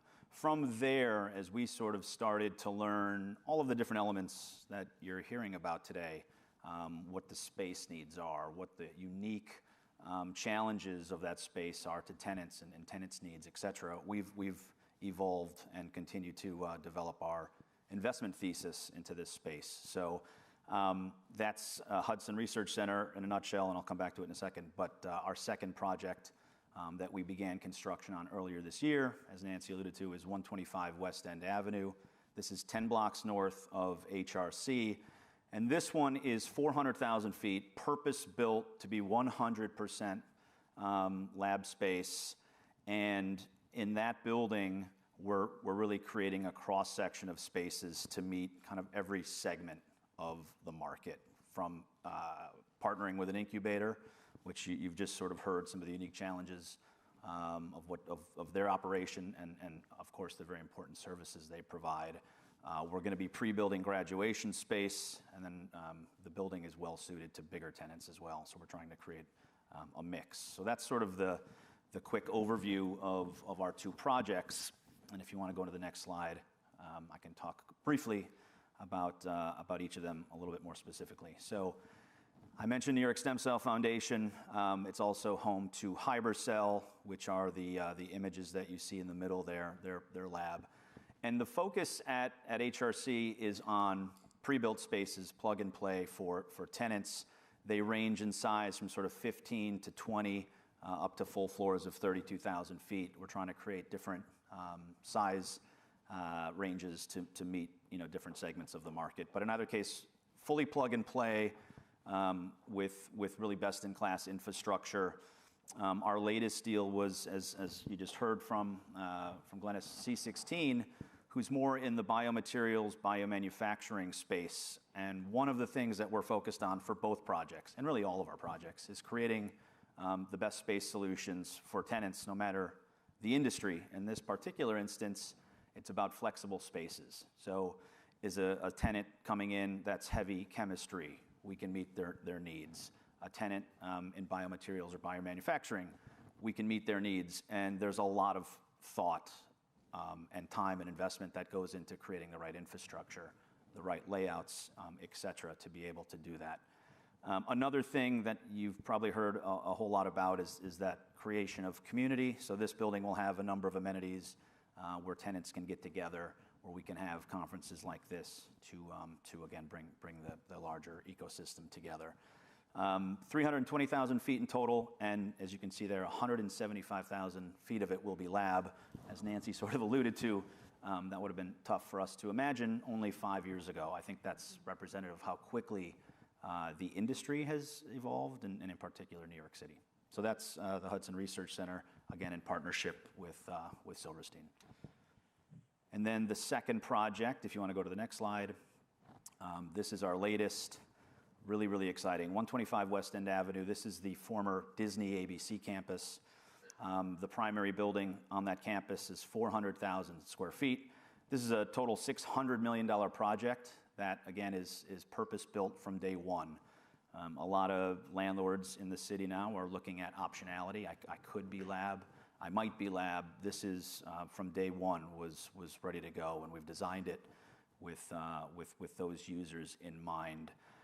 This building also will have a suite of amenities that will serve our tenants, again, as well as the community at large, the ecosystem at large, roof decks, conference centers. So hopefully, Nancy, we can have this event up there in a couple of years. Look forward to it. Absolutely. HRC, by the way, another way that the projects complement each other. We're delivering our next floor in about 2 weeks. A C16 will be moving in. So that space, that project is very near term, and we're super excited about that. As you can see here, 125 is Q2 or Q3 2023. So we're introducing space into the market, into a growing market. I mentioned earlier, our goal here is to create a suite, a number of different spaces for different segments of the market, incubator operators, graduation tenants. And then the unique feature of this building, I believe it's the largest life science floor plate that is available and will be available in New York City. So 54,000 feet, really efficient floor plates for larger tenants. Also, it has a really unique loading capacity. The elevation changes around the building, so you can enter at grade at multiple levels, which will appeal to diagnostic users or anyone in a biomanufacturing capacity. So really unique features, highly amenitized, which again is so important. You can see sort of the roof deck that we're planning with views of the Hudson. And as we then step back, we look at, again, the cluster there on the west side, our two projects combined with what Heidi's going to talk about. You have the Tisch MS Center is there. You have other developers bringing space. So we're excited not only about what we're doing, but that the sort of subcluster is also developing around this. And as you've read and heard about, there's already a very strong sort of pull to the west side for life science tenants, and we're excited to add to that and to continue investing in that area. Yeah, well, congratulations on all the progress. You know, when you say, oh, it's just been 5 years, like, that seems like a long 5 years, right? I think we could all agree on that. Yes, the last 5 years have been. But I mean, it's really not that long when you also consider that there was a year and a half of a pandemic in the middle of it. So, yeah, so that's come a long way since we first looked at it for the New York Genome Center 10, 15 years ago. So kudos to you for finally getting that building into life sciences. And now we're moving to Georgetown in the Icahn School of Medicine at Mount Sinai, which is a very unique development because it was a 165,000 square foot lease with Mount Sinai. Largest life science lease signed in the city this year. First time a major academic institution has partnered with a private building owner to put substantial research and clinical operations in a building off of its campus. And that is really important because it is the first example of that in New York City. This happens in Boston all the time. And so it's kind of, you know, a stake in the ground here. And so we're really happy that we have Heidi Sadler here to tell us all about what's going on in that building. Thank you. Can you hear me this time? Nope. No. Let's see. Is it on? Try it now. Doesn't seem to be on. Let's see. Hello? Yeah, it's working. Okay. I think I had some slides. So you'll recognize this building. This is 787 11th Avenue, which happens to be right next door to the Hudson Research Center, which was a big pull to the area. I will say the Mount Sinai researchers, in moving to this location or being recruited to this location, they want a community. And knowing that the stem cell center was right next door was a big draw to this area. So if we go to the next slide. Again, the other draw to this area is that Mount Sinai took over Roosevelt Hospital several years ago. It is now Mount Sinai West, which is just a few blocks away from here. So there is an affinity to their hospital just nearby. And again, just to the left of 787 is the Taconics Hudson Research Center. So if we go to the next slide. And hearkening back to some of the earlier comments on how industrial buildings are great for lab buildings and why the west side of Manhattan has so many of these, and they are great buildings to do this type of fit out for. So this was originally a Packard auto plant, and they sold cars there, they maintained them there. So if we go to the next slide, you can see what's now left from it today. Georgetown did a great renovation 6 years ago now to convert it to office space. They raised up the ceiling on the 8th floor, which is the photo on the right. On the photo, actually, it is the right. And the other photo, you can see some of that typical infrastructure that you see with the mushroom capitals, the flat slab. So that's just to get, it's great bones for doing a lab fit out. So just to give you an idea, if we go to the next slide, of what Mount Sinai is putting here, as Nancy mentioned, it is a combination of clinical and research. And while this is groundbreaking in terms of a lease for research at this scale, Mount Sinai and a lot of the institutions in the city do have hospital components with a diverse clinical practices that they've been leasing all over the city for decades. So they are very sophisticated at leasing and fitting out space. It's just new that it is also a research component. So on the Icahn School of Medicine side, what they're putting in here is neuro research. It's a combination of both neurology and neuroscience labs. Your typical microbiology labs, wet bench, dry write-up area, and there is a dry lab component. I mean, I think that is something new that we're seeing, maybe in the last 10 years. Dry lab is just exploding in terms of amount of people that they need to fit out that for. And then also, in order to support both the neuro research and to expand what they have going on the Upper East Side, is some research cores are expanding in this location, and some are they're moving here completely. So there'll be a genomics core, a stem cell core, mass spectrometry, CRISPR, the Drug Discovery Institute, a microscopy core, and cytometry. Also, there will be a cancer research component, which will be using the vivarium. So that's the last piece to both support the cancer research and the neurobehavioral research, as there will be a small animal vivarium on site. And then the clinical component is outpatient breast and spine center with affiliated imaging, and also an ambulatory surgery center with 4 ORs. So just to see how that lays out in the building, if we go to the next slide. It's taking 3 floors. So the 3 floors that we're fitting out are 159 rentable square feet. The additional square feet Nancy mentioned is there's a lobby space.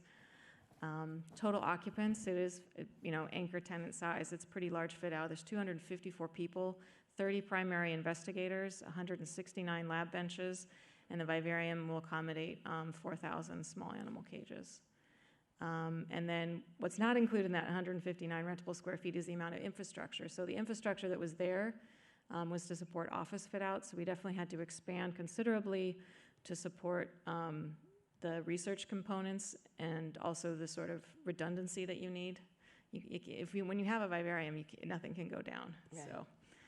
So we actually have space on the roof, in the cellar, and on 3 other floors to support the mechanical systems.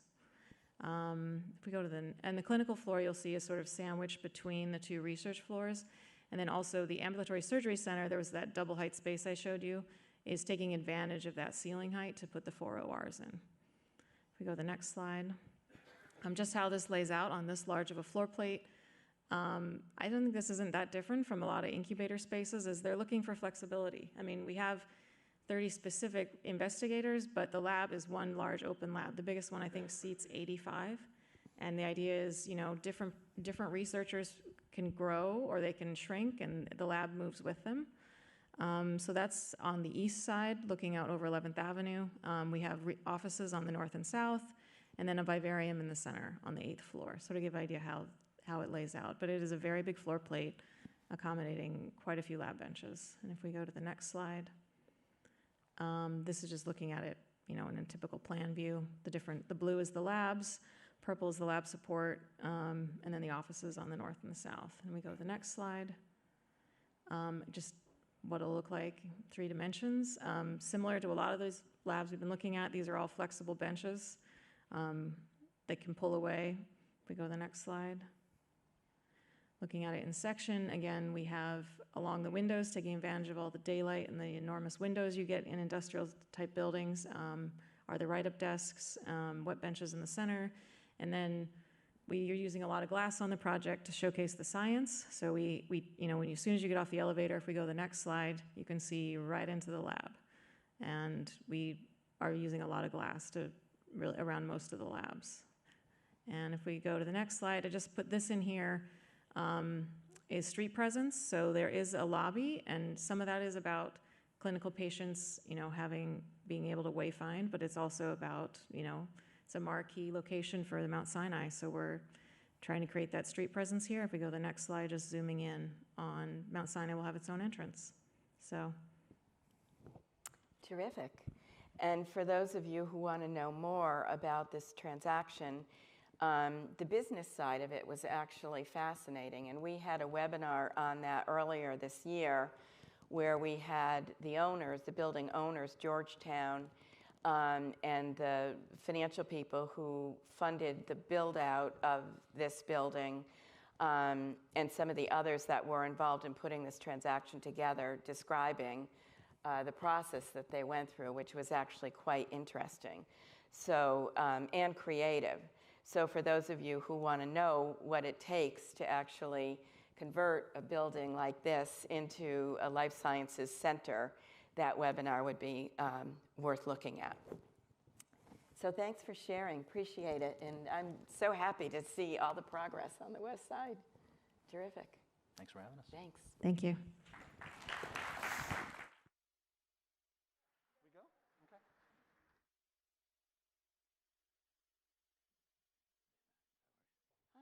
Hi, how are you, Warren? Good to see you. I haven't seen you in a long time. Hi. Here? Yep. Great.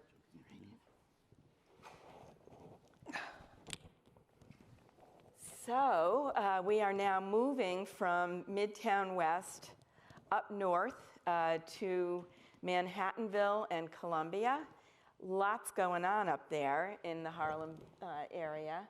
And so we're really excited to have our three speakers to tell us about that. So why don't you introduce yourself and tell us the institution you're with. Sure. Oren Herskowitz from Columbia University. I run the tech transfer office for Columbia and do a bunch of stuff around innovation and entrepreneurship. Work closely with a lot of our peers at John Blejo. We've worked together for years. Hanara and others. So anyway, nice to meet you all. I'm Scott Metzner with the Janus Property Company, and we're developing the Manhattanville Factory District between Columbia University and City College on 125th Street on the west side. And thank you, Nancy, for having us and for everything you do supporting and promoting the industry. Thank you. And Nina. Hi, yes, I'm Nina Gray. I am the Associate Dean for the Sciences at the City University of New York Graduate Center. And I'm also Executive Director of the Advanced Science Research Center, which is located up in Harlem on the City College campus. And all of this is not far from the Structural Biology Center, which is up there as well. So there's really a lot going on in your neighborhood. So Oren, you're the academics institution that's driving all of this. And I'm reading your posts all the time, and there's always news coming out of your office. So tell us a little bit about what you're doing. Sure, I'll do that. I also want to give a lot of credit to City College up there as well. It's an amazing institution, the Advanced Science Research Center. In fact, that's what I'm going to talk about today. I'll be fairly brief in my talk. But just to set the stage, so universities like Columbia and our peers around the island are tremendous generators of intellectual capital. So at Columbia alone, and this is just, it's not to say we're better than others, it just, I happen to be the one on stage. 400 inventions a year coming out of the university, about 2/3 of which are from the life sciences. Of those 400 inventions, we file something like 200 patents. There's about 100 to 120 commercial license agreements a year based on the science emerging from the university. And that leads to startups, as well as, of those license agreements, a good chunk of them are startups. At Columbia alone, again, and just based on IP coming out of the research labs, that was 27 new startups last year alone. And that's not even counting the student startups. And then those startups go off to feed the incubators and the accelerators and programs like the I-Corps program that John and Christina run, or eLab or others. So it's this is the pipeline for the life science successes in New York. And so I was going to talk briefly today about the Columbia innovation ecosystem, but it's really what we've been calling the research spine. And the reason for this is the spine, if you think of the one train that runs up, the visible one train that runs from Columbia's Morningside campus up to the medical center, looks a little bit like the vertebra of a spine. So that's what we've been calling it. But anyway, does this? do anything? Yeah, there we go. So Columbia has 3 campuses on the island of Manhattan. We have a couple of others as well across the river. But you've got the Morningside Heights campus, the Manhattanville campus, which is our new one, and the Medical Center campus uptown on 168th Street.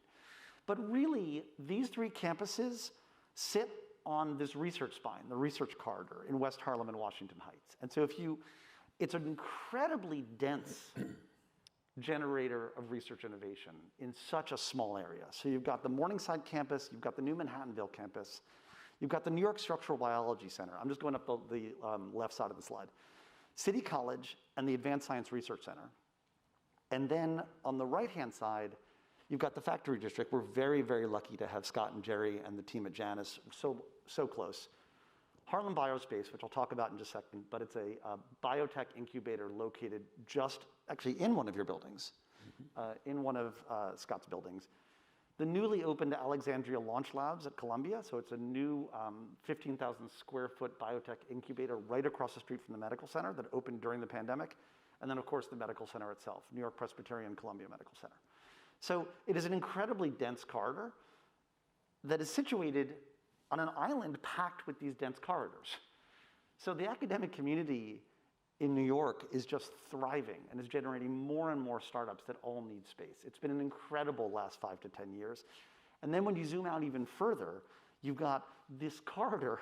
The island is sitting in a research community across the institutions. And people often think about the academic institutions as competitors, but we're really not. We may compete for grants, we may compete for faculty and students, but in this area of trying to promote entrepreneurship in the New York, New Jersey, Connecticut area, we collaborate incredibly closely and work together all the time. We're often introducing venture capitalists to each other.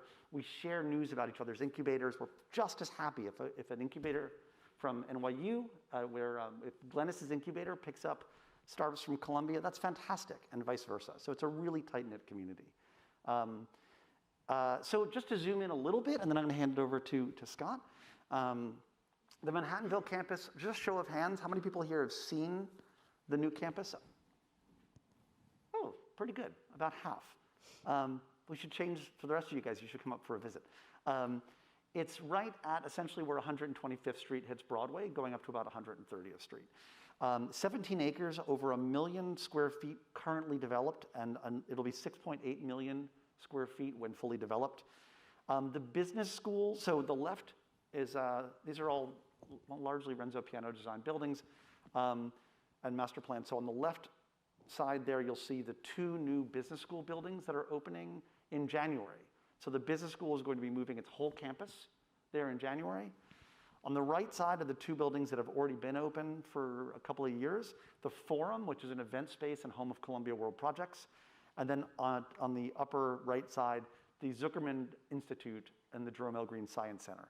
So it's a mind-brain behavior institute with some of Columbia's amazing neuroscientists, engineers, imaging folks. It's just an incredibly vibrant campus.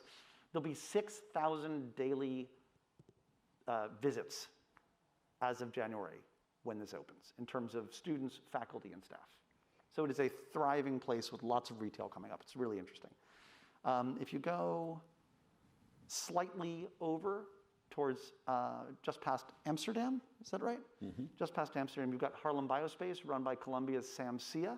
He's a faculty member at Columbia, serial entrepreneur, the vice dean of entrepreneurship in the engineering school, and launched this great incubator space, Harlem Biospace, which is home to over 70 life science companies over the years, with 17 of them in residence right now. It's a great, great space for early stage entrepreneurs. And then uptown, the newly opened Alexandria Launch Labs at Columbia. Nobody from Alexandria could join today, but Mike Norson, who runs this, has been fantastic. It opened this year. It's already got 8 startups and 35 employees, and a very, very strong pipeline from Columbia, Cornell, Mount Sinai, Rockefeller, Sloan Kettering, and across the island. So we're really excited about the future and getting a chance to work with all of you and also with the community who surrounds us to make West Harlem, Washington Heights, a thriving place for life science entrepreneurship. Terrific. Scott? So, and thank you, Arn. So I think listening to all the different folks in my position on the real estate side, it's incredible to see what's been going on in the last 3, 4, 5 years. I think the things that set us apart are that we've been thinking about this and working on this in this world for a long time. And we now have buildings that are actually ready to be occupied and are occupied. In addition to Harlem Biospace, we have probably 7 or 8 other life science and medical use tenants. We have buildings that can, at different price points and different sizes of spaces, can accommodate a lot of different types of uses. Everything from 1 seat at Harlem Biospace to we're working on design and engineering with Dr. Samsia, a graduation space for companies that are not yet ready to have their own space, but that are too big for an incubator. And then the Series A, Series B companies who have anywhere from 3,000 to 13,000 square feet. And in terms of everything we're doing, we could accommodate a company with 500,000 square feet, 1 million square feet. And I forgot my slides to give you a sense of, whoops. Well, this probably is more appropriate given where I went with the narrative. But so we're just on the other side of Broadway, as Orange said, from Columbia. We started Amsterdam Avenue. We go from 125th up to 128th Street. And one of the other things that sets us off from some of the other projects around the city is that we've created a campus. And so there is, from 125th to 128th, there is a series of outdoor landscape spaces that cut through the grid of streets in the neighborhood. And this is a rendering, although the building is built. We're working on the landscaping right now. This is the Tasty Lab building, which is our largest building right now, 350,000 square foot purpose-built lab building right on 125th and 126th Street. And so the ability to create, some of these, words that are used all the time, a true ecosystem of different sized companies, of startup companies, of bigger companies. And in addition to life science, we're working on, we have a number of tech tenants, but we're working on innovation centers and maker centers. And in conjunction with, I think when you look around the country, the most successful life science and innovation cities, they're generally collaborating with academic and research centers. And I think one of the unique things that we've been proud to be a landmark of what we do, because we've been uptown so long, is our work not only with Columbia and City College, but also with the elected officials in the state of New York and City of New York have been big supporters of ours and our efforts, and the state on this building gave us a $10 million grant. And so, as Oren said, when you look at the density of both our commercial tenants, our not-for-profit tenants, the academic and research going on in our neighborhood, it's really quite remarkable. And just to take you back to the main Tasty Lab building, again, this is just one of the buildings in our campus. But we're very excited about what's going on and look forward to continuing to grow this industry and our involvement in it. Yeah, it's really interesting. So, both of you talk about the campus, right? This is kind of one area in the city where you can actually create a campus like that. And that's different than what you find in the other subclusters that are kind of developing around, where it's a building that's serving as kind of a point where everybody can come in. You've got a geographic location. And that brings us to Nina, who is also very closely located to what you guys are doing. Can you tell us a little bit about your advanced research center? Yeah, absolutely. If somebody could bring up my slides as well. And it's perfect for me to follow up on Oren and Scott. We're not a provider of real estate. We aren't an incubator, but there are some other really interesting ways in which academic institutions can partner with startup companies and biotech that I'd like to introduce you to through the lens of the ASRC. So we are an academic research center that's part of one of the nation's largest public university systems, CUNY. And CUNY is also one of the biggest academic drivers for socioeconomic mobility So we take, for instance, workforce development very seriously and like to work with industry on developing those kinds of programs, which I'll get to towards the end. Next slide. Just to give you a little bit more background on what the ASRC is, we are a 200,000 square foot research center just down the street from the Jerome Green building on the Manhattanville campus, 2 blocks north of Tasty building, so we're right in the same area there. And we're home to a growing number of faculty, students, staff, but also core facility users and others who are taking advantage of our space. So we have over 1,000 users of our core facilities on an annual basis. We span 5 interconnected interdisciplinary research initiatives: nanoscience, photonics, structural biology, neuroscience, and environmental science, which are sort of represented on the bottom of the slide.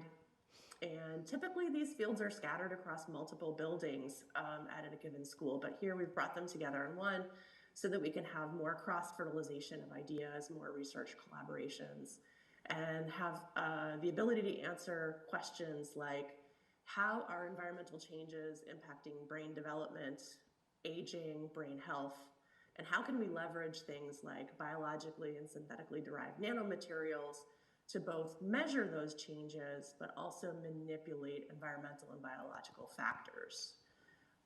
So these are really exciting research questions, and we've been sort of recently awarded a grant from New York State, next slide please, to develop a center for advanced technology around one aspect of the question that I just posed, which is the sensor market. So I think we know that answering a lot of the emerging questions is going to require advances in sensors, both in terms of environmental science, but also in the biomedical and life sciences sector. So our new center, which we call affectionately the ASRC Sensor CAT, has a mission to increase New York State academic industry collaboration in order to develop sensor-based technology. And the Sensor CAT provides matching funds to startup companies based in New York. So you may not, for example, think to come to an academic institution for money, but in this case you can. And we also offer professional certificate courses for students, people who may be entering these sectors.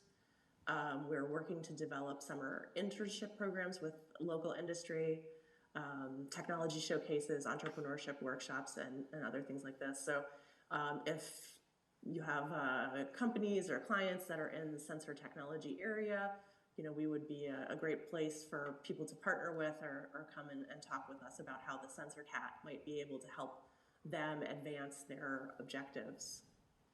Next slide, please.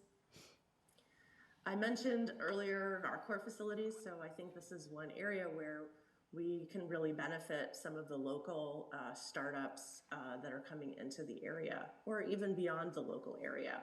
We have 16 different core facilities all housed within our building, which really makes it an advantage for startups who can actually come and sort of view this as a one-stop shop for all of these resources and equipment that they might not have in-house in their building.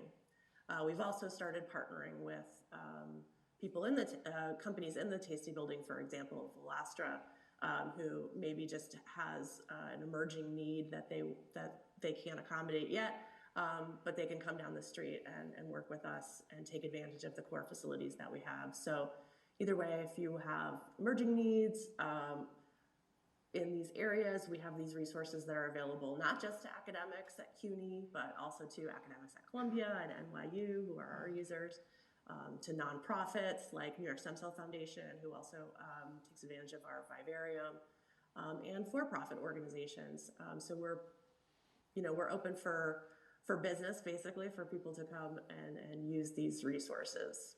And then next slide.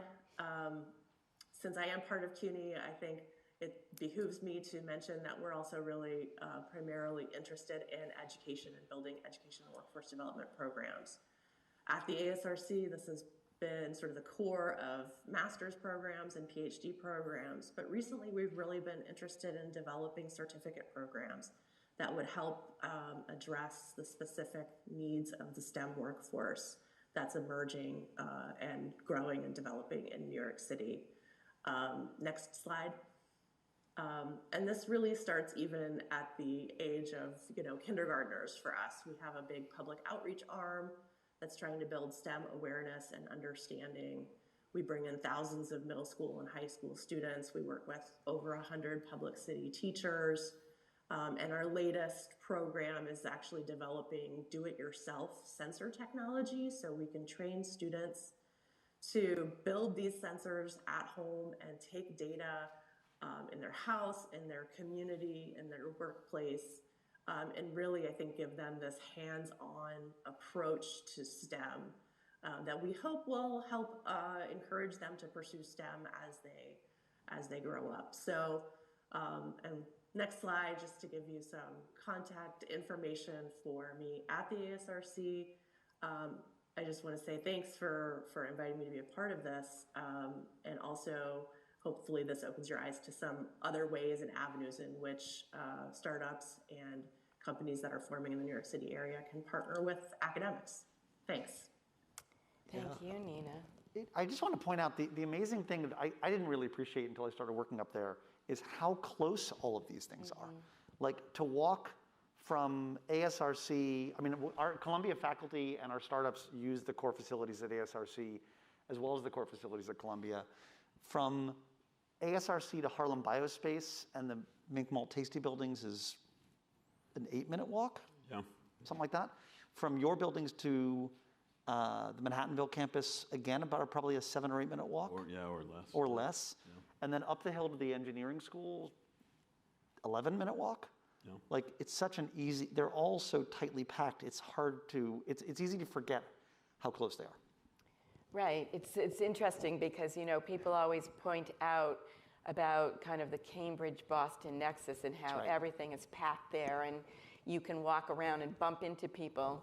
This is a neighborhood where you can do that, absolutely. Right? And you're putting all the right elements in there to make it happen. And I'm just really appreciative of all of the resources you're making available to startup companies and entrepreneurs to apply the technologies that are coming out of the university. So thank you. Any questions? Well, I know I'm standing between you and lunch right now, but I hope this morning gave you an appreciation. Some of you have asked me, what is life sciences? How does this industry develop and grow? And I hope we provided some of those answers this morning. And I hope you really got a good understanding of how the academic sector, the public sector, the private sector are all integral to the success of this industry. The loss of one leg in that stool means that it won't succeed. And that's what we're all building here together, bringing the real estate and life science industries together in New York. And so enjoy your lunch, and thank you for being with us. Thanks. Thank you, Nancy. Thank you.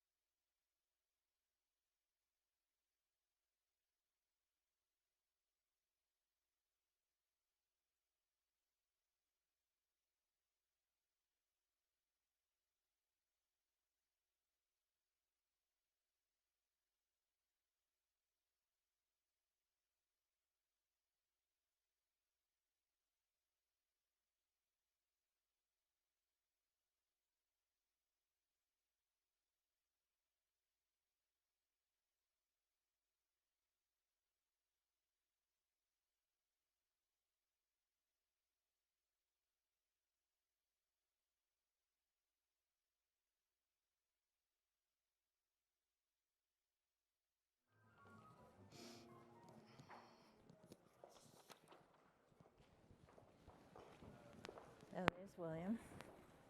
Hello. Hello.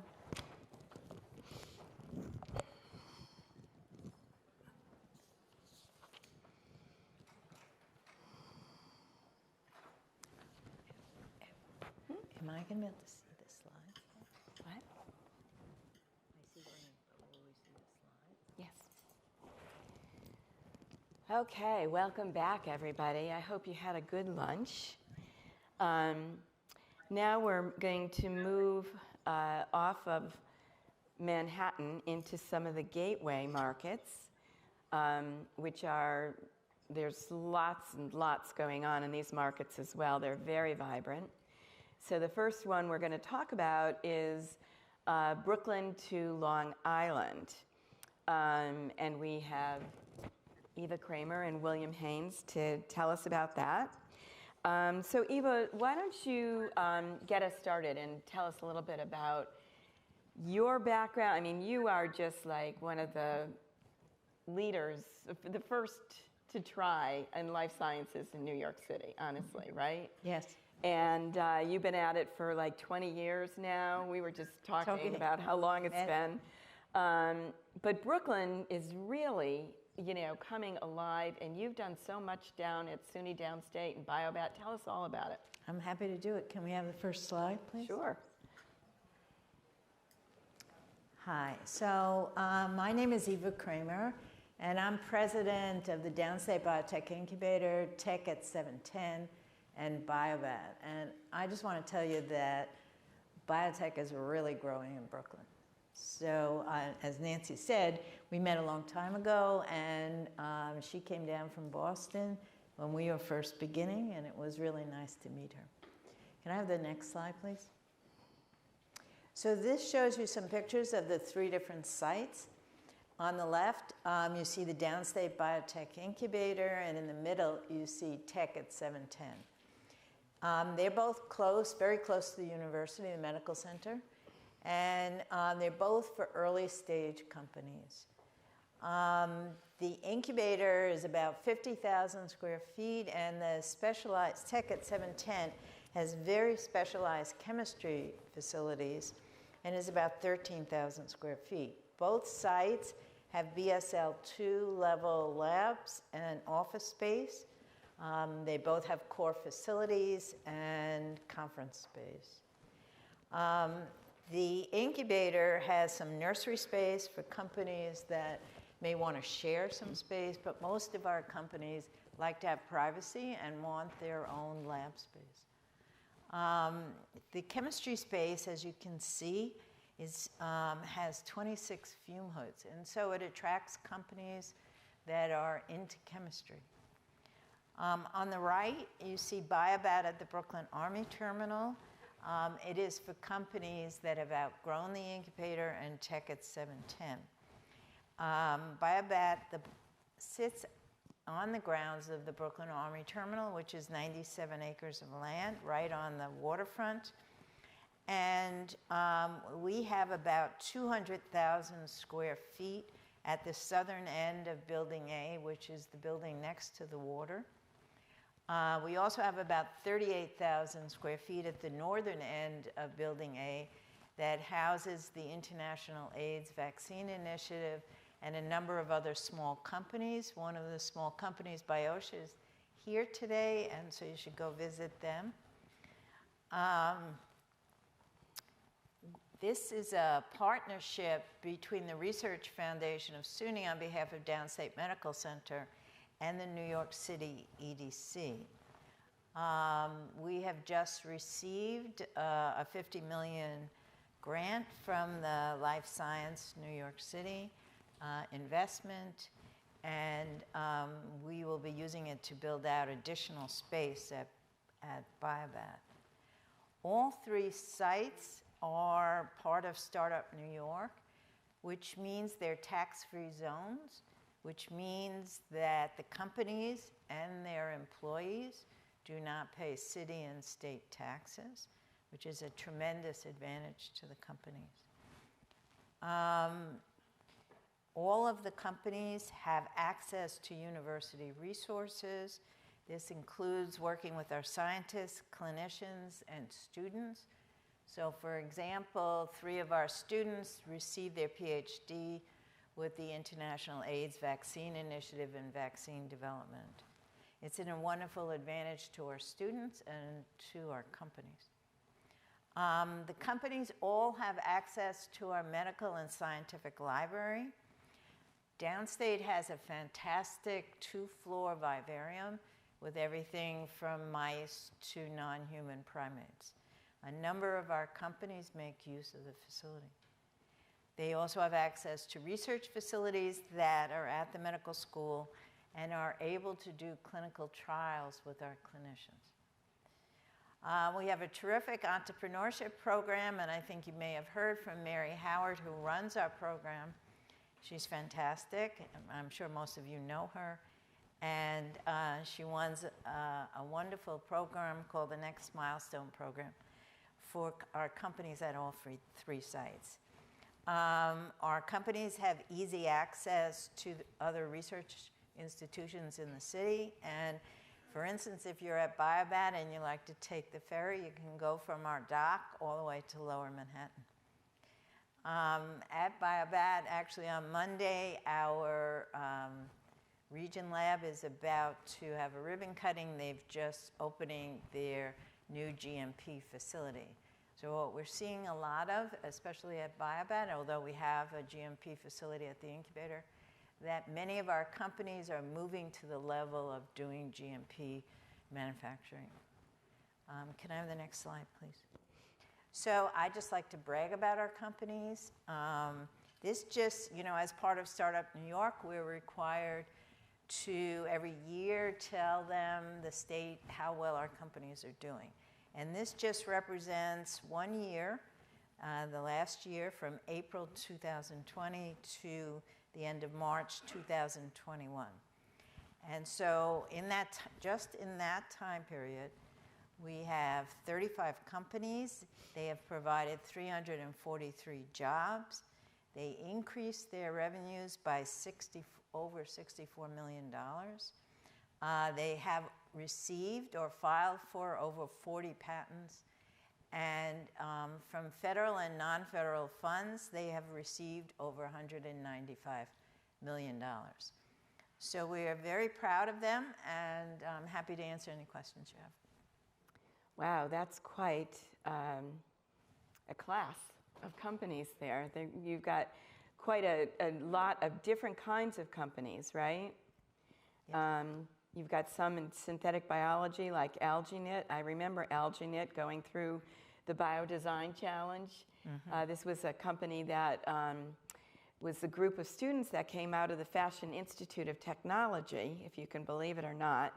And they competed in this competition that a colleague of mine founded called the Biodesign Challenge, which we hold the international competition every year at MoMA in June. And they won the first year. And they created a thread made of algae. So they could literally knit a fabric using seaweed. And it's sustainable, right? And now they have founded a company, raised several $1 million to commercialize the product, and they're living at Biobat. So that's kind of how these things happen. So that's very, very exciting. Okay, so let's move into find out what's going on at Stony Brook and Long Island. Yeah, hi everyone. So I have some slides that can come up. There's no way I'm going to be able to cover everything, so I think these slides will be available afterwards, so you can go through them at your will. And if you want to contact me or anyone else on the list, there's a contact page there too. So Long Island, we're big. We're spread out. We have 4 major research institutes, and we have 2 incubators. I think if you go to the next slide. Yeah, so we're spread all over the place. So I work at the Center for Biotechnology, which is housed at Stony Brook University. But we go all the way from the west side with the Feinstein Institute for Medical Research. That's part of Northwell Health. And I'll get into a little more detail of each of these programs. But we also have Cold Spring Harbor. We have Stony Brook here, where I am, and Brookhaven National Labs. And our two incubators are LIDE, the Long Island High Technology Incubator, and the Broad Hollow Bioscience Park. So next page. So I work at the, right, so that's the synopsis. You can go to the next slide then. So I work at the Center for Biotechnology, which is a New York State organization. We focus on helping very early stage technologies and early stage companies. We usually go up until trying to get the companies into a Series A. We offer non-dilutive funding. We've partnered with several federal agencies to receive that funding and disperse it. So NIH, or NIH REACH, Commercialization Hub, was one of our most recent projects that we did. So we focus a lot on looking at these early stage technologies, figuring out a business plan, putting in some really early stage funding to de-risk it, and then starting a company. And then we support those companies along the way. So we also offer some educational programming as part of our role here at Stony Brook University. So we teach fundamentals of bioscience industry to students that might not know anything about what happens actually in pharma and big biotech, but they're PhD students or graduate students or postdocs. We also work on a little bit of policy work to try to make sure that Long Island is recognized and grows as a bioscience hub. And I'm going to put in a little plug for our conference coming up next week. It's the annual Life Sciences Summit. That's November 9th and 10th, and that's our annual investors conference. So like I said, we formed this Long Island Bioscience Hub. We try to unite all the academic centers here on the island. And I'll go through a little bit about what each one does and what each one's specialties is. So first, I think we're starting on the west end with the Feinstein Institute. If you go to the next slide. So they're a leader, like I said, they're part of the Northwell Health hospital system. They're world leaders in bioelectronic medicine, which is using electricity to activate nerves to treat disease, which is a huge growing next generation area. They do a lot of work also in inflammation and neuroscience. Let's go ahead and go to the next page. One of the other things I want to point out is they're in the top 6 percentile for receiving an NIH grant, so they're very active in very impactful research. Next is the Cold Spring Harbor Laboratory. They're recognized as an NIH Cancer Institute. They also do a lot of quantitative and cancer biology, and they're experts in genomics. They also do a lot in plant and neuroscience as well. And if you go to the next slide, they've spun out quite a few companies that are located either within our own incubators here on Long Island, or they've moved on to the city, which is kind of how you graduate from Long Island. So here's a representation of some of those companies. And then if you go to the next slide, we'll get to Stony Brook. So it's been around since 1957. It's constantly ranked one of the top 1% of universities worldwide. We've had 3 Nobel Prizes come out of here, so we're quite prolific.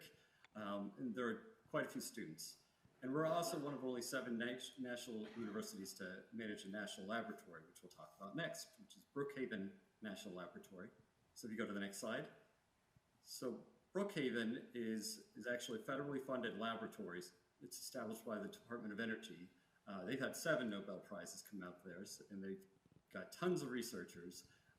They've released a few major products that I'm sure you've heard of, including levodopa.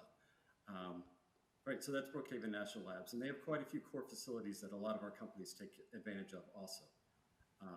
And that's one of the advantages actually of all these universities here on the island, is they have lots of very highly specialized equipment that early stage companies can take advantage of and use for pretty low cost. And they don't need to take all the capital expenses to develop their own resources. So going on to the incubators, our next slide, it should be LIDE, the Long Island High Technology Incubator. So we were one of the co-founders of that. It's housed on a little bit of a carve out here on Stony Brook's campus. It's connected to the medical center. It has an Incubator Without Walls program. And again, like I said, it gives you access to all of the resources at Stony Brook University and the hospital. So that's a major advantage to a system like that. Next slide is the Broad Hollow Bioscience Park. Oh, so that's some of the companies.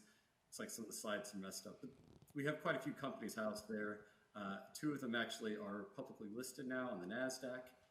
So we have quite a little bit of a range of companies, from very nascent startups to a little bit older companies that might be looking for more space to grow into. Next slide should be Bioscience Park. Right. So they're also a not-for-profit corporation. They're managed by the Feinstein Institute in Cold Spring Harbor. and a few other entities here on Long Island. Like I pointed out, they also have vivariums, so they have animal labs. They provide a lot of shared equipment, which is pretty integral, as I think it's been a common message in quite a few of these presentations today. And it's closer to the city. So we're about 2 hours from the city all the way out here. Farmingdale's only about an hour. Next slide.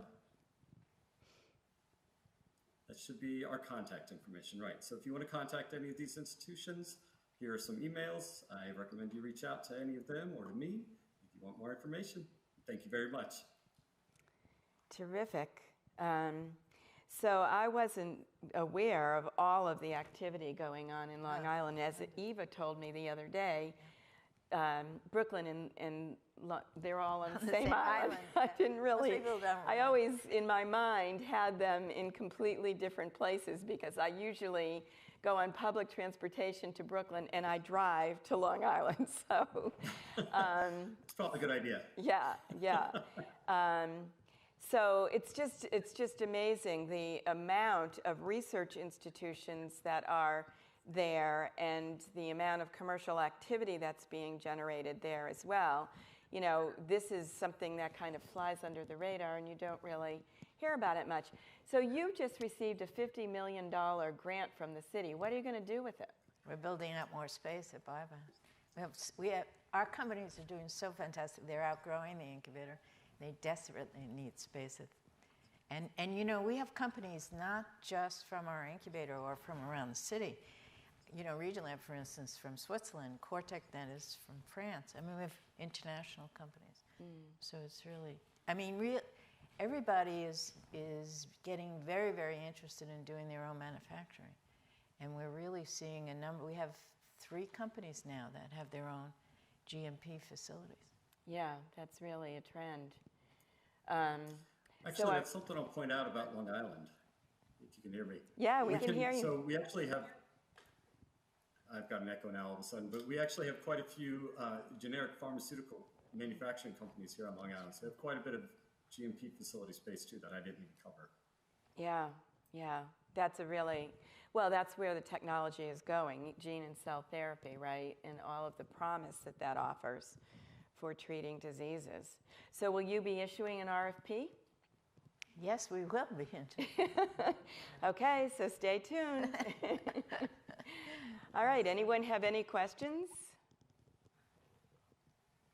Okay, well, thank you both for joining us. Really appreciate it.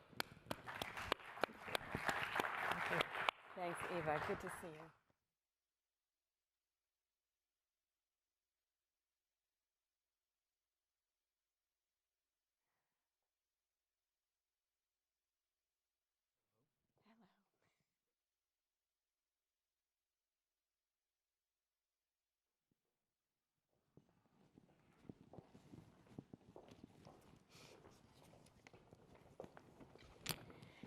So now we're going to come back from Brooklyn and Long Island, and we're going to go across the Hudson to Jersey City, which is an 8-minute ride by ferry from Battery Park City. And so it's very accessible, and you can also get there on the PATH train in about 3 minutes from the World Trade Center. So it's a very interesting place. Before I started looking at this 4 years ago, when I started working with Argent to do their market assessment, I didn't realize what was actually in Jersey City and how attractive it was as a place, especially for life science and tech near New York. You heard Jersey City Economic Development this morning talk about the rezoning that they engaged in several years ago, which essentially created a 40-acre corridor, science and technology corridor, that's bounded by a medical center, which is expanding. And so all of this ground-up construction is going on in a very short period of time in one of the only ground-up live, work, play environments in Manhattan. So that's why this is so special. It's really unique. And we are going to talk about 2 of the developments that are going on there right now, the Cove and 95 Green Street. So just introduce yourself and your firm and Peter Schubert, INEAD Architects. We do a lot of life science throughout the country, but particularly are focused in New York area, and I've been working with Nancy on life science in New York now since Alexandria Properties. Yep, Peter was the design architect on the East River Science Park. Hi, everybody. John Cahill with JLL. I head up our life sciences practice group out of our Midtown office. Yeah. So, Peter, take us through the code. All right. I was, by your staff, was asked to do a little bit of a speed round. So this is going to be picture speaks 1,000 words. So let's go. The Cove, as you can see, has a fantastic site on the Jersey City at the end of what we call the Morrison Basin. It's about a 16-acre site. Next, please. You've seen this bioarc many times, but really it's all about connecting the sort of the two portals and the two sort of gateways of Manhattan, really starting up at Columbia and even Einstein, moving down through all the Academic Alley, West Side, and then into the Jersey City, which we view as both the gateway to New York as well as to the gateway to all the pharma in New Jersey. Next, please. Obviously, very well, it's easy to get to by almost any transportation. There's going to be ferry service, particularly to the Cove, so that's very exciting. Next, please. And there's light rail that comes right to the campus, right?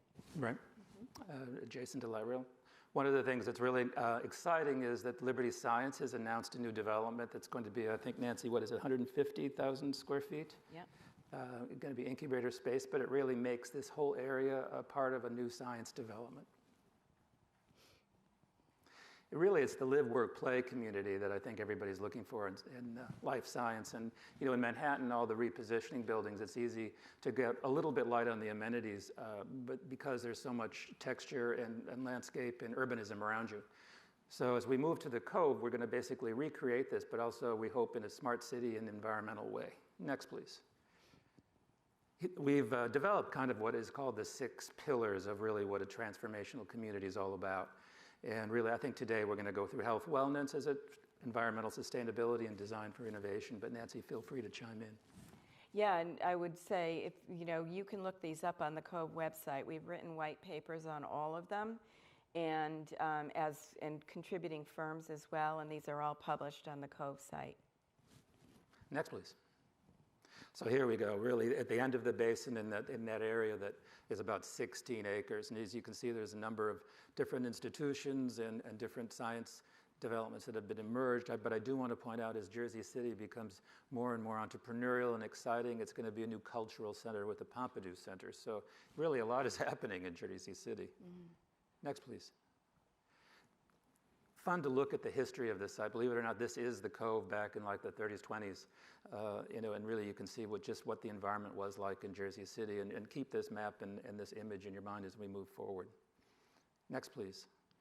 It's been going through, and Clay McPhail over at Argent has been, and along with Dresdner Robbins, has been looking at really all the remediation for this site. It's in 5 years in the making, and the next slide is, it's done, which is very exciting. It's shovel ready.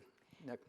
And I want to add that I think another unique thing about this development is that this developer, Argent Ventures, they assembled these parcels of land. There were multiple parcels. They brought them together, rezoned, re-permitted the whole thing, and then cleaned them up. And they invested a lot of money in doing that without a firm understanding of what they were going to do with it when they got it done. And you heard Jersey City, they're very grateful to them for actually taking the long-run view and undertaking all of that remediation on what was a brownfield site. Yeah, so it's a fantastic site, but one that obviously suffered from some issues of remediation, and it's ready to go, which is very exciting. In the middle of it, you'll see a wetland park that will emerge that really also Michael Van Valkenburg, who's done many parks in the Brooklyn area, has worked on. Next, please. An interesting part of it, and again, think back to the earlier pieces of it, is that as a transformational community, this also has the opportunity to be one of the premier sustainable communities as well. As it turns out, there's this wastewater system that is actually moving through the site that they're going to tap into. Next, please. They're going to tap through a method called aquathermy. And aquathermy, if you think geothermic, it's basically looking at wastewater as a way of really just of getting the energy from it. And next, please. The exciting thing is that the blue line is the amount of energy that this aquathermy system will produce. The yellow line is actually what will support this new transformational community of 3 million square feet, half of which is going to be life science. Next, please. The site itself, and what just incredible views of Manhattan. Off to the right, I just want to point out, is in also Liberty Park. It's actually about 70 acres bigger than Central Park, which is about 800 acres. Next, please. Skyline views for the residential, and then as you can start to see, a very pedestrian-oriented development at the base of the building. Next, please. What we'll look at is this is actually where the life science community will be. Next, please. And here's an aerial view of it, and it really has two aspects to it. In the lower right, you can see the new sort of eco park, which will be the centerpiece of it, and then on the northern edge north of that white building, which is the academic building, will be a street called Etna. Most of our retail and sort of urban sort of development will be along that street. Next, please. Mixed-use development, the green is basically life science. The centerpiece is kind of an academic sort of building that Nancy can talk to if she wants. And then the blue will be a series of 2 high-rise towers, which will be the signature and the skyline, plus some low-rise around the bottom and over the parking. Next, please. Here's the street, and again, live, work, play. The opportunity here really is to make an urban environment that'll have exhibition at the bottom, it'll have retail at the bottom, lobbies, and it really will be a lively environment that has a real urban sort of edge to it. Next, please.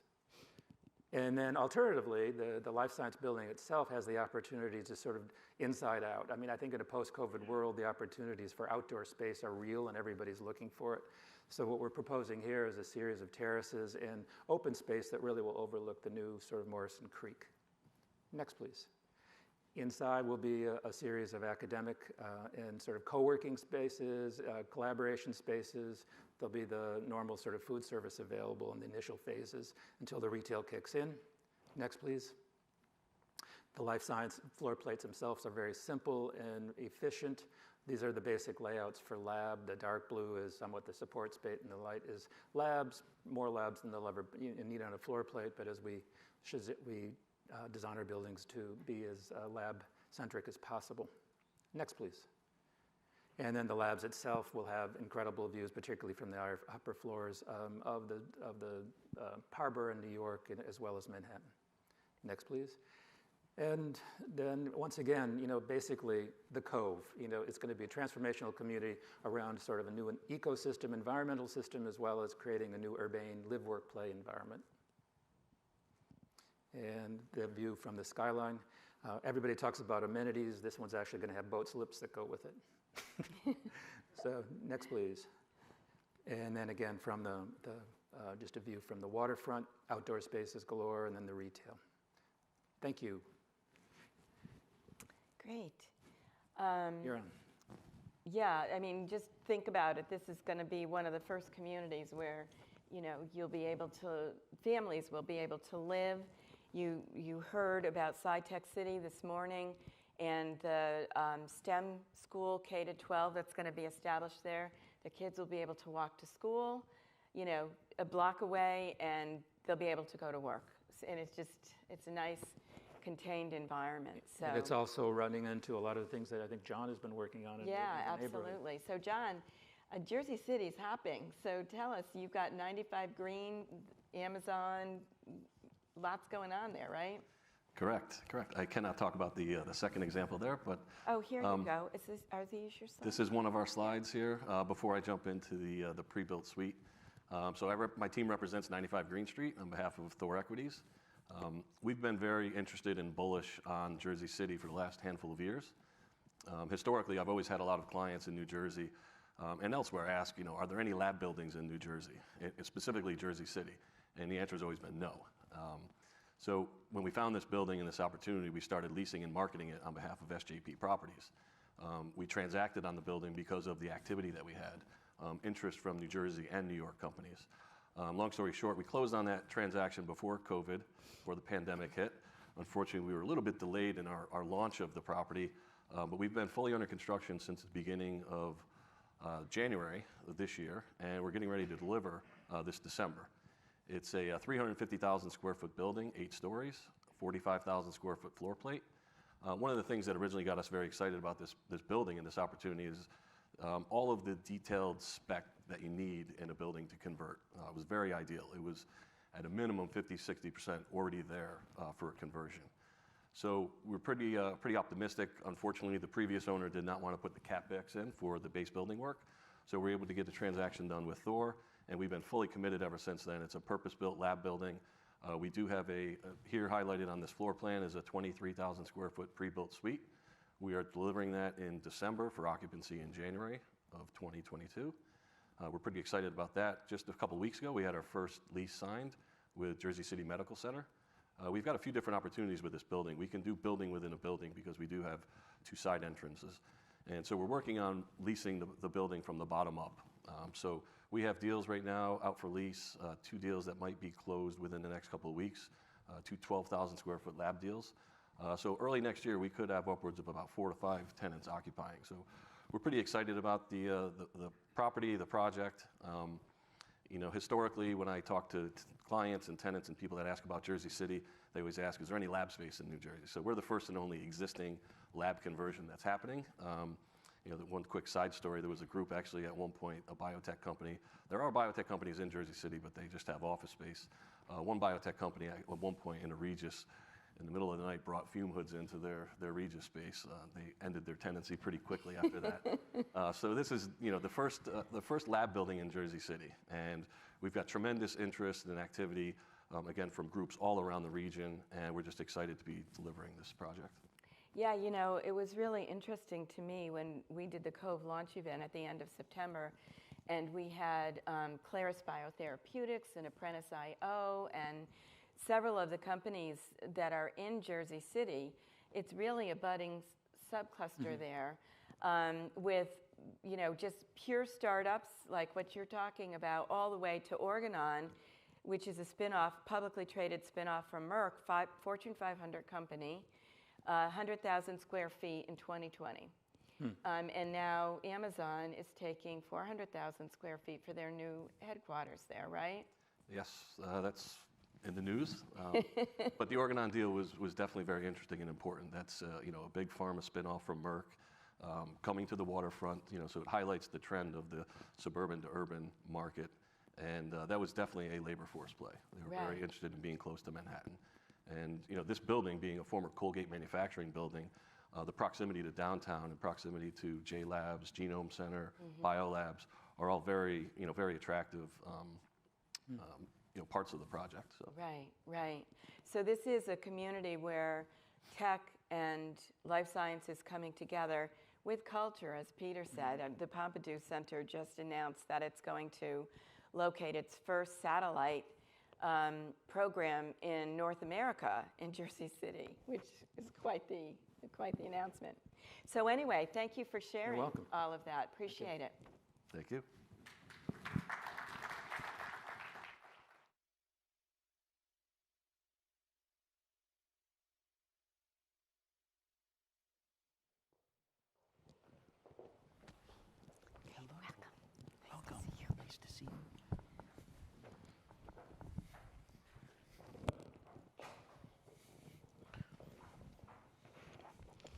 Okay, now we're heading north.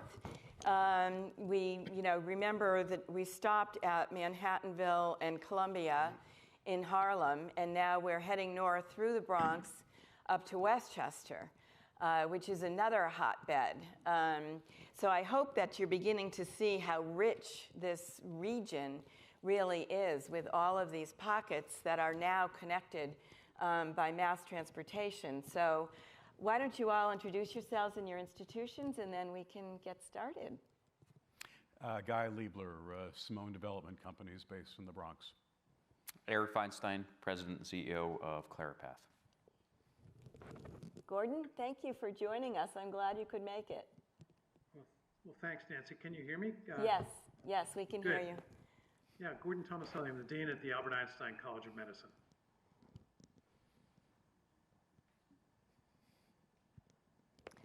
Just keep going.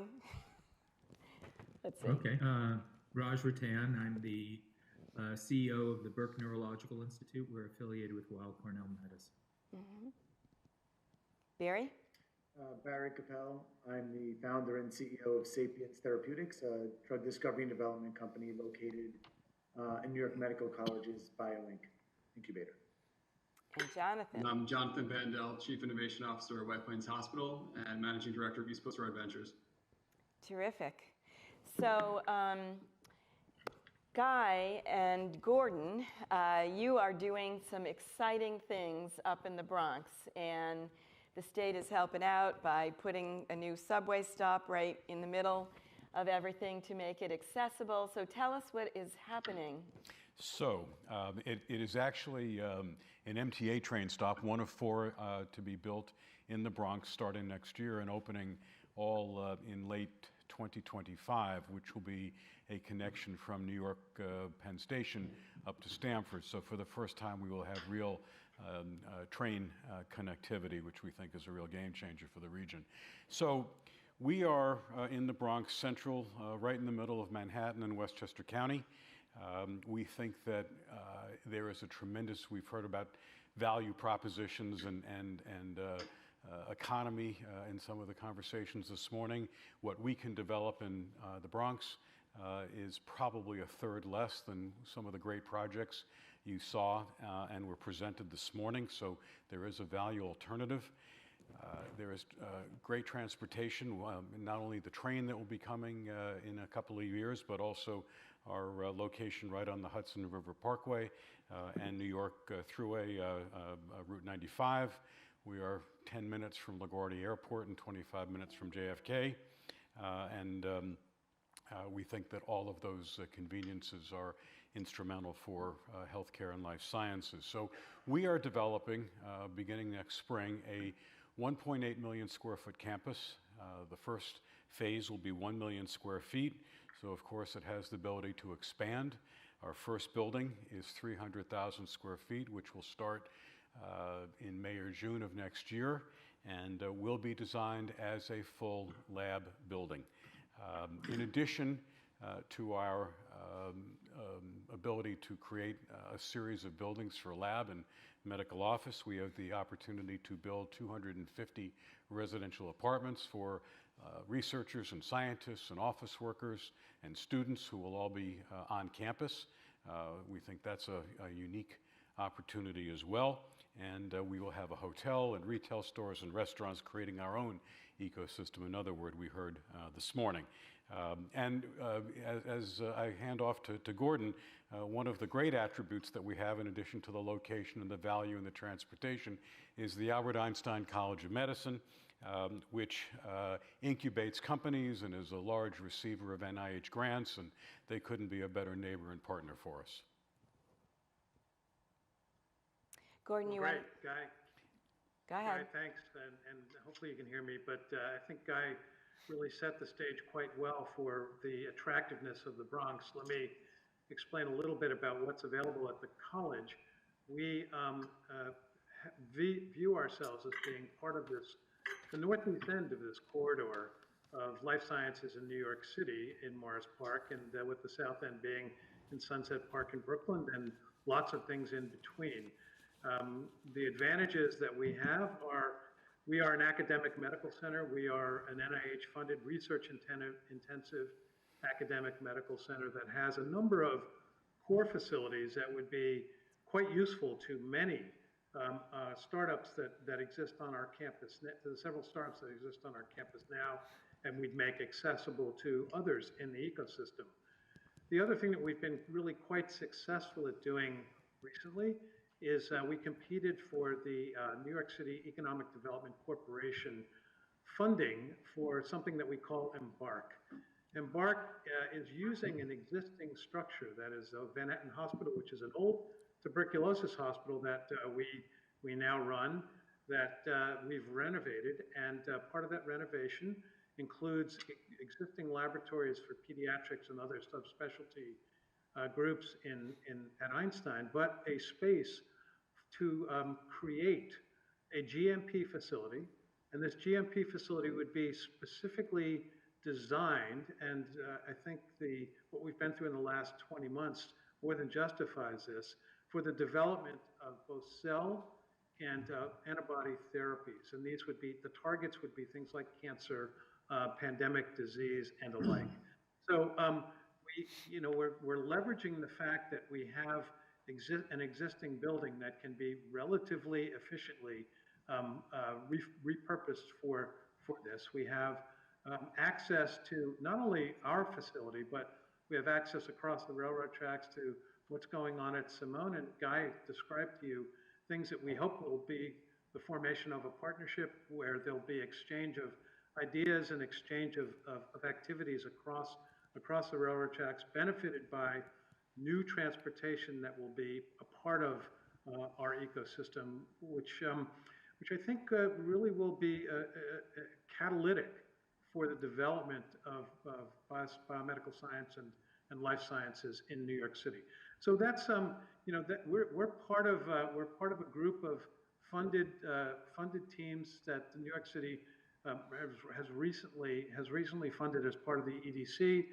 In addition to what we've been able to do at Einstein, Columbia University, the New York Stem Cell Foundation, and Rockefeller University has gotten an infusion of capital from the city for development of the life sciences infrastructure. So let me just stop there and perhaps pass it on to others.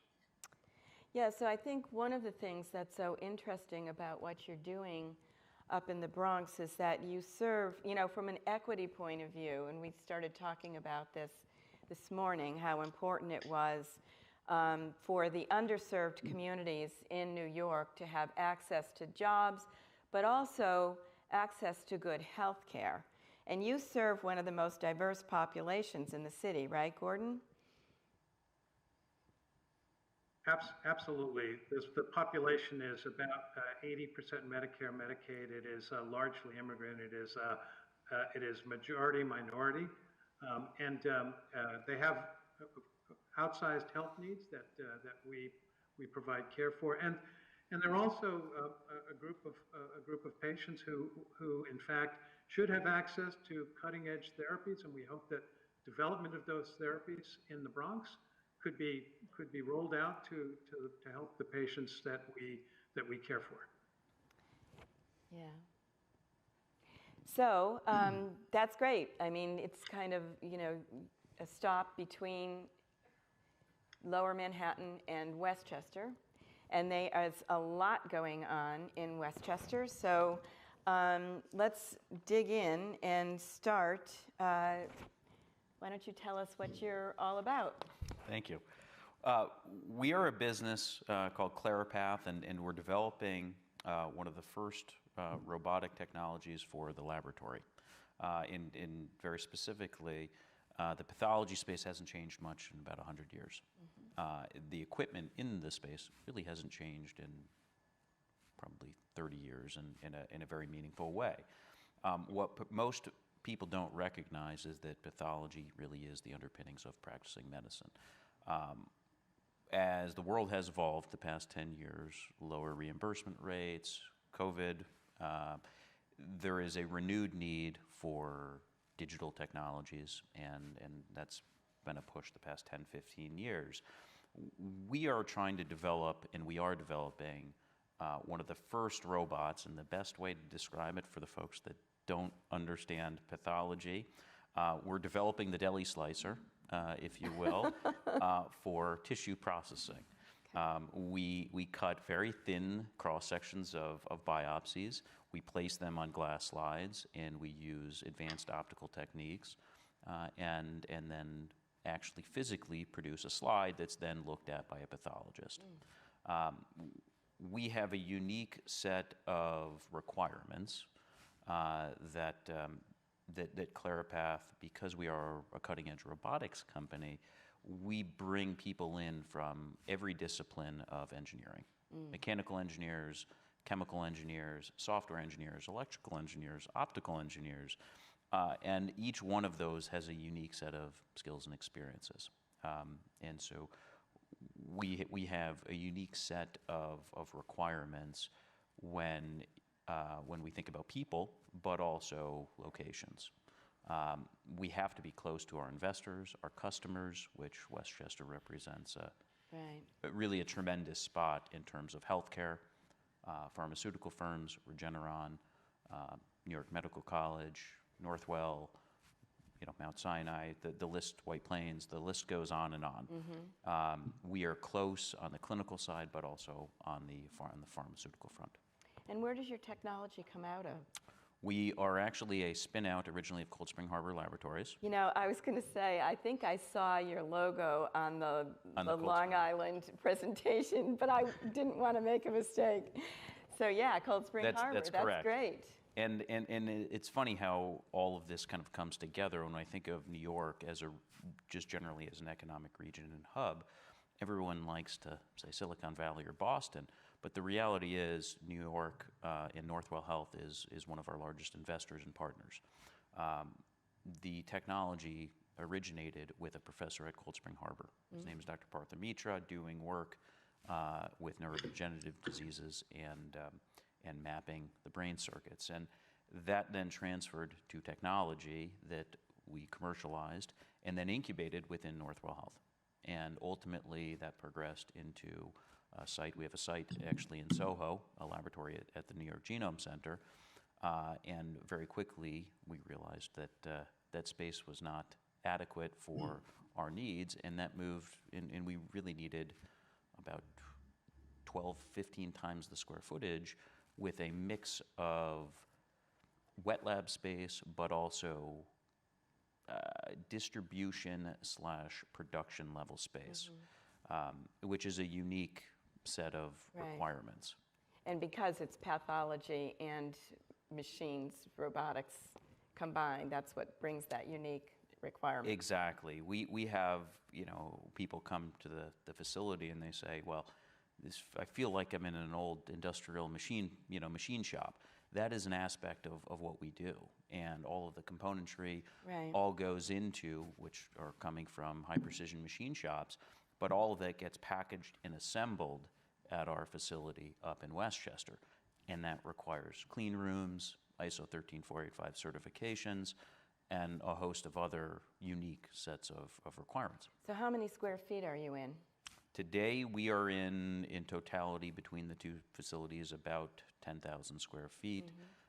We will probably take that up in the next couple of months to about 20 or 25,000. Right. So this is a good example of a company comes out of an academic lab. He's studying the brain, right? And this kind of an application can come out of that. That's what I love about this industry and this science. You just never know where it's going to lead you. And they established a 10,000 square foot lab coming out of kind of the incubator, so to speak. And then now their next requirement is 25,000 square feet. And that's the way it moves. And then the next one will be 75,000, in terms of the growth trajectory. So thanks for sharing that. Yes. Great. So Raj Ratan, you want to say a few words about what you're doing? Sure. Thanks very much. It's great to be here. I wanted to tell you a little bit about our institute. We're the Burke Neurological Institute.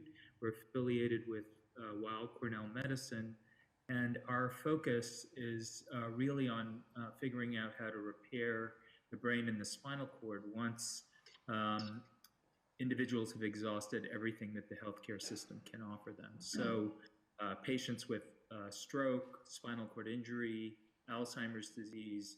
I think many of you may be aware that stroke and Alzheimer's disease constitute the leading causes of cognitive and physical disability in the United States. And with the aging population and our ability to keep people alive longer, it's thought that by 2050, these two diseases alone will cost the United States $1.4 trillion a year, and that begin to touch the personal suffering that ensues from these diseases. So I was particularly excited to come to Burke and Westchester. I actually moved my lab from the middle of Harvard Medical School, and my chair at the time said, "You'll never be able to recruit anyone to Burke or to Westchester. And I wanted to just emphasize to everyone the opposite has been true. That over the past 20 years, we've grown our utilizable research space from 5,000 to 55,000. We've increased our NIH budget from 4 million to nearly 15 million, and our total budget from nearly 4.5 million to 20 million. We've got 23 Cornell faculty now, as opposed to 6 back then, and there are a couple of programs that I want to tell you about that are particularly exciting. So, and really an example of us in a county where we have the ability to punch up. So one of our investigators has really promising data that an agent called benfotiamine can slow progression from mild cognitive impairment to Alzheimer's disease. And he recently received an outstanding score for a 50-center, $46 million grant that will test this in a phase 3 study. You know, as you know, many companies are putting millions of dollars into this effort. Gary Gibson and his colleagues have been studying this at Burke since 1978, and their ideas about metabolism and mitochondria really have traction. The other thing that I wanted to tell you about was that we recently received $5 million from ESD to set up the first chronic clinical trials platform for chronic stroke. So part of the problem is great science is not getting to patients because the flow from preclinical to clinical is constipated. This clinical trials platform will bring together robotics and the best agents from phase 2 agents from companies that can come together and really result in large improvements in impairment and dramatic reductions in disability. And this represents a collaboration between the University of Rochester, the Stratton VA in Albany, the Burke Neurological Institute in Westchester, and then a CRO called Clintrex, but with the amazing support of ESD. And I just wanted to finish, too, by saying that because we have a number of academic investigators, they're generating intellectual property, and that is being licensed by companies. So we have one company, Neuronasal, that's developing a sideline treatment for traumatic brain injury or concussion, like on the football field, where you can give the treatment intranasally. This already has received $6 million in Series A funding and is moving forward to patients. The other example is Glenn Prusky, who's the head of our Center for Vision Restoration, has used George Lucas Health technology to develop really nifty methods for monitoring vision in anyone, whether you can speak or not speak, within 3 or 4 minutes. And so this is going to, and these types of techniques, which are highly automated, are going to increase the throughput of being able to do visual assessments. They increase the sensitivity, and then will be great ways to track the effectiveness of treatments. And that's been licensed to Novocyte, a biotech company in Israel. So that I'll stop and likes to this. That is really exciting to hear about the growth and development of your institute and all of the exciting treatments and products that you're working on up there. It's amazing. Barry, do you want to talk a little bit about Sapiens? Absolutely. Thank you for having us join the panel today. No, so I think we're that step before where ClaraPath is, in the sense that we started with a 300 square foot lab and are now up in that 1,200 square foot lab space with 1,000 square foot of office space, but looking to move into that 10 to 15,000 square foot space next year here in Westchester. You know, Westchester has been a great home for us due to its location, ability to draw folks from New Jersey, Pennsylvania, Rockland, Putnam, Connecticut, and the city. And honestly, our workforce comes from everywhere. And That's been critical to us, So I figured I'd change it up a little bit and show you a little science today, show you a little bit about what we're doing here. And the original technology was out of Columbia University, so another New York-based institute involved, and it really speaks to the ecosystem. I've been fortunate to help found 2 biotechs, and the first one was with technology from the Rockefeller University, and that company's located in Yonkers, and this is out of Columbia, and we're located up here in the heart of Westchester. So what we're doing is we're taking a new approach to cancer treatments, trying to go after what are traditionally called undruggable targets, and I'll describe what those mean. Why don't we go to the next slide? I'll give you a little bit of an overview of the company. And what we see here is our executive summary slide in which all my formatting's been stripped away, but the words are still there so we could talk to it. What we're doing is we're using a different type of drug called peptides, sort of a hybrid between a chemical small molecule and being a smaller version of a protein. And we can use these to go after these undruggable targets, which are targets that reside inside of the cancer cell. I'll show you on the next slide what those mean. Starting with the single acid from Columbia, we decided to develop an entire discovery platform to enable us to discover new drugs that are very similar in the way they look, but they go after different targets within the cancer cell. And we've been successful in the endeavor to develop the platform, and we now have a pipeline of molecules, of 11 different molecules, whether they're in the discovery stage or all the way up now into the clinic, and that's our lead program, ST101. This is a first-in-class treatment approach that goes after a target inside of the cancer cell known as CEBP beta. Last summer, we moved it into the clinic, and this month, we're going to move to phase 2 clinical studies. So far, it's been shown to be safe, and we've also successfully treated several cancer patients, and I'll give you a glimpse into what that looks like. We have other molecules against very important targets emerging right after, including ST316. That should move into the clinic late next year, and that goes after one of the most sought-after targets within cancer. We've been fortunate to attract initial investment from Celgene and follow-on investments from Bristol Myers Squibb. And as I mentioned, we've had strong academic collaborations, including Columbia University. As we go to the next slide, please. So in short, this is what we do. We look at interactions within a cell, as we see up here on the top left panel where it says protein-protein interactions. These are interactions that at certain stages of life are very critical to cell survival. The ones we go after would be critical for stem cells or for developmental stage cells. But as cells mature in our body, as we become adults, these interactions are actually shut off. They no longer are active. Certain times cells will reactivate these. And when that happens, these interactions become oncogenic, or they can become the reason why cells become cancerous. If we look in the middle panel, we can see what these interactions look like when we see today's current classes of drugs. There are 2 classes of drugs that we think about. Chemicals like chemotherapies, which are these small little dots here, or antibodies, such as that could be used for immunotherapies or other types of treatment in cancer. So when pharma and biotech companies think about treating drug targets, this is what they go to. There are shortcomings of these that don't allow these particular targets to be addressed.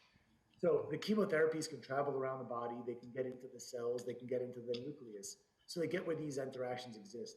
But these are not enzymatic interactions. There's no way for them to be drugged by these small entities. So even though these drugs can get there, there's no targets for them to address. Antibodies or large molecules do this very well. They do it as part of our immune system, they do it as drugs. But they cannot access the inside of a cell, so they can't get into the cell membrane, right? So they can drug these, but can't get there. So because of these 2 phenomena, our industry calls them undruggable. We believe that's a fallacy of a term. We believe you have to look for new modalities, and peptides, specifically Sapience's peptides, can address them. These are stable molecules that can be administered intravenously. They can travel across the blood-brain barrier to treat cancers in the brain. They're small enough to get into the cytoplasm and get into the nucleus. But when they get there, they're large enough to bind and disrupt these interactions. And what will happen is you'll lose those complexes. You'll lose what those complexes were doing to those cells to make them cancerous, and those cells will undergo specific cell death. So we have an entire pipeline of these, and as I mentioned, our first one moved into the clinic about 1.5 years ago. And if we flip to the next slide, I'll show you one really encouraging piece of data from one of the patients in our study. So our drugs are intended to treat metastatic diseases. Specifically, our first clinical trial will test patients with metastatic melanoma, breast cancer, prostate cancer, and glioblastoma, the most severe form of brain cancer. Here we're looking at a biopsy from a patient that was treated in our phase 1 study. Looking at 3 images. The image on the left is from before treatment. The image in the middle is from after 9 weeks of treatment. The image on the right is after 6 more weeks, so after week 15 of treatment. And what we see, this patient had 4 target tumors in their body. We're looking at the biggest one. This is a 36 millimeter, almost 3.5 centimeter target tumor lesion here. After 9 weeks of receiving ST-101, this lesion shrunk by around 50% to 19 millimeters. And upon 6 weeks later, you see it continued to shrink a little bit, but also the general architecture of this tumor changed. These changes, along with the other shrinkage in the tumor volumes, made this what we would call a clinical response, partial response. This is the goal of many cancer therapies. So anything between a 30% reduction in tumor size to a 99% reduction in tumor size falls within this category of partial response. And our patients currently sitting around a 40% reduction in tumor.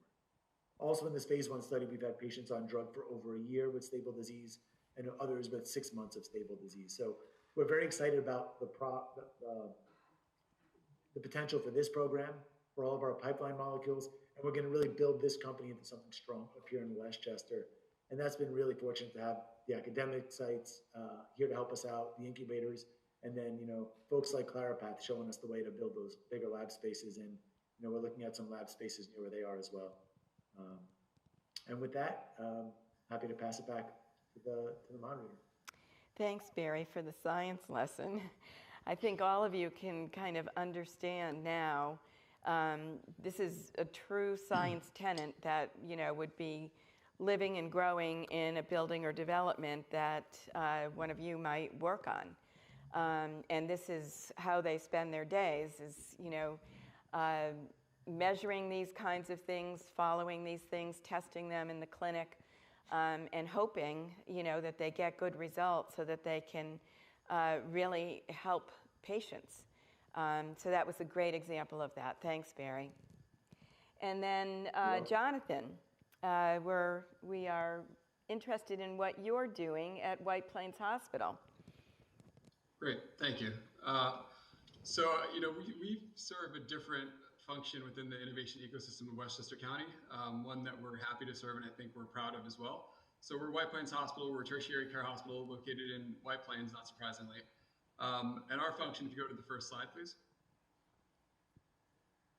is essentially my team, we run a corporate venture capital firm. So we're charged with identifying and implementing new tech and products that will improve the overall quality of healthcare that we deliver, operational efficiencies, patient satisfaction, whatever the case may be. And we then leverage our strategic position as a hospital to secure any potential upside as an early adopter of new tech. So we like to look at ourselves as essentially a playground for startups to come in and do proof of concepts, do clinical validation, usability trials. Our typical deal structure, there is really no typical, but the 3 primary ways that we work and support startups are through collaboration type transactions where for an exchange for services in kind, we receive some type of remuneration either in the form of equity, revenue share, royalties. And like I said, we'll do clinical trials, we'll provide data, we'll provide actual feedback to different digital tech or medical devices in the field.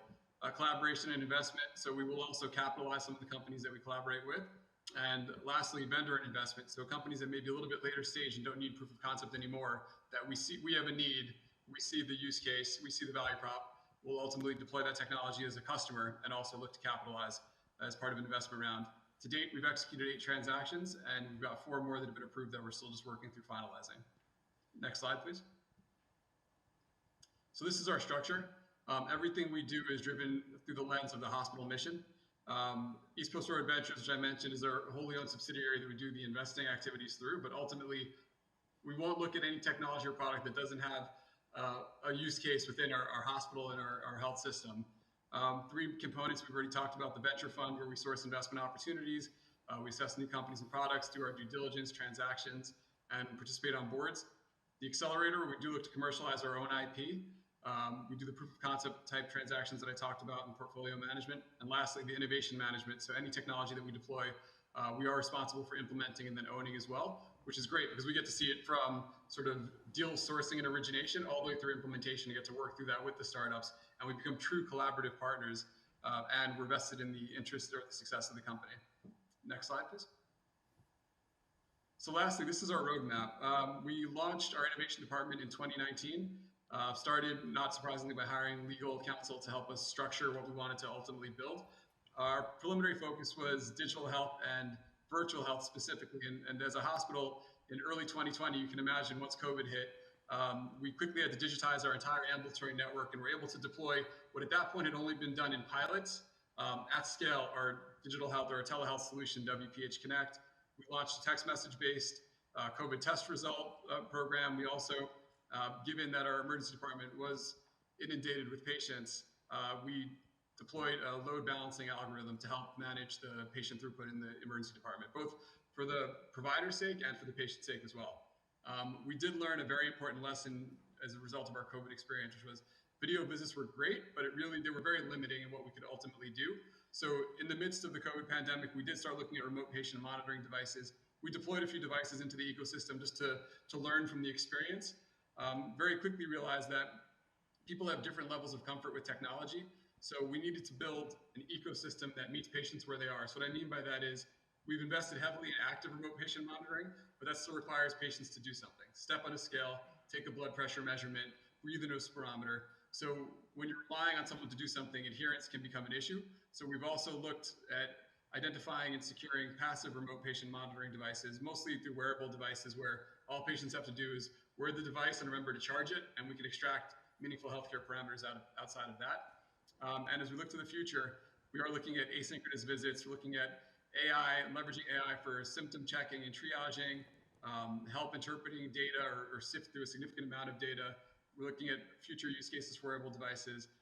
That's pretty much our ecosystem. But what's been interesting to me, coming to White Plains Hospital from an academic medical center in the city, I was curious to see if we could establish a pipeline of deal flow and collaboration partners, given our size and our location. And quite honestly, I've been impressed and overwhelmed by the success in doing that and the interest that we've seen. We don't invest only locally. We also look at companies internationally. We have a few investments overseas. And to see the level of interest that we've realized has been truly a testament to the region that we're in and the ecosystem that we're all building here. Well, that is tremendous. So that brings yet another element into the regional context of the venture capital investment and, bringing the money that's required to help develop these technologies and help these companies grow. Very critical element. So you're playing a really important role in the Westchester ecosystem. So I think with all of these stories, you can see the richness of what's happening up in Westchester right now. We haven't talked about the big bear in the room, which is Regeneron. We will love to form a webinar or a future event on the development of their new campus up there, which is a truly unique story for the New York Greater region. As I said this morning, a startup company that evolves into a fully integrated pharmaceutical company in a matter of 20 years doesn't happen very often, and they've been instrumental during the pandemic in developing really effective therapeutics. So we will try to organize a future event around that, because I think just seeing what they're building up there, some of you should Google it. It's really, really fascinating, and it's going to just make the Westchester County area explode. So thanks all of you. Thank you. Thank you. Wonderful work, Guy. We're going to look forward to hearing more about Guy's development in January. Look forward to being being back. Pull the veil back and show us what he's really up to up there. Yeah, today was a bit of a teaser with one slide. We'll get them all Yeah, in exactly. a couple of months. Thank you. Okay. All right. Thank you very much. Thank you.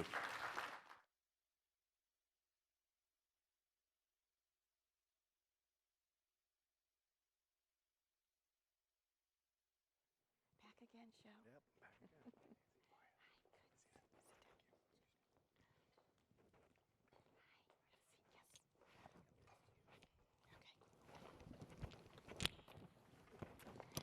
Okay, so we've been on quite the whirlwind tour today, where we were just north in Westchester County, and now we're coming down south again on the last leg of our journey to southern Connecticut. Branford, New Haven, and Stamford, where there is a lot going on, and one of our own homegrown semaphore here from Mount Sinai with a very exciting story. So you want to just introduce yourselves and your institutions, and then Sho, you can kick it off. Sure. Sho Islam, Director of Business Development with Advanced CT, leading the life sciences sector there. Hi, I'm Chris Ostap. I am the Managing Director for JLL Connecticut. Usha Pillai, I'm a biostrategist for EDC New Haven. Isaac Rowe, Chief Financial Officer for Semaphore. I think you're muted, John.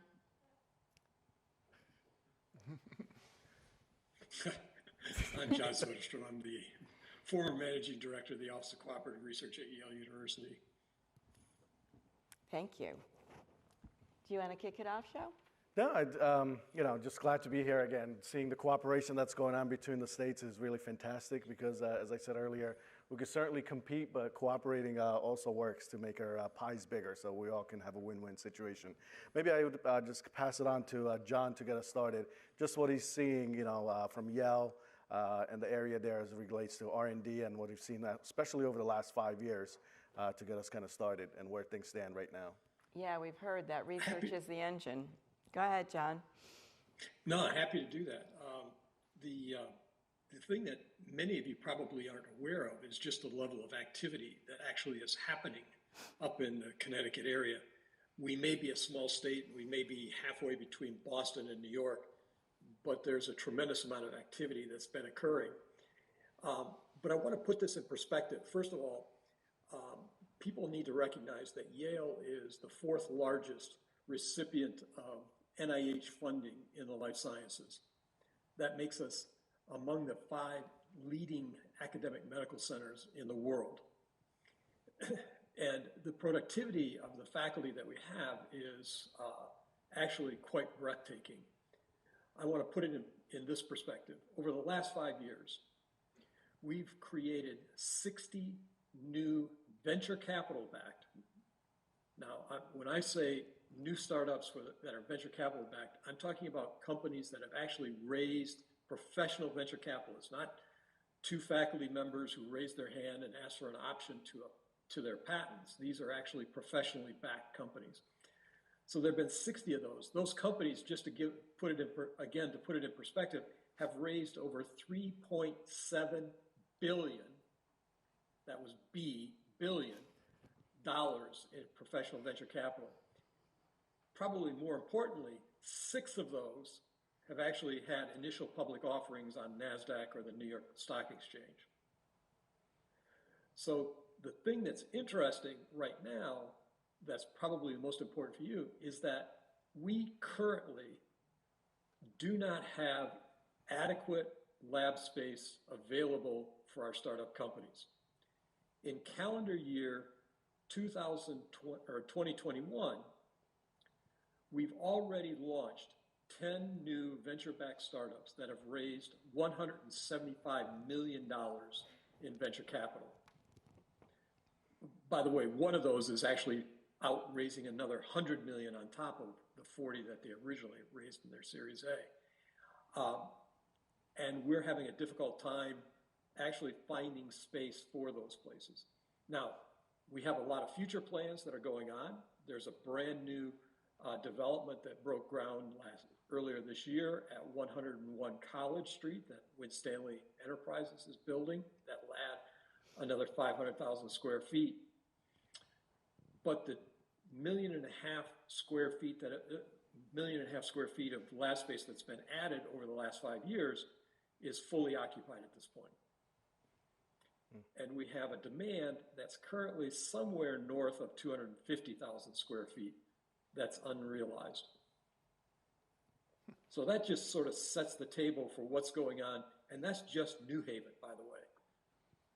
And of a town of 140,000 people, not too shabby. Exactly. Thank you, John. That was a great way to start it off. Very strong.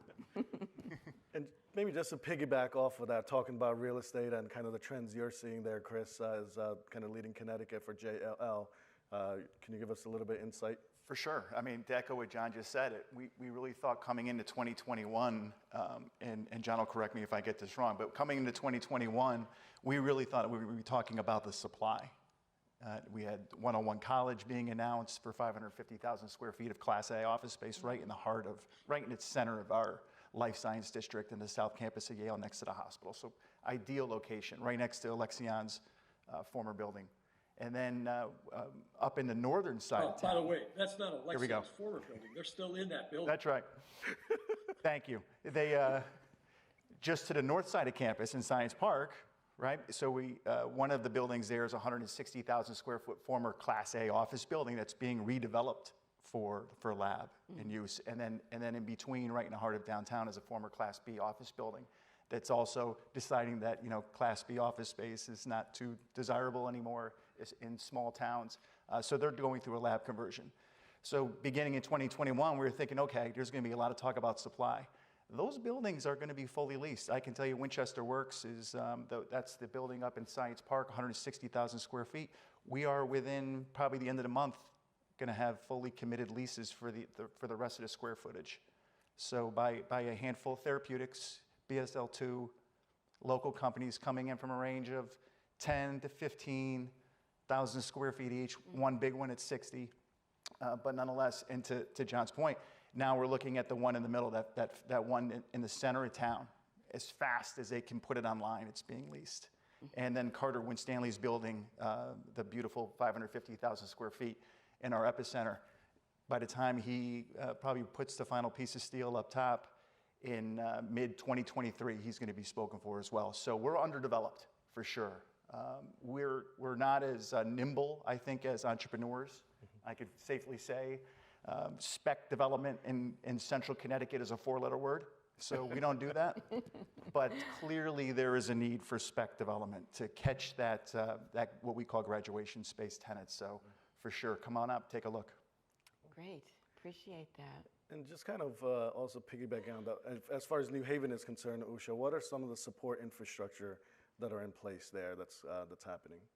Yeah, so to piggyback on what you were saying, Chris, and what John already set the stage, the location where 100 College and 101 College is, originally it was a expressway, and which was never completed. And that was in the 1950s. And so it was the highway to nowhere. So the downtown crossing was a very purposeful project that's still ongoing. So it's in phase 2, phase 3. So this enabled us to recover some of the land, reclaim some of the land. It provides some tax base as well. But as a result of this, we have Alexion, which was recently acquired, as you know, by AstraZeneca, is housed there. And they continue to do the research. I know there are some conversations about Alexion moved out of Connecticut. That's not true. They are still there. And then 101 College being built. We still have a point that both John and Chris mentioned. We still have a lack of incubator space. So we need that startup space. So many things that the city has been thinking about and doing and partnering with the companies as well as Yale is to create that infrastructure to support our companies. So the Governor's Workforce Council is an initiative that the Chamber of New Haven is working with all of our companies. And there are 3 priorities that they've come up with. And those are infrastructure, no surprise, given the supply-demand equation not matching up. We also have initiatives for talent. We have a lot of talent. But as the company growth that we are seeing, we want to be ahead of the curve and make sure we have sufficient talent. And then branding. I think about Connecticut as the best kept secret in terms of the life sciences, and we don't want to be secretive about it. So we need to be sure and get the word out and let folks know about what we have. So that's from that aspect. And then the other piece that I want to mention is we talked a lot about earlier today about how to engage the community.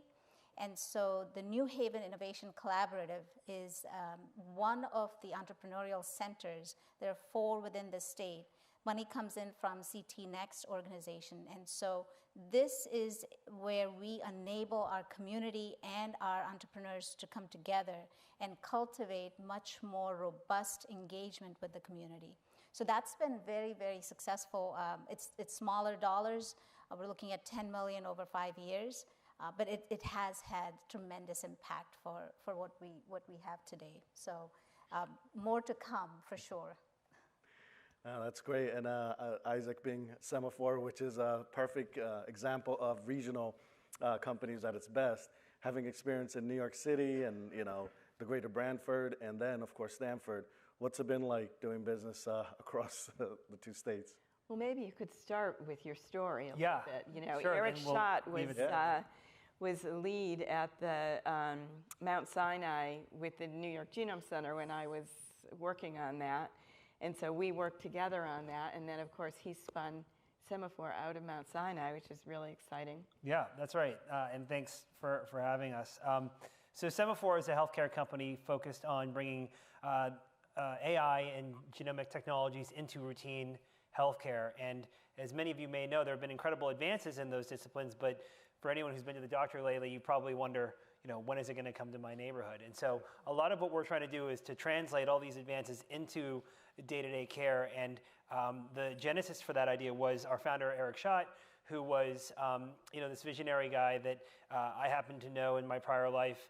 And he had gone to Sinai almost, I think, 7 or 8 years ago now to build up the genomics effort. And in that effort, conceived of this company, Semaphore, which was born within the healthcare system, went on to raise a couple rounds of venture funding led by the likes of Blackstone and BlackRock and Deerfield. And that effort spun out the company ultimately in 2017. And earlier this year led to a public offering. So we're now a public company through a SPAC transaction. And so now we are today, just for rough numbers, about 1,100 people strong with about $2 billion market cap. Last year, revenue of about $180 million.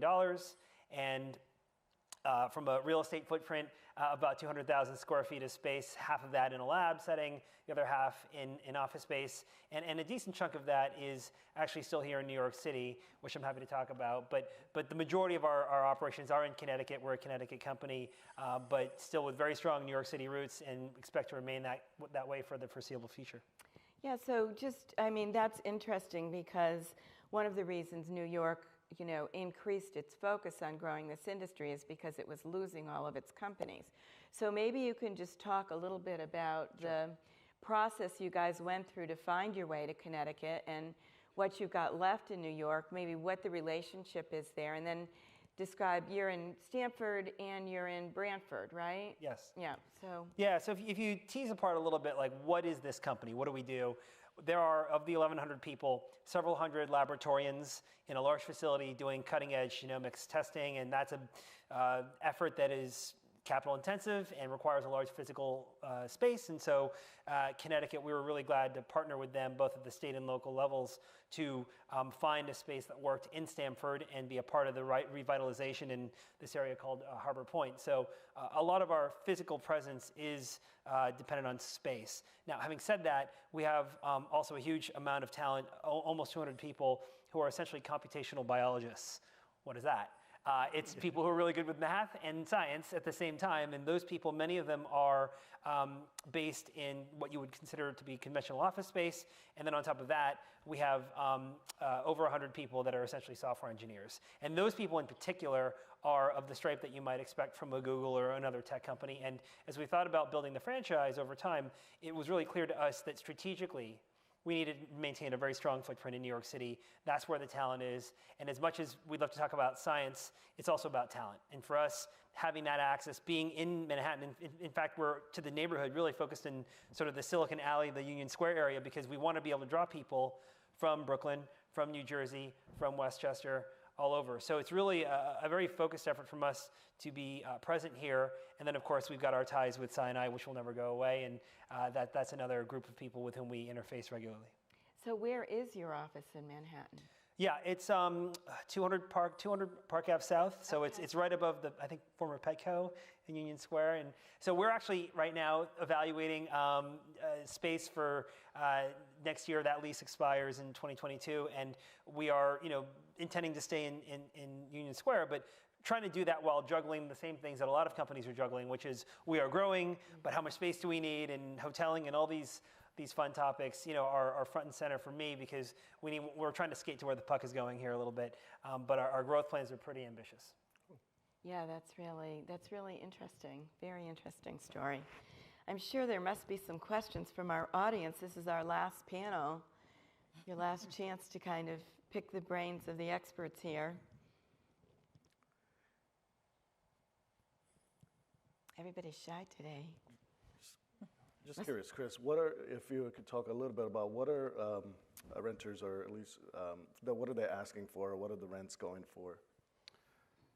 So for the Class A buildings in downtown New Haven, this is going to shock some of the brokers here in this room today. So, so in a brand new construction at 101 College, which is in the process of being built, we're talking low mid 40s triple net, gets you $150, $125 per foot work letter as well. Wow. So, yeah.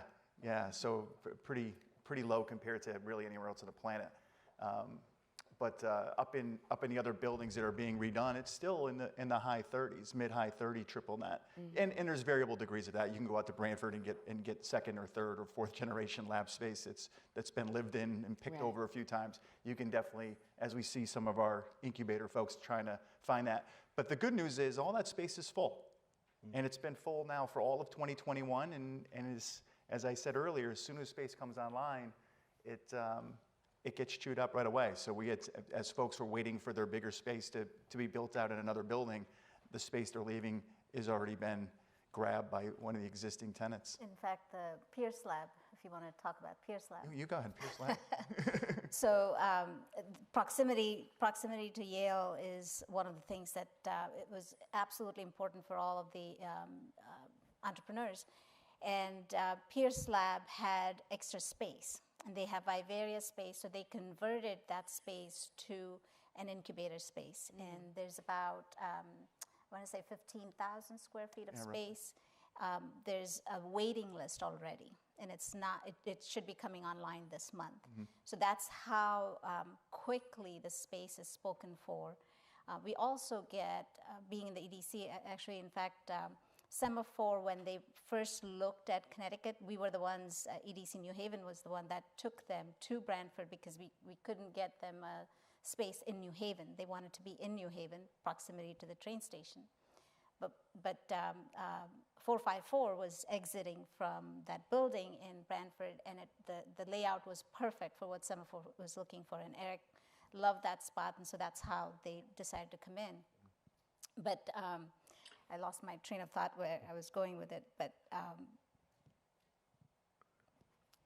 yes. Lucia, while you try to recover your train of thought, one of the things I think that people might not notice is that the second, third, and fourth generation DNA sequencing technology all came out of Branford, Connecticut, all developed by Jonathan Rothberg. You just mentioned 454 as one of those companies.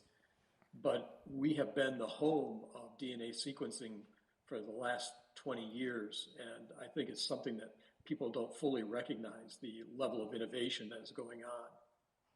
Completely agree, John.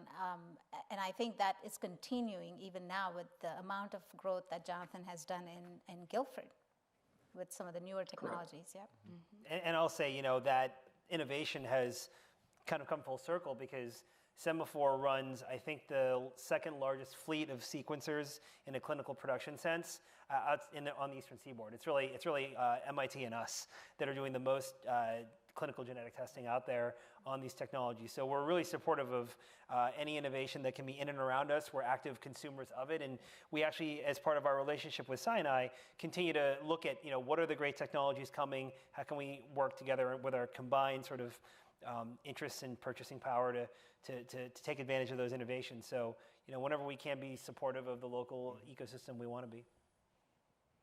Well, that's a great note to end on.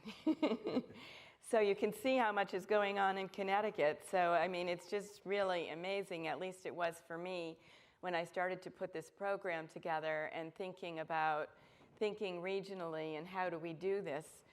We have ready partners in all of the different geographic areas, and so this is just the beginning of a discussion about how we think more strategically to attract some additional federal resources to our region and to continue to build the kinds of facilities that we need to spawn companies like a Semaphore and support John in getting the companies out of the academic centers and into commercialization. So we're going to dispense with the conclusion today because we need to end on time, and it's 3:10, so we're ending right on time. And we have a reception until 4 o'clock, so please stay and enjoy. Thank you for coming, and thank you for being with us. Thank you for having us.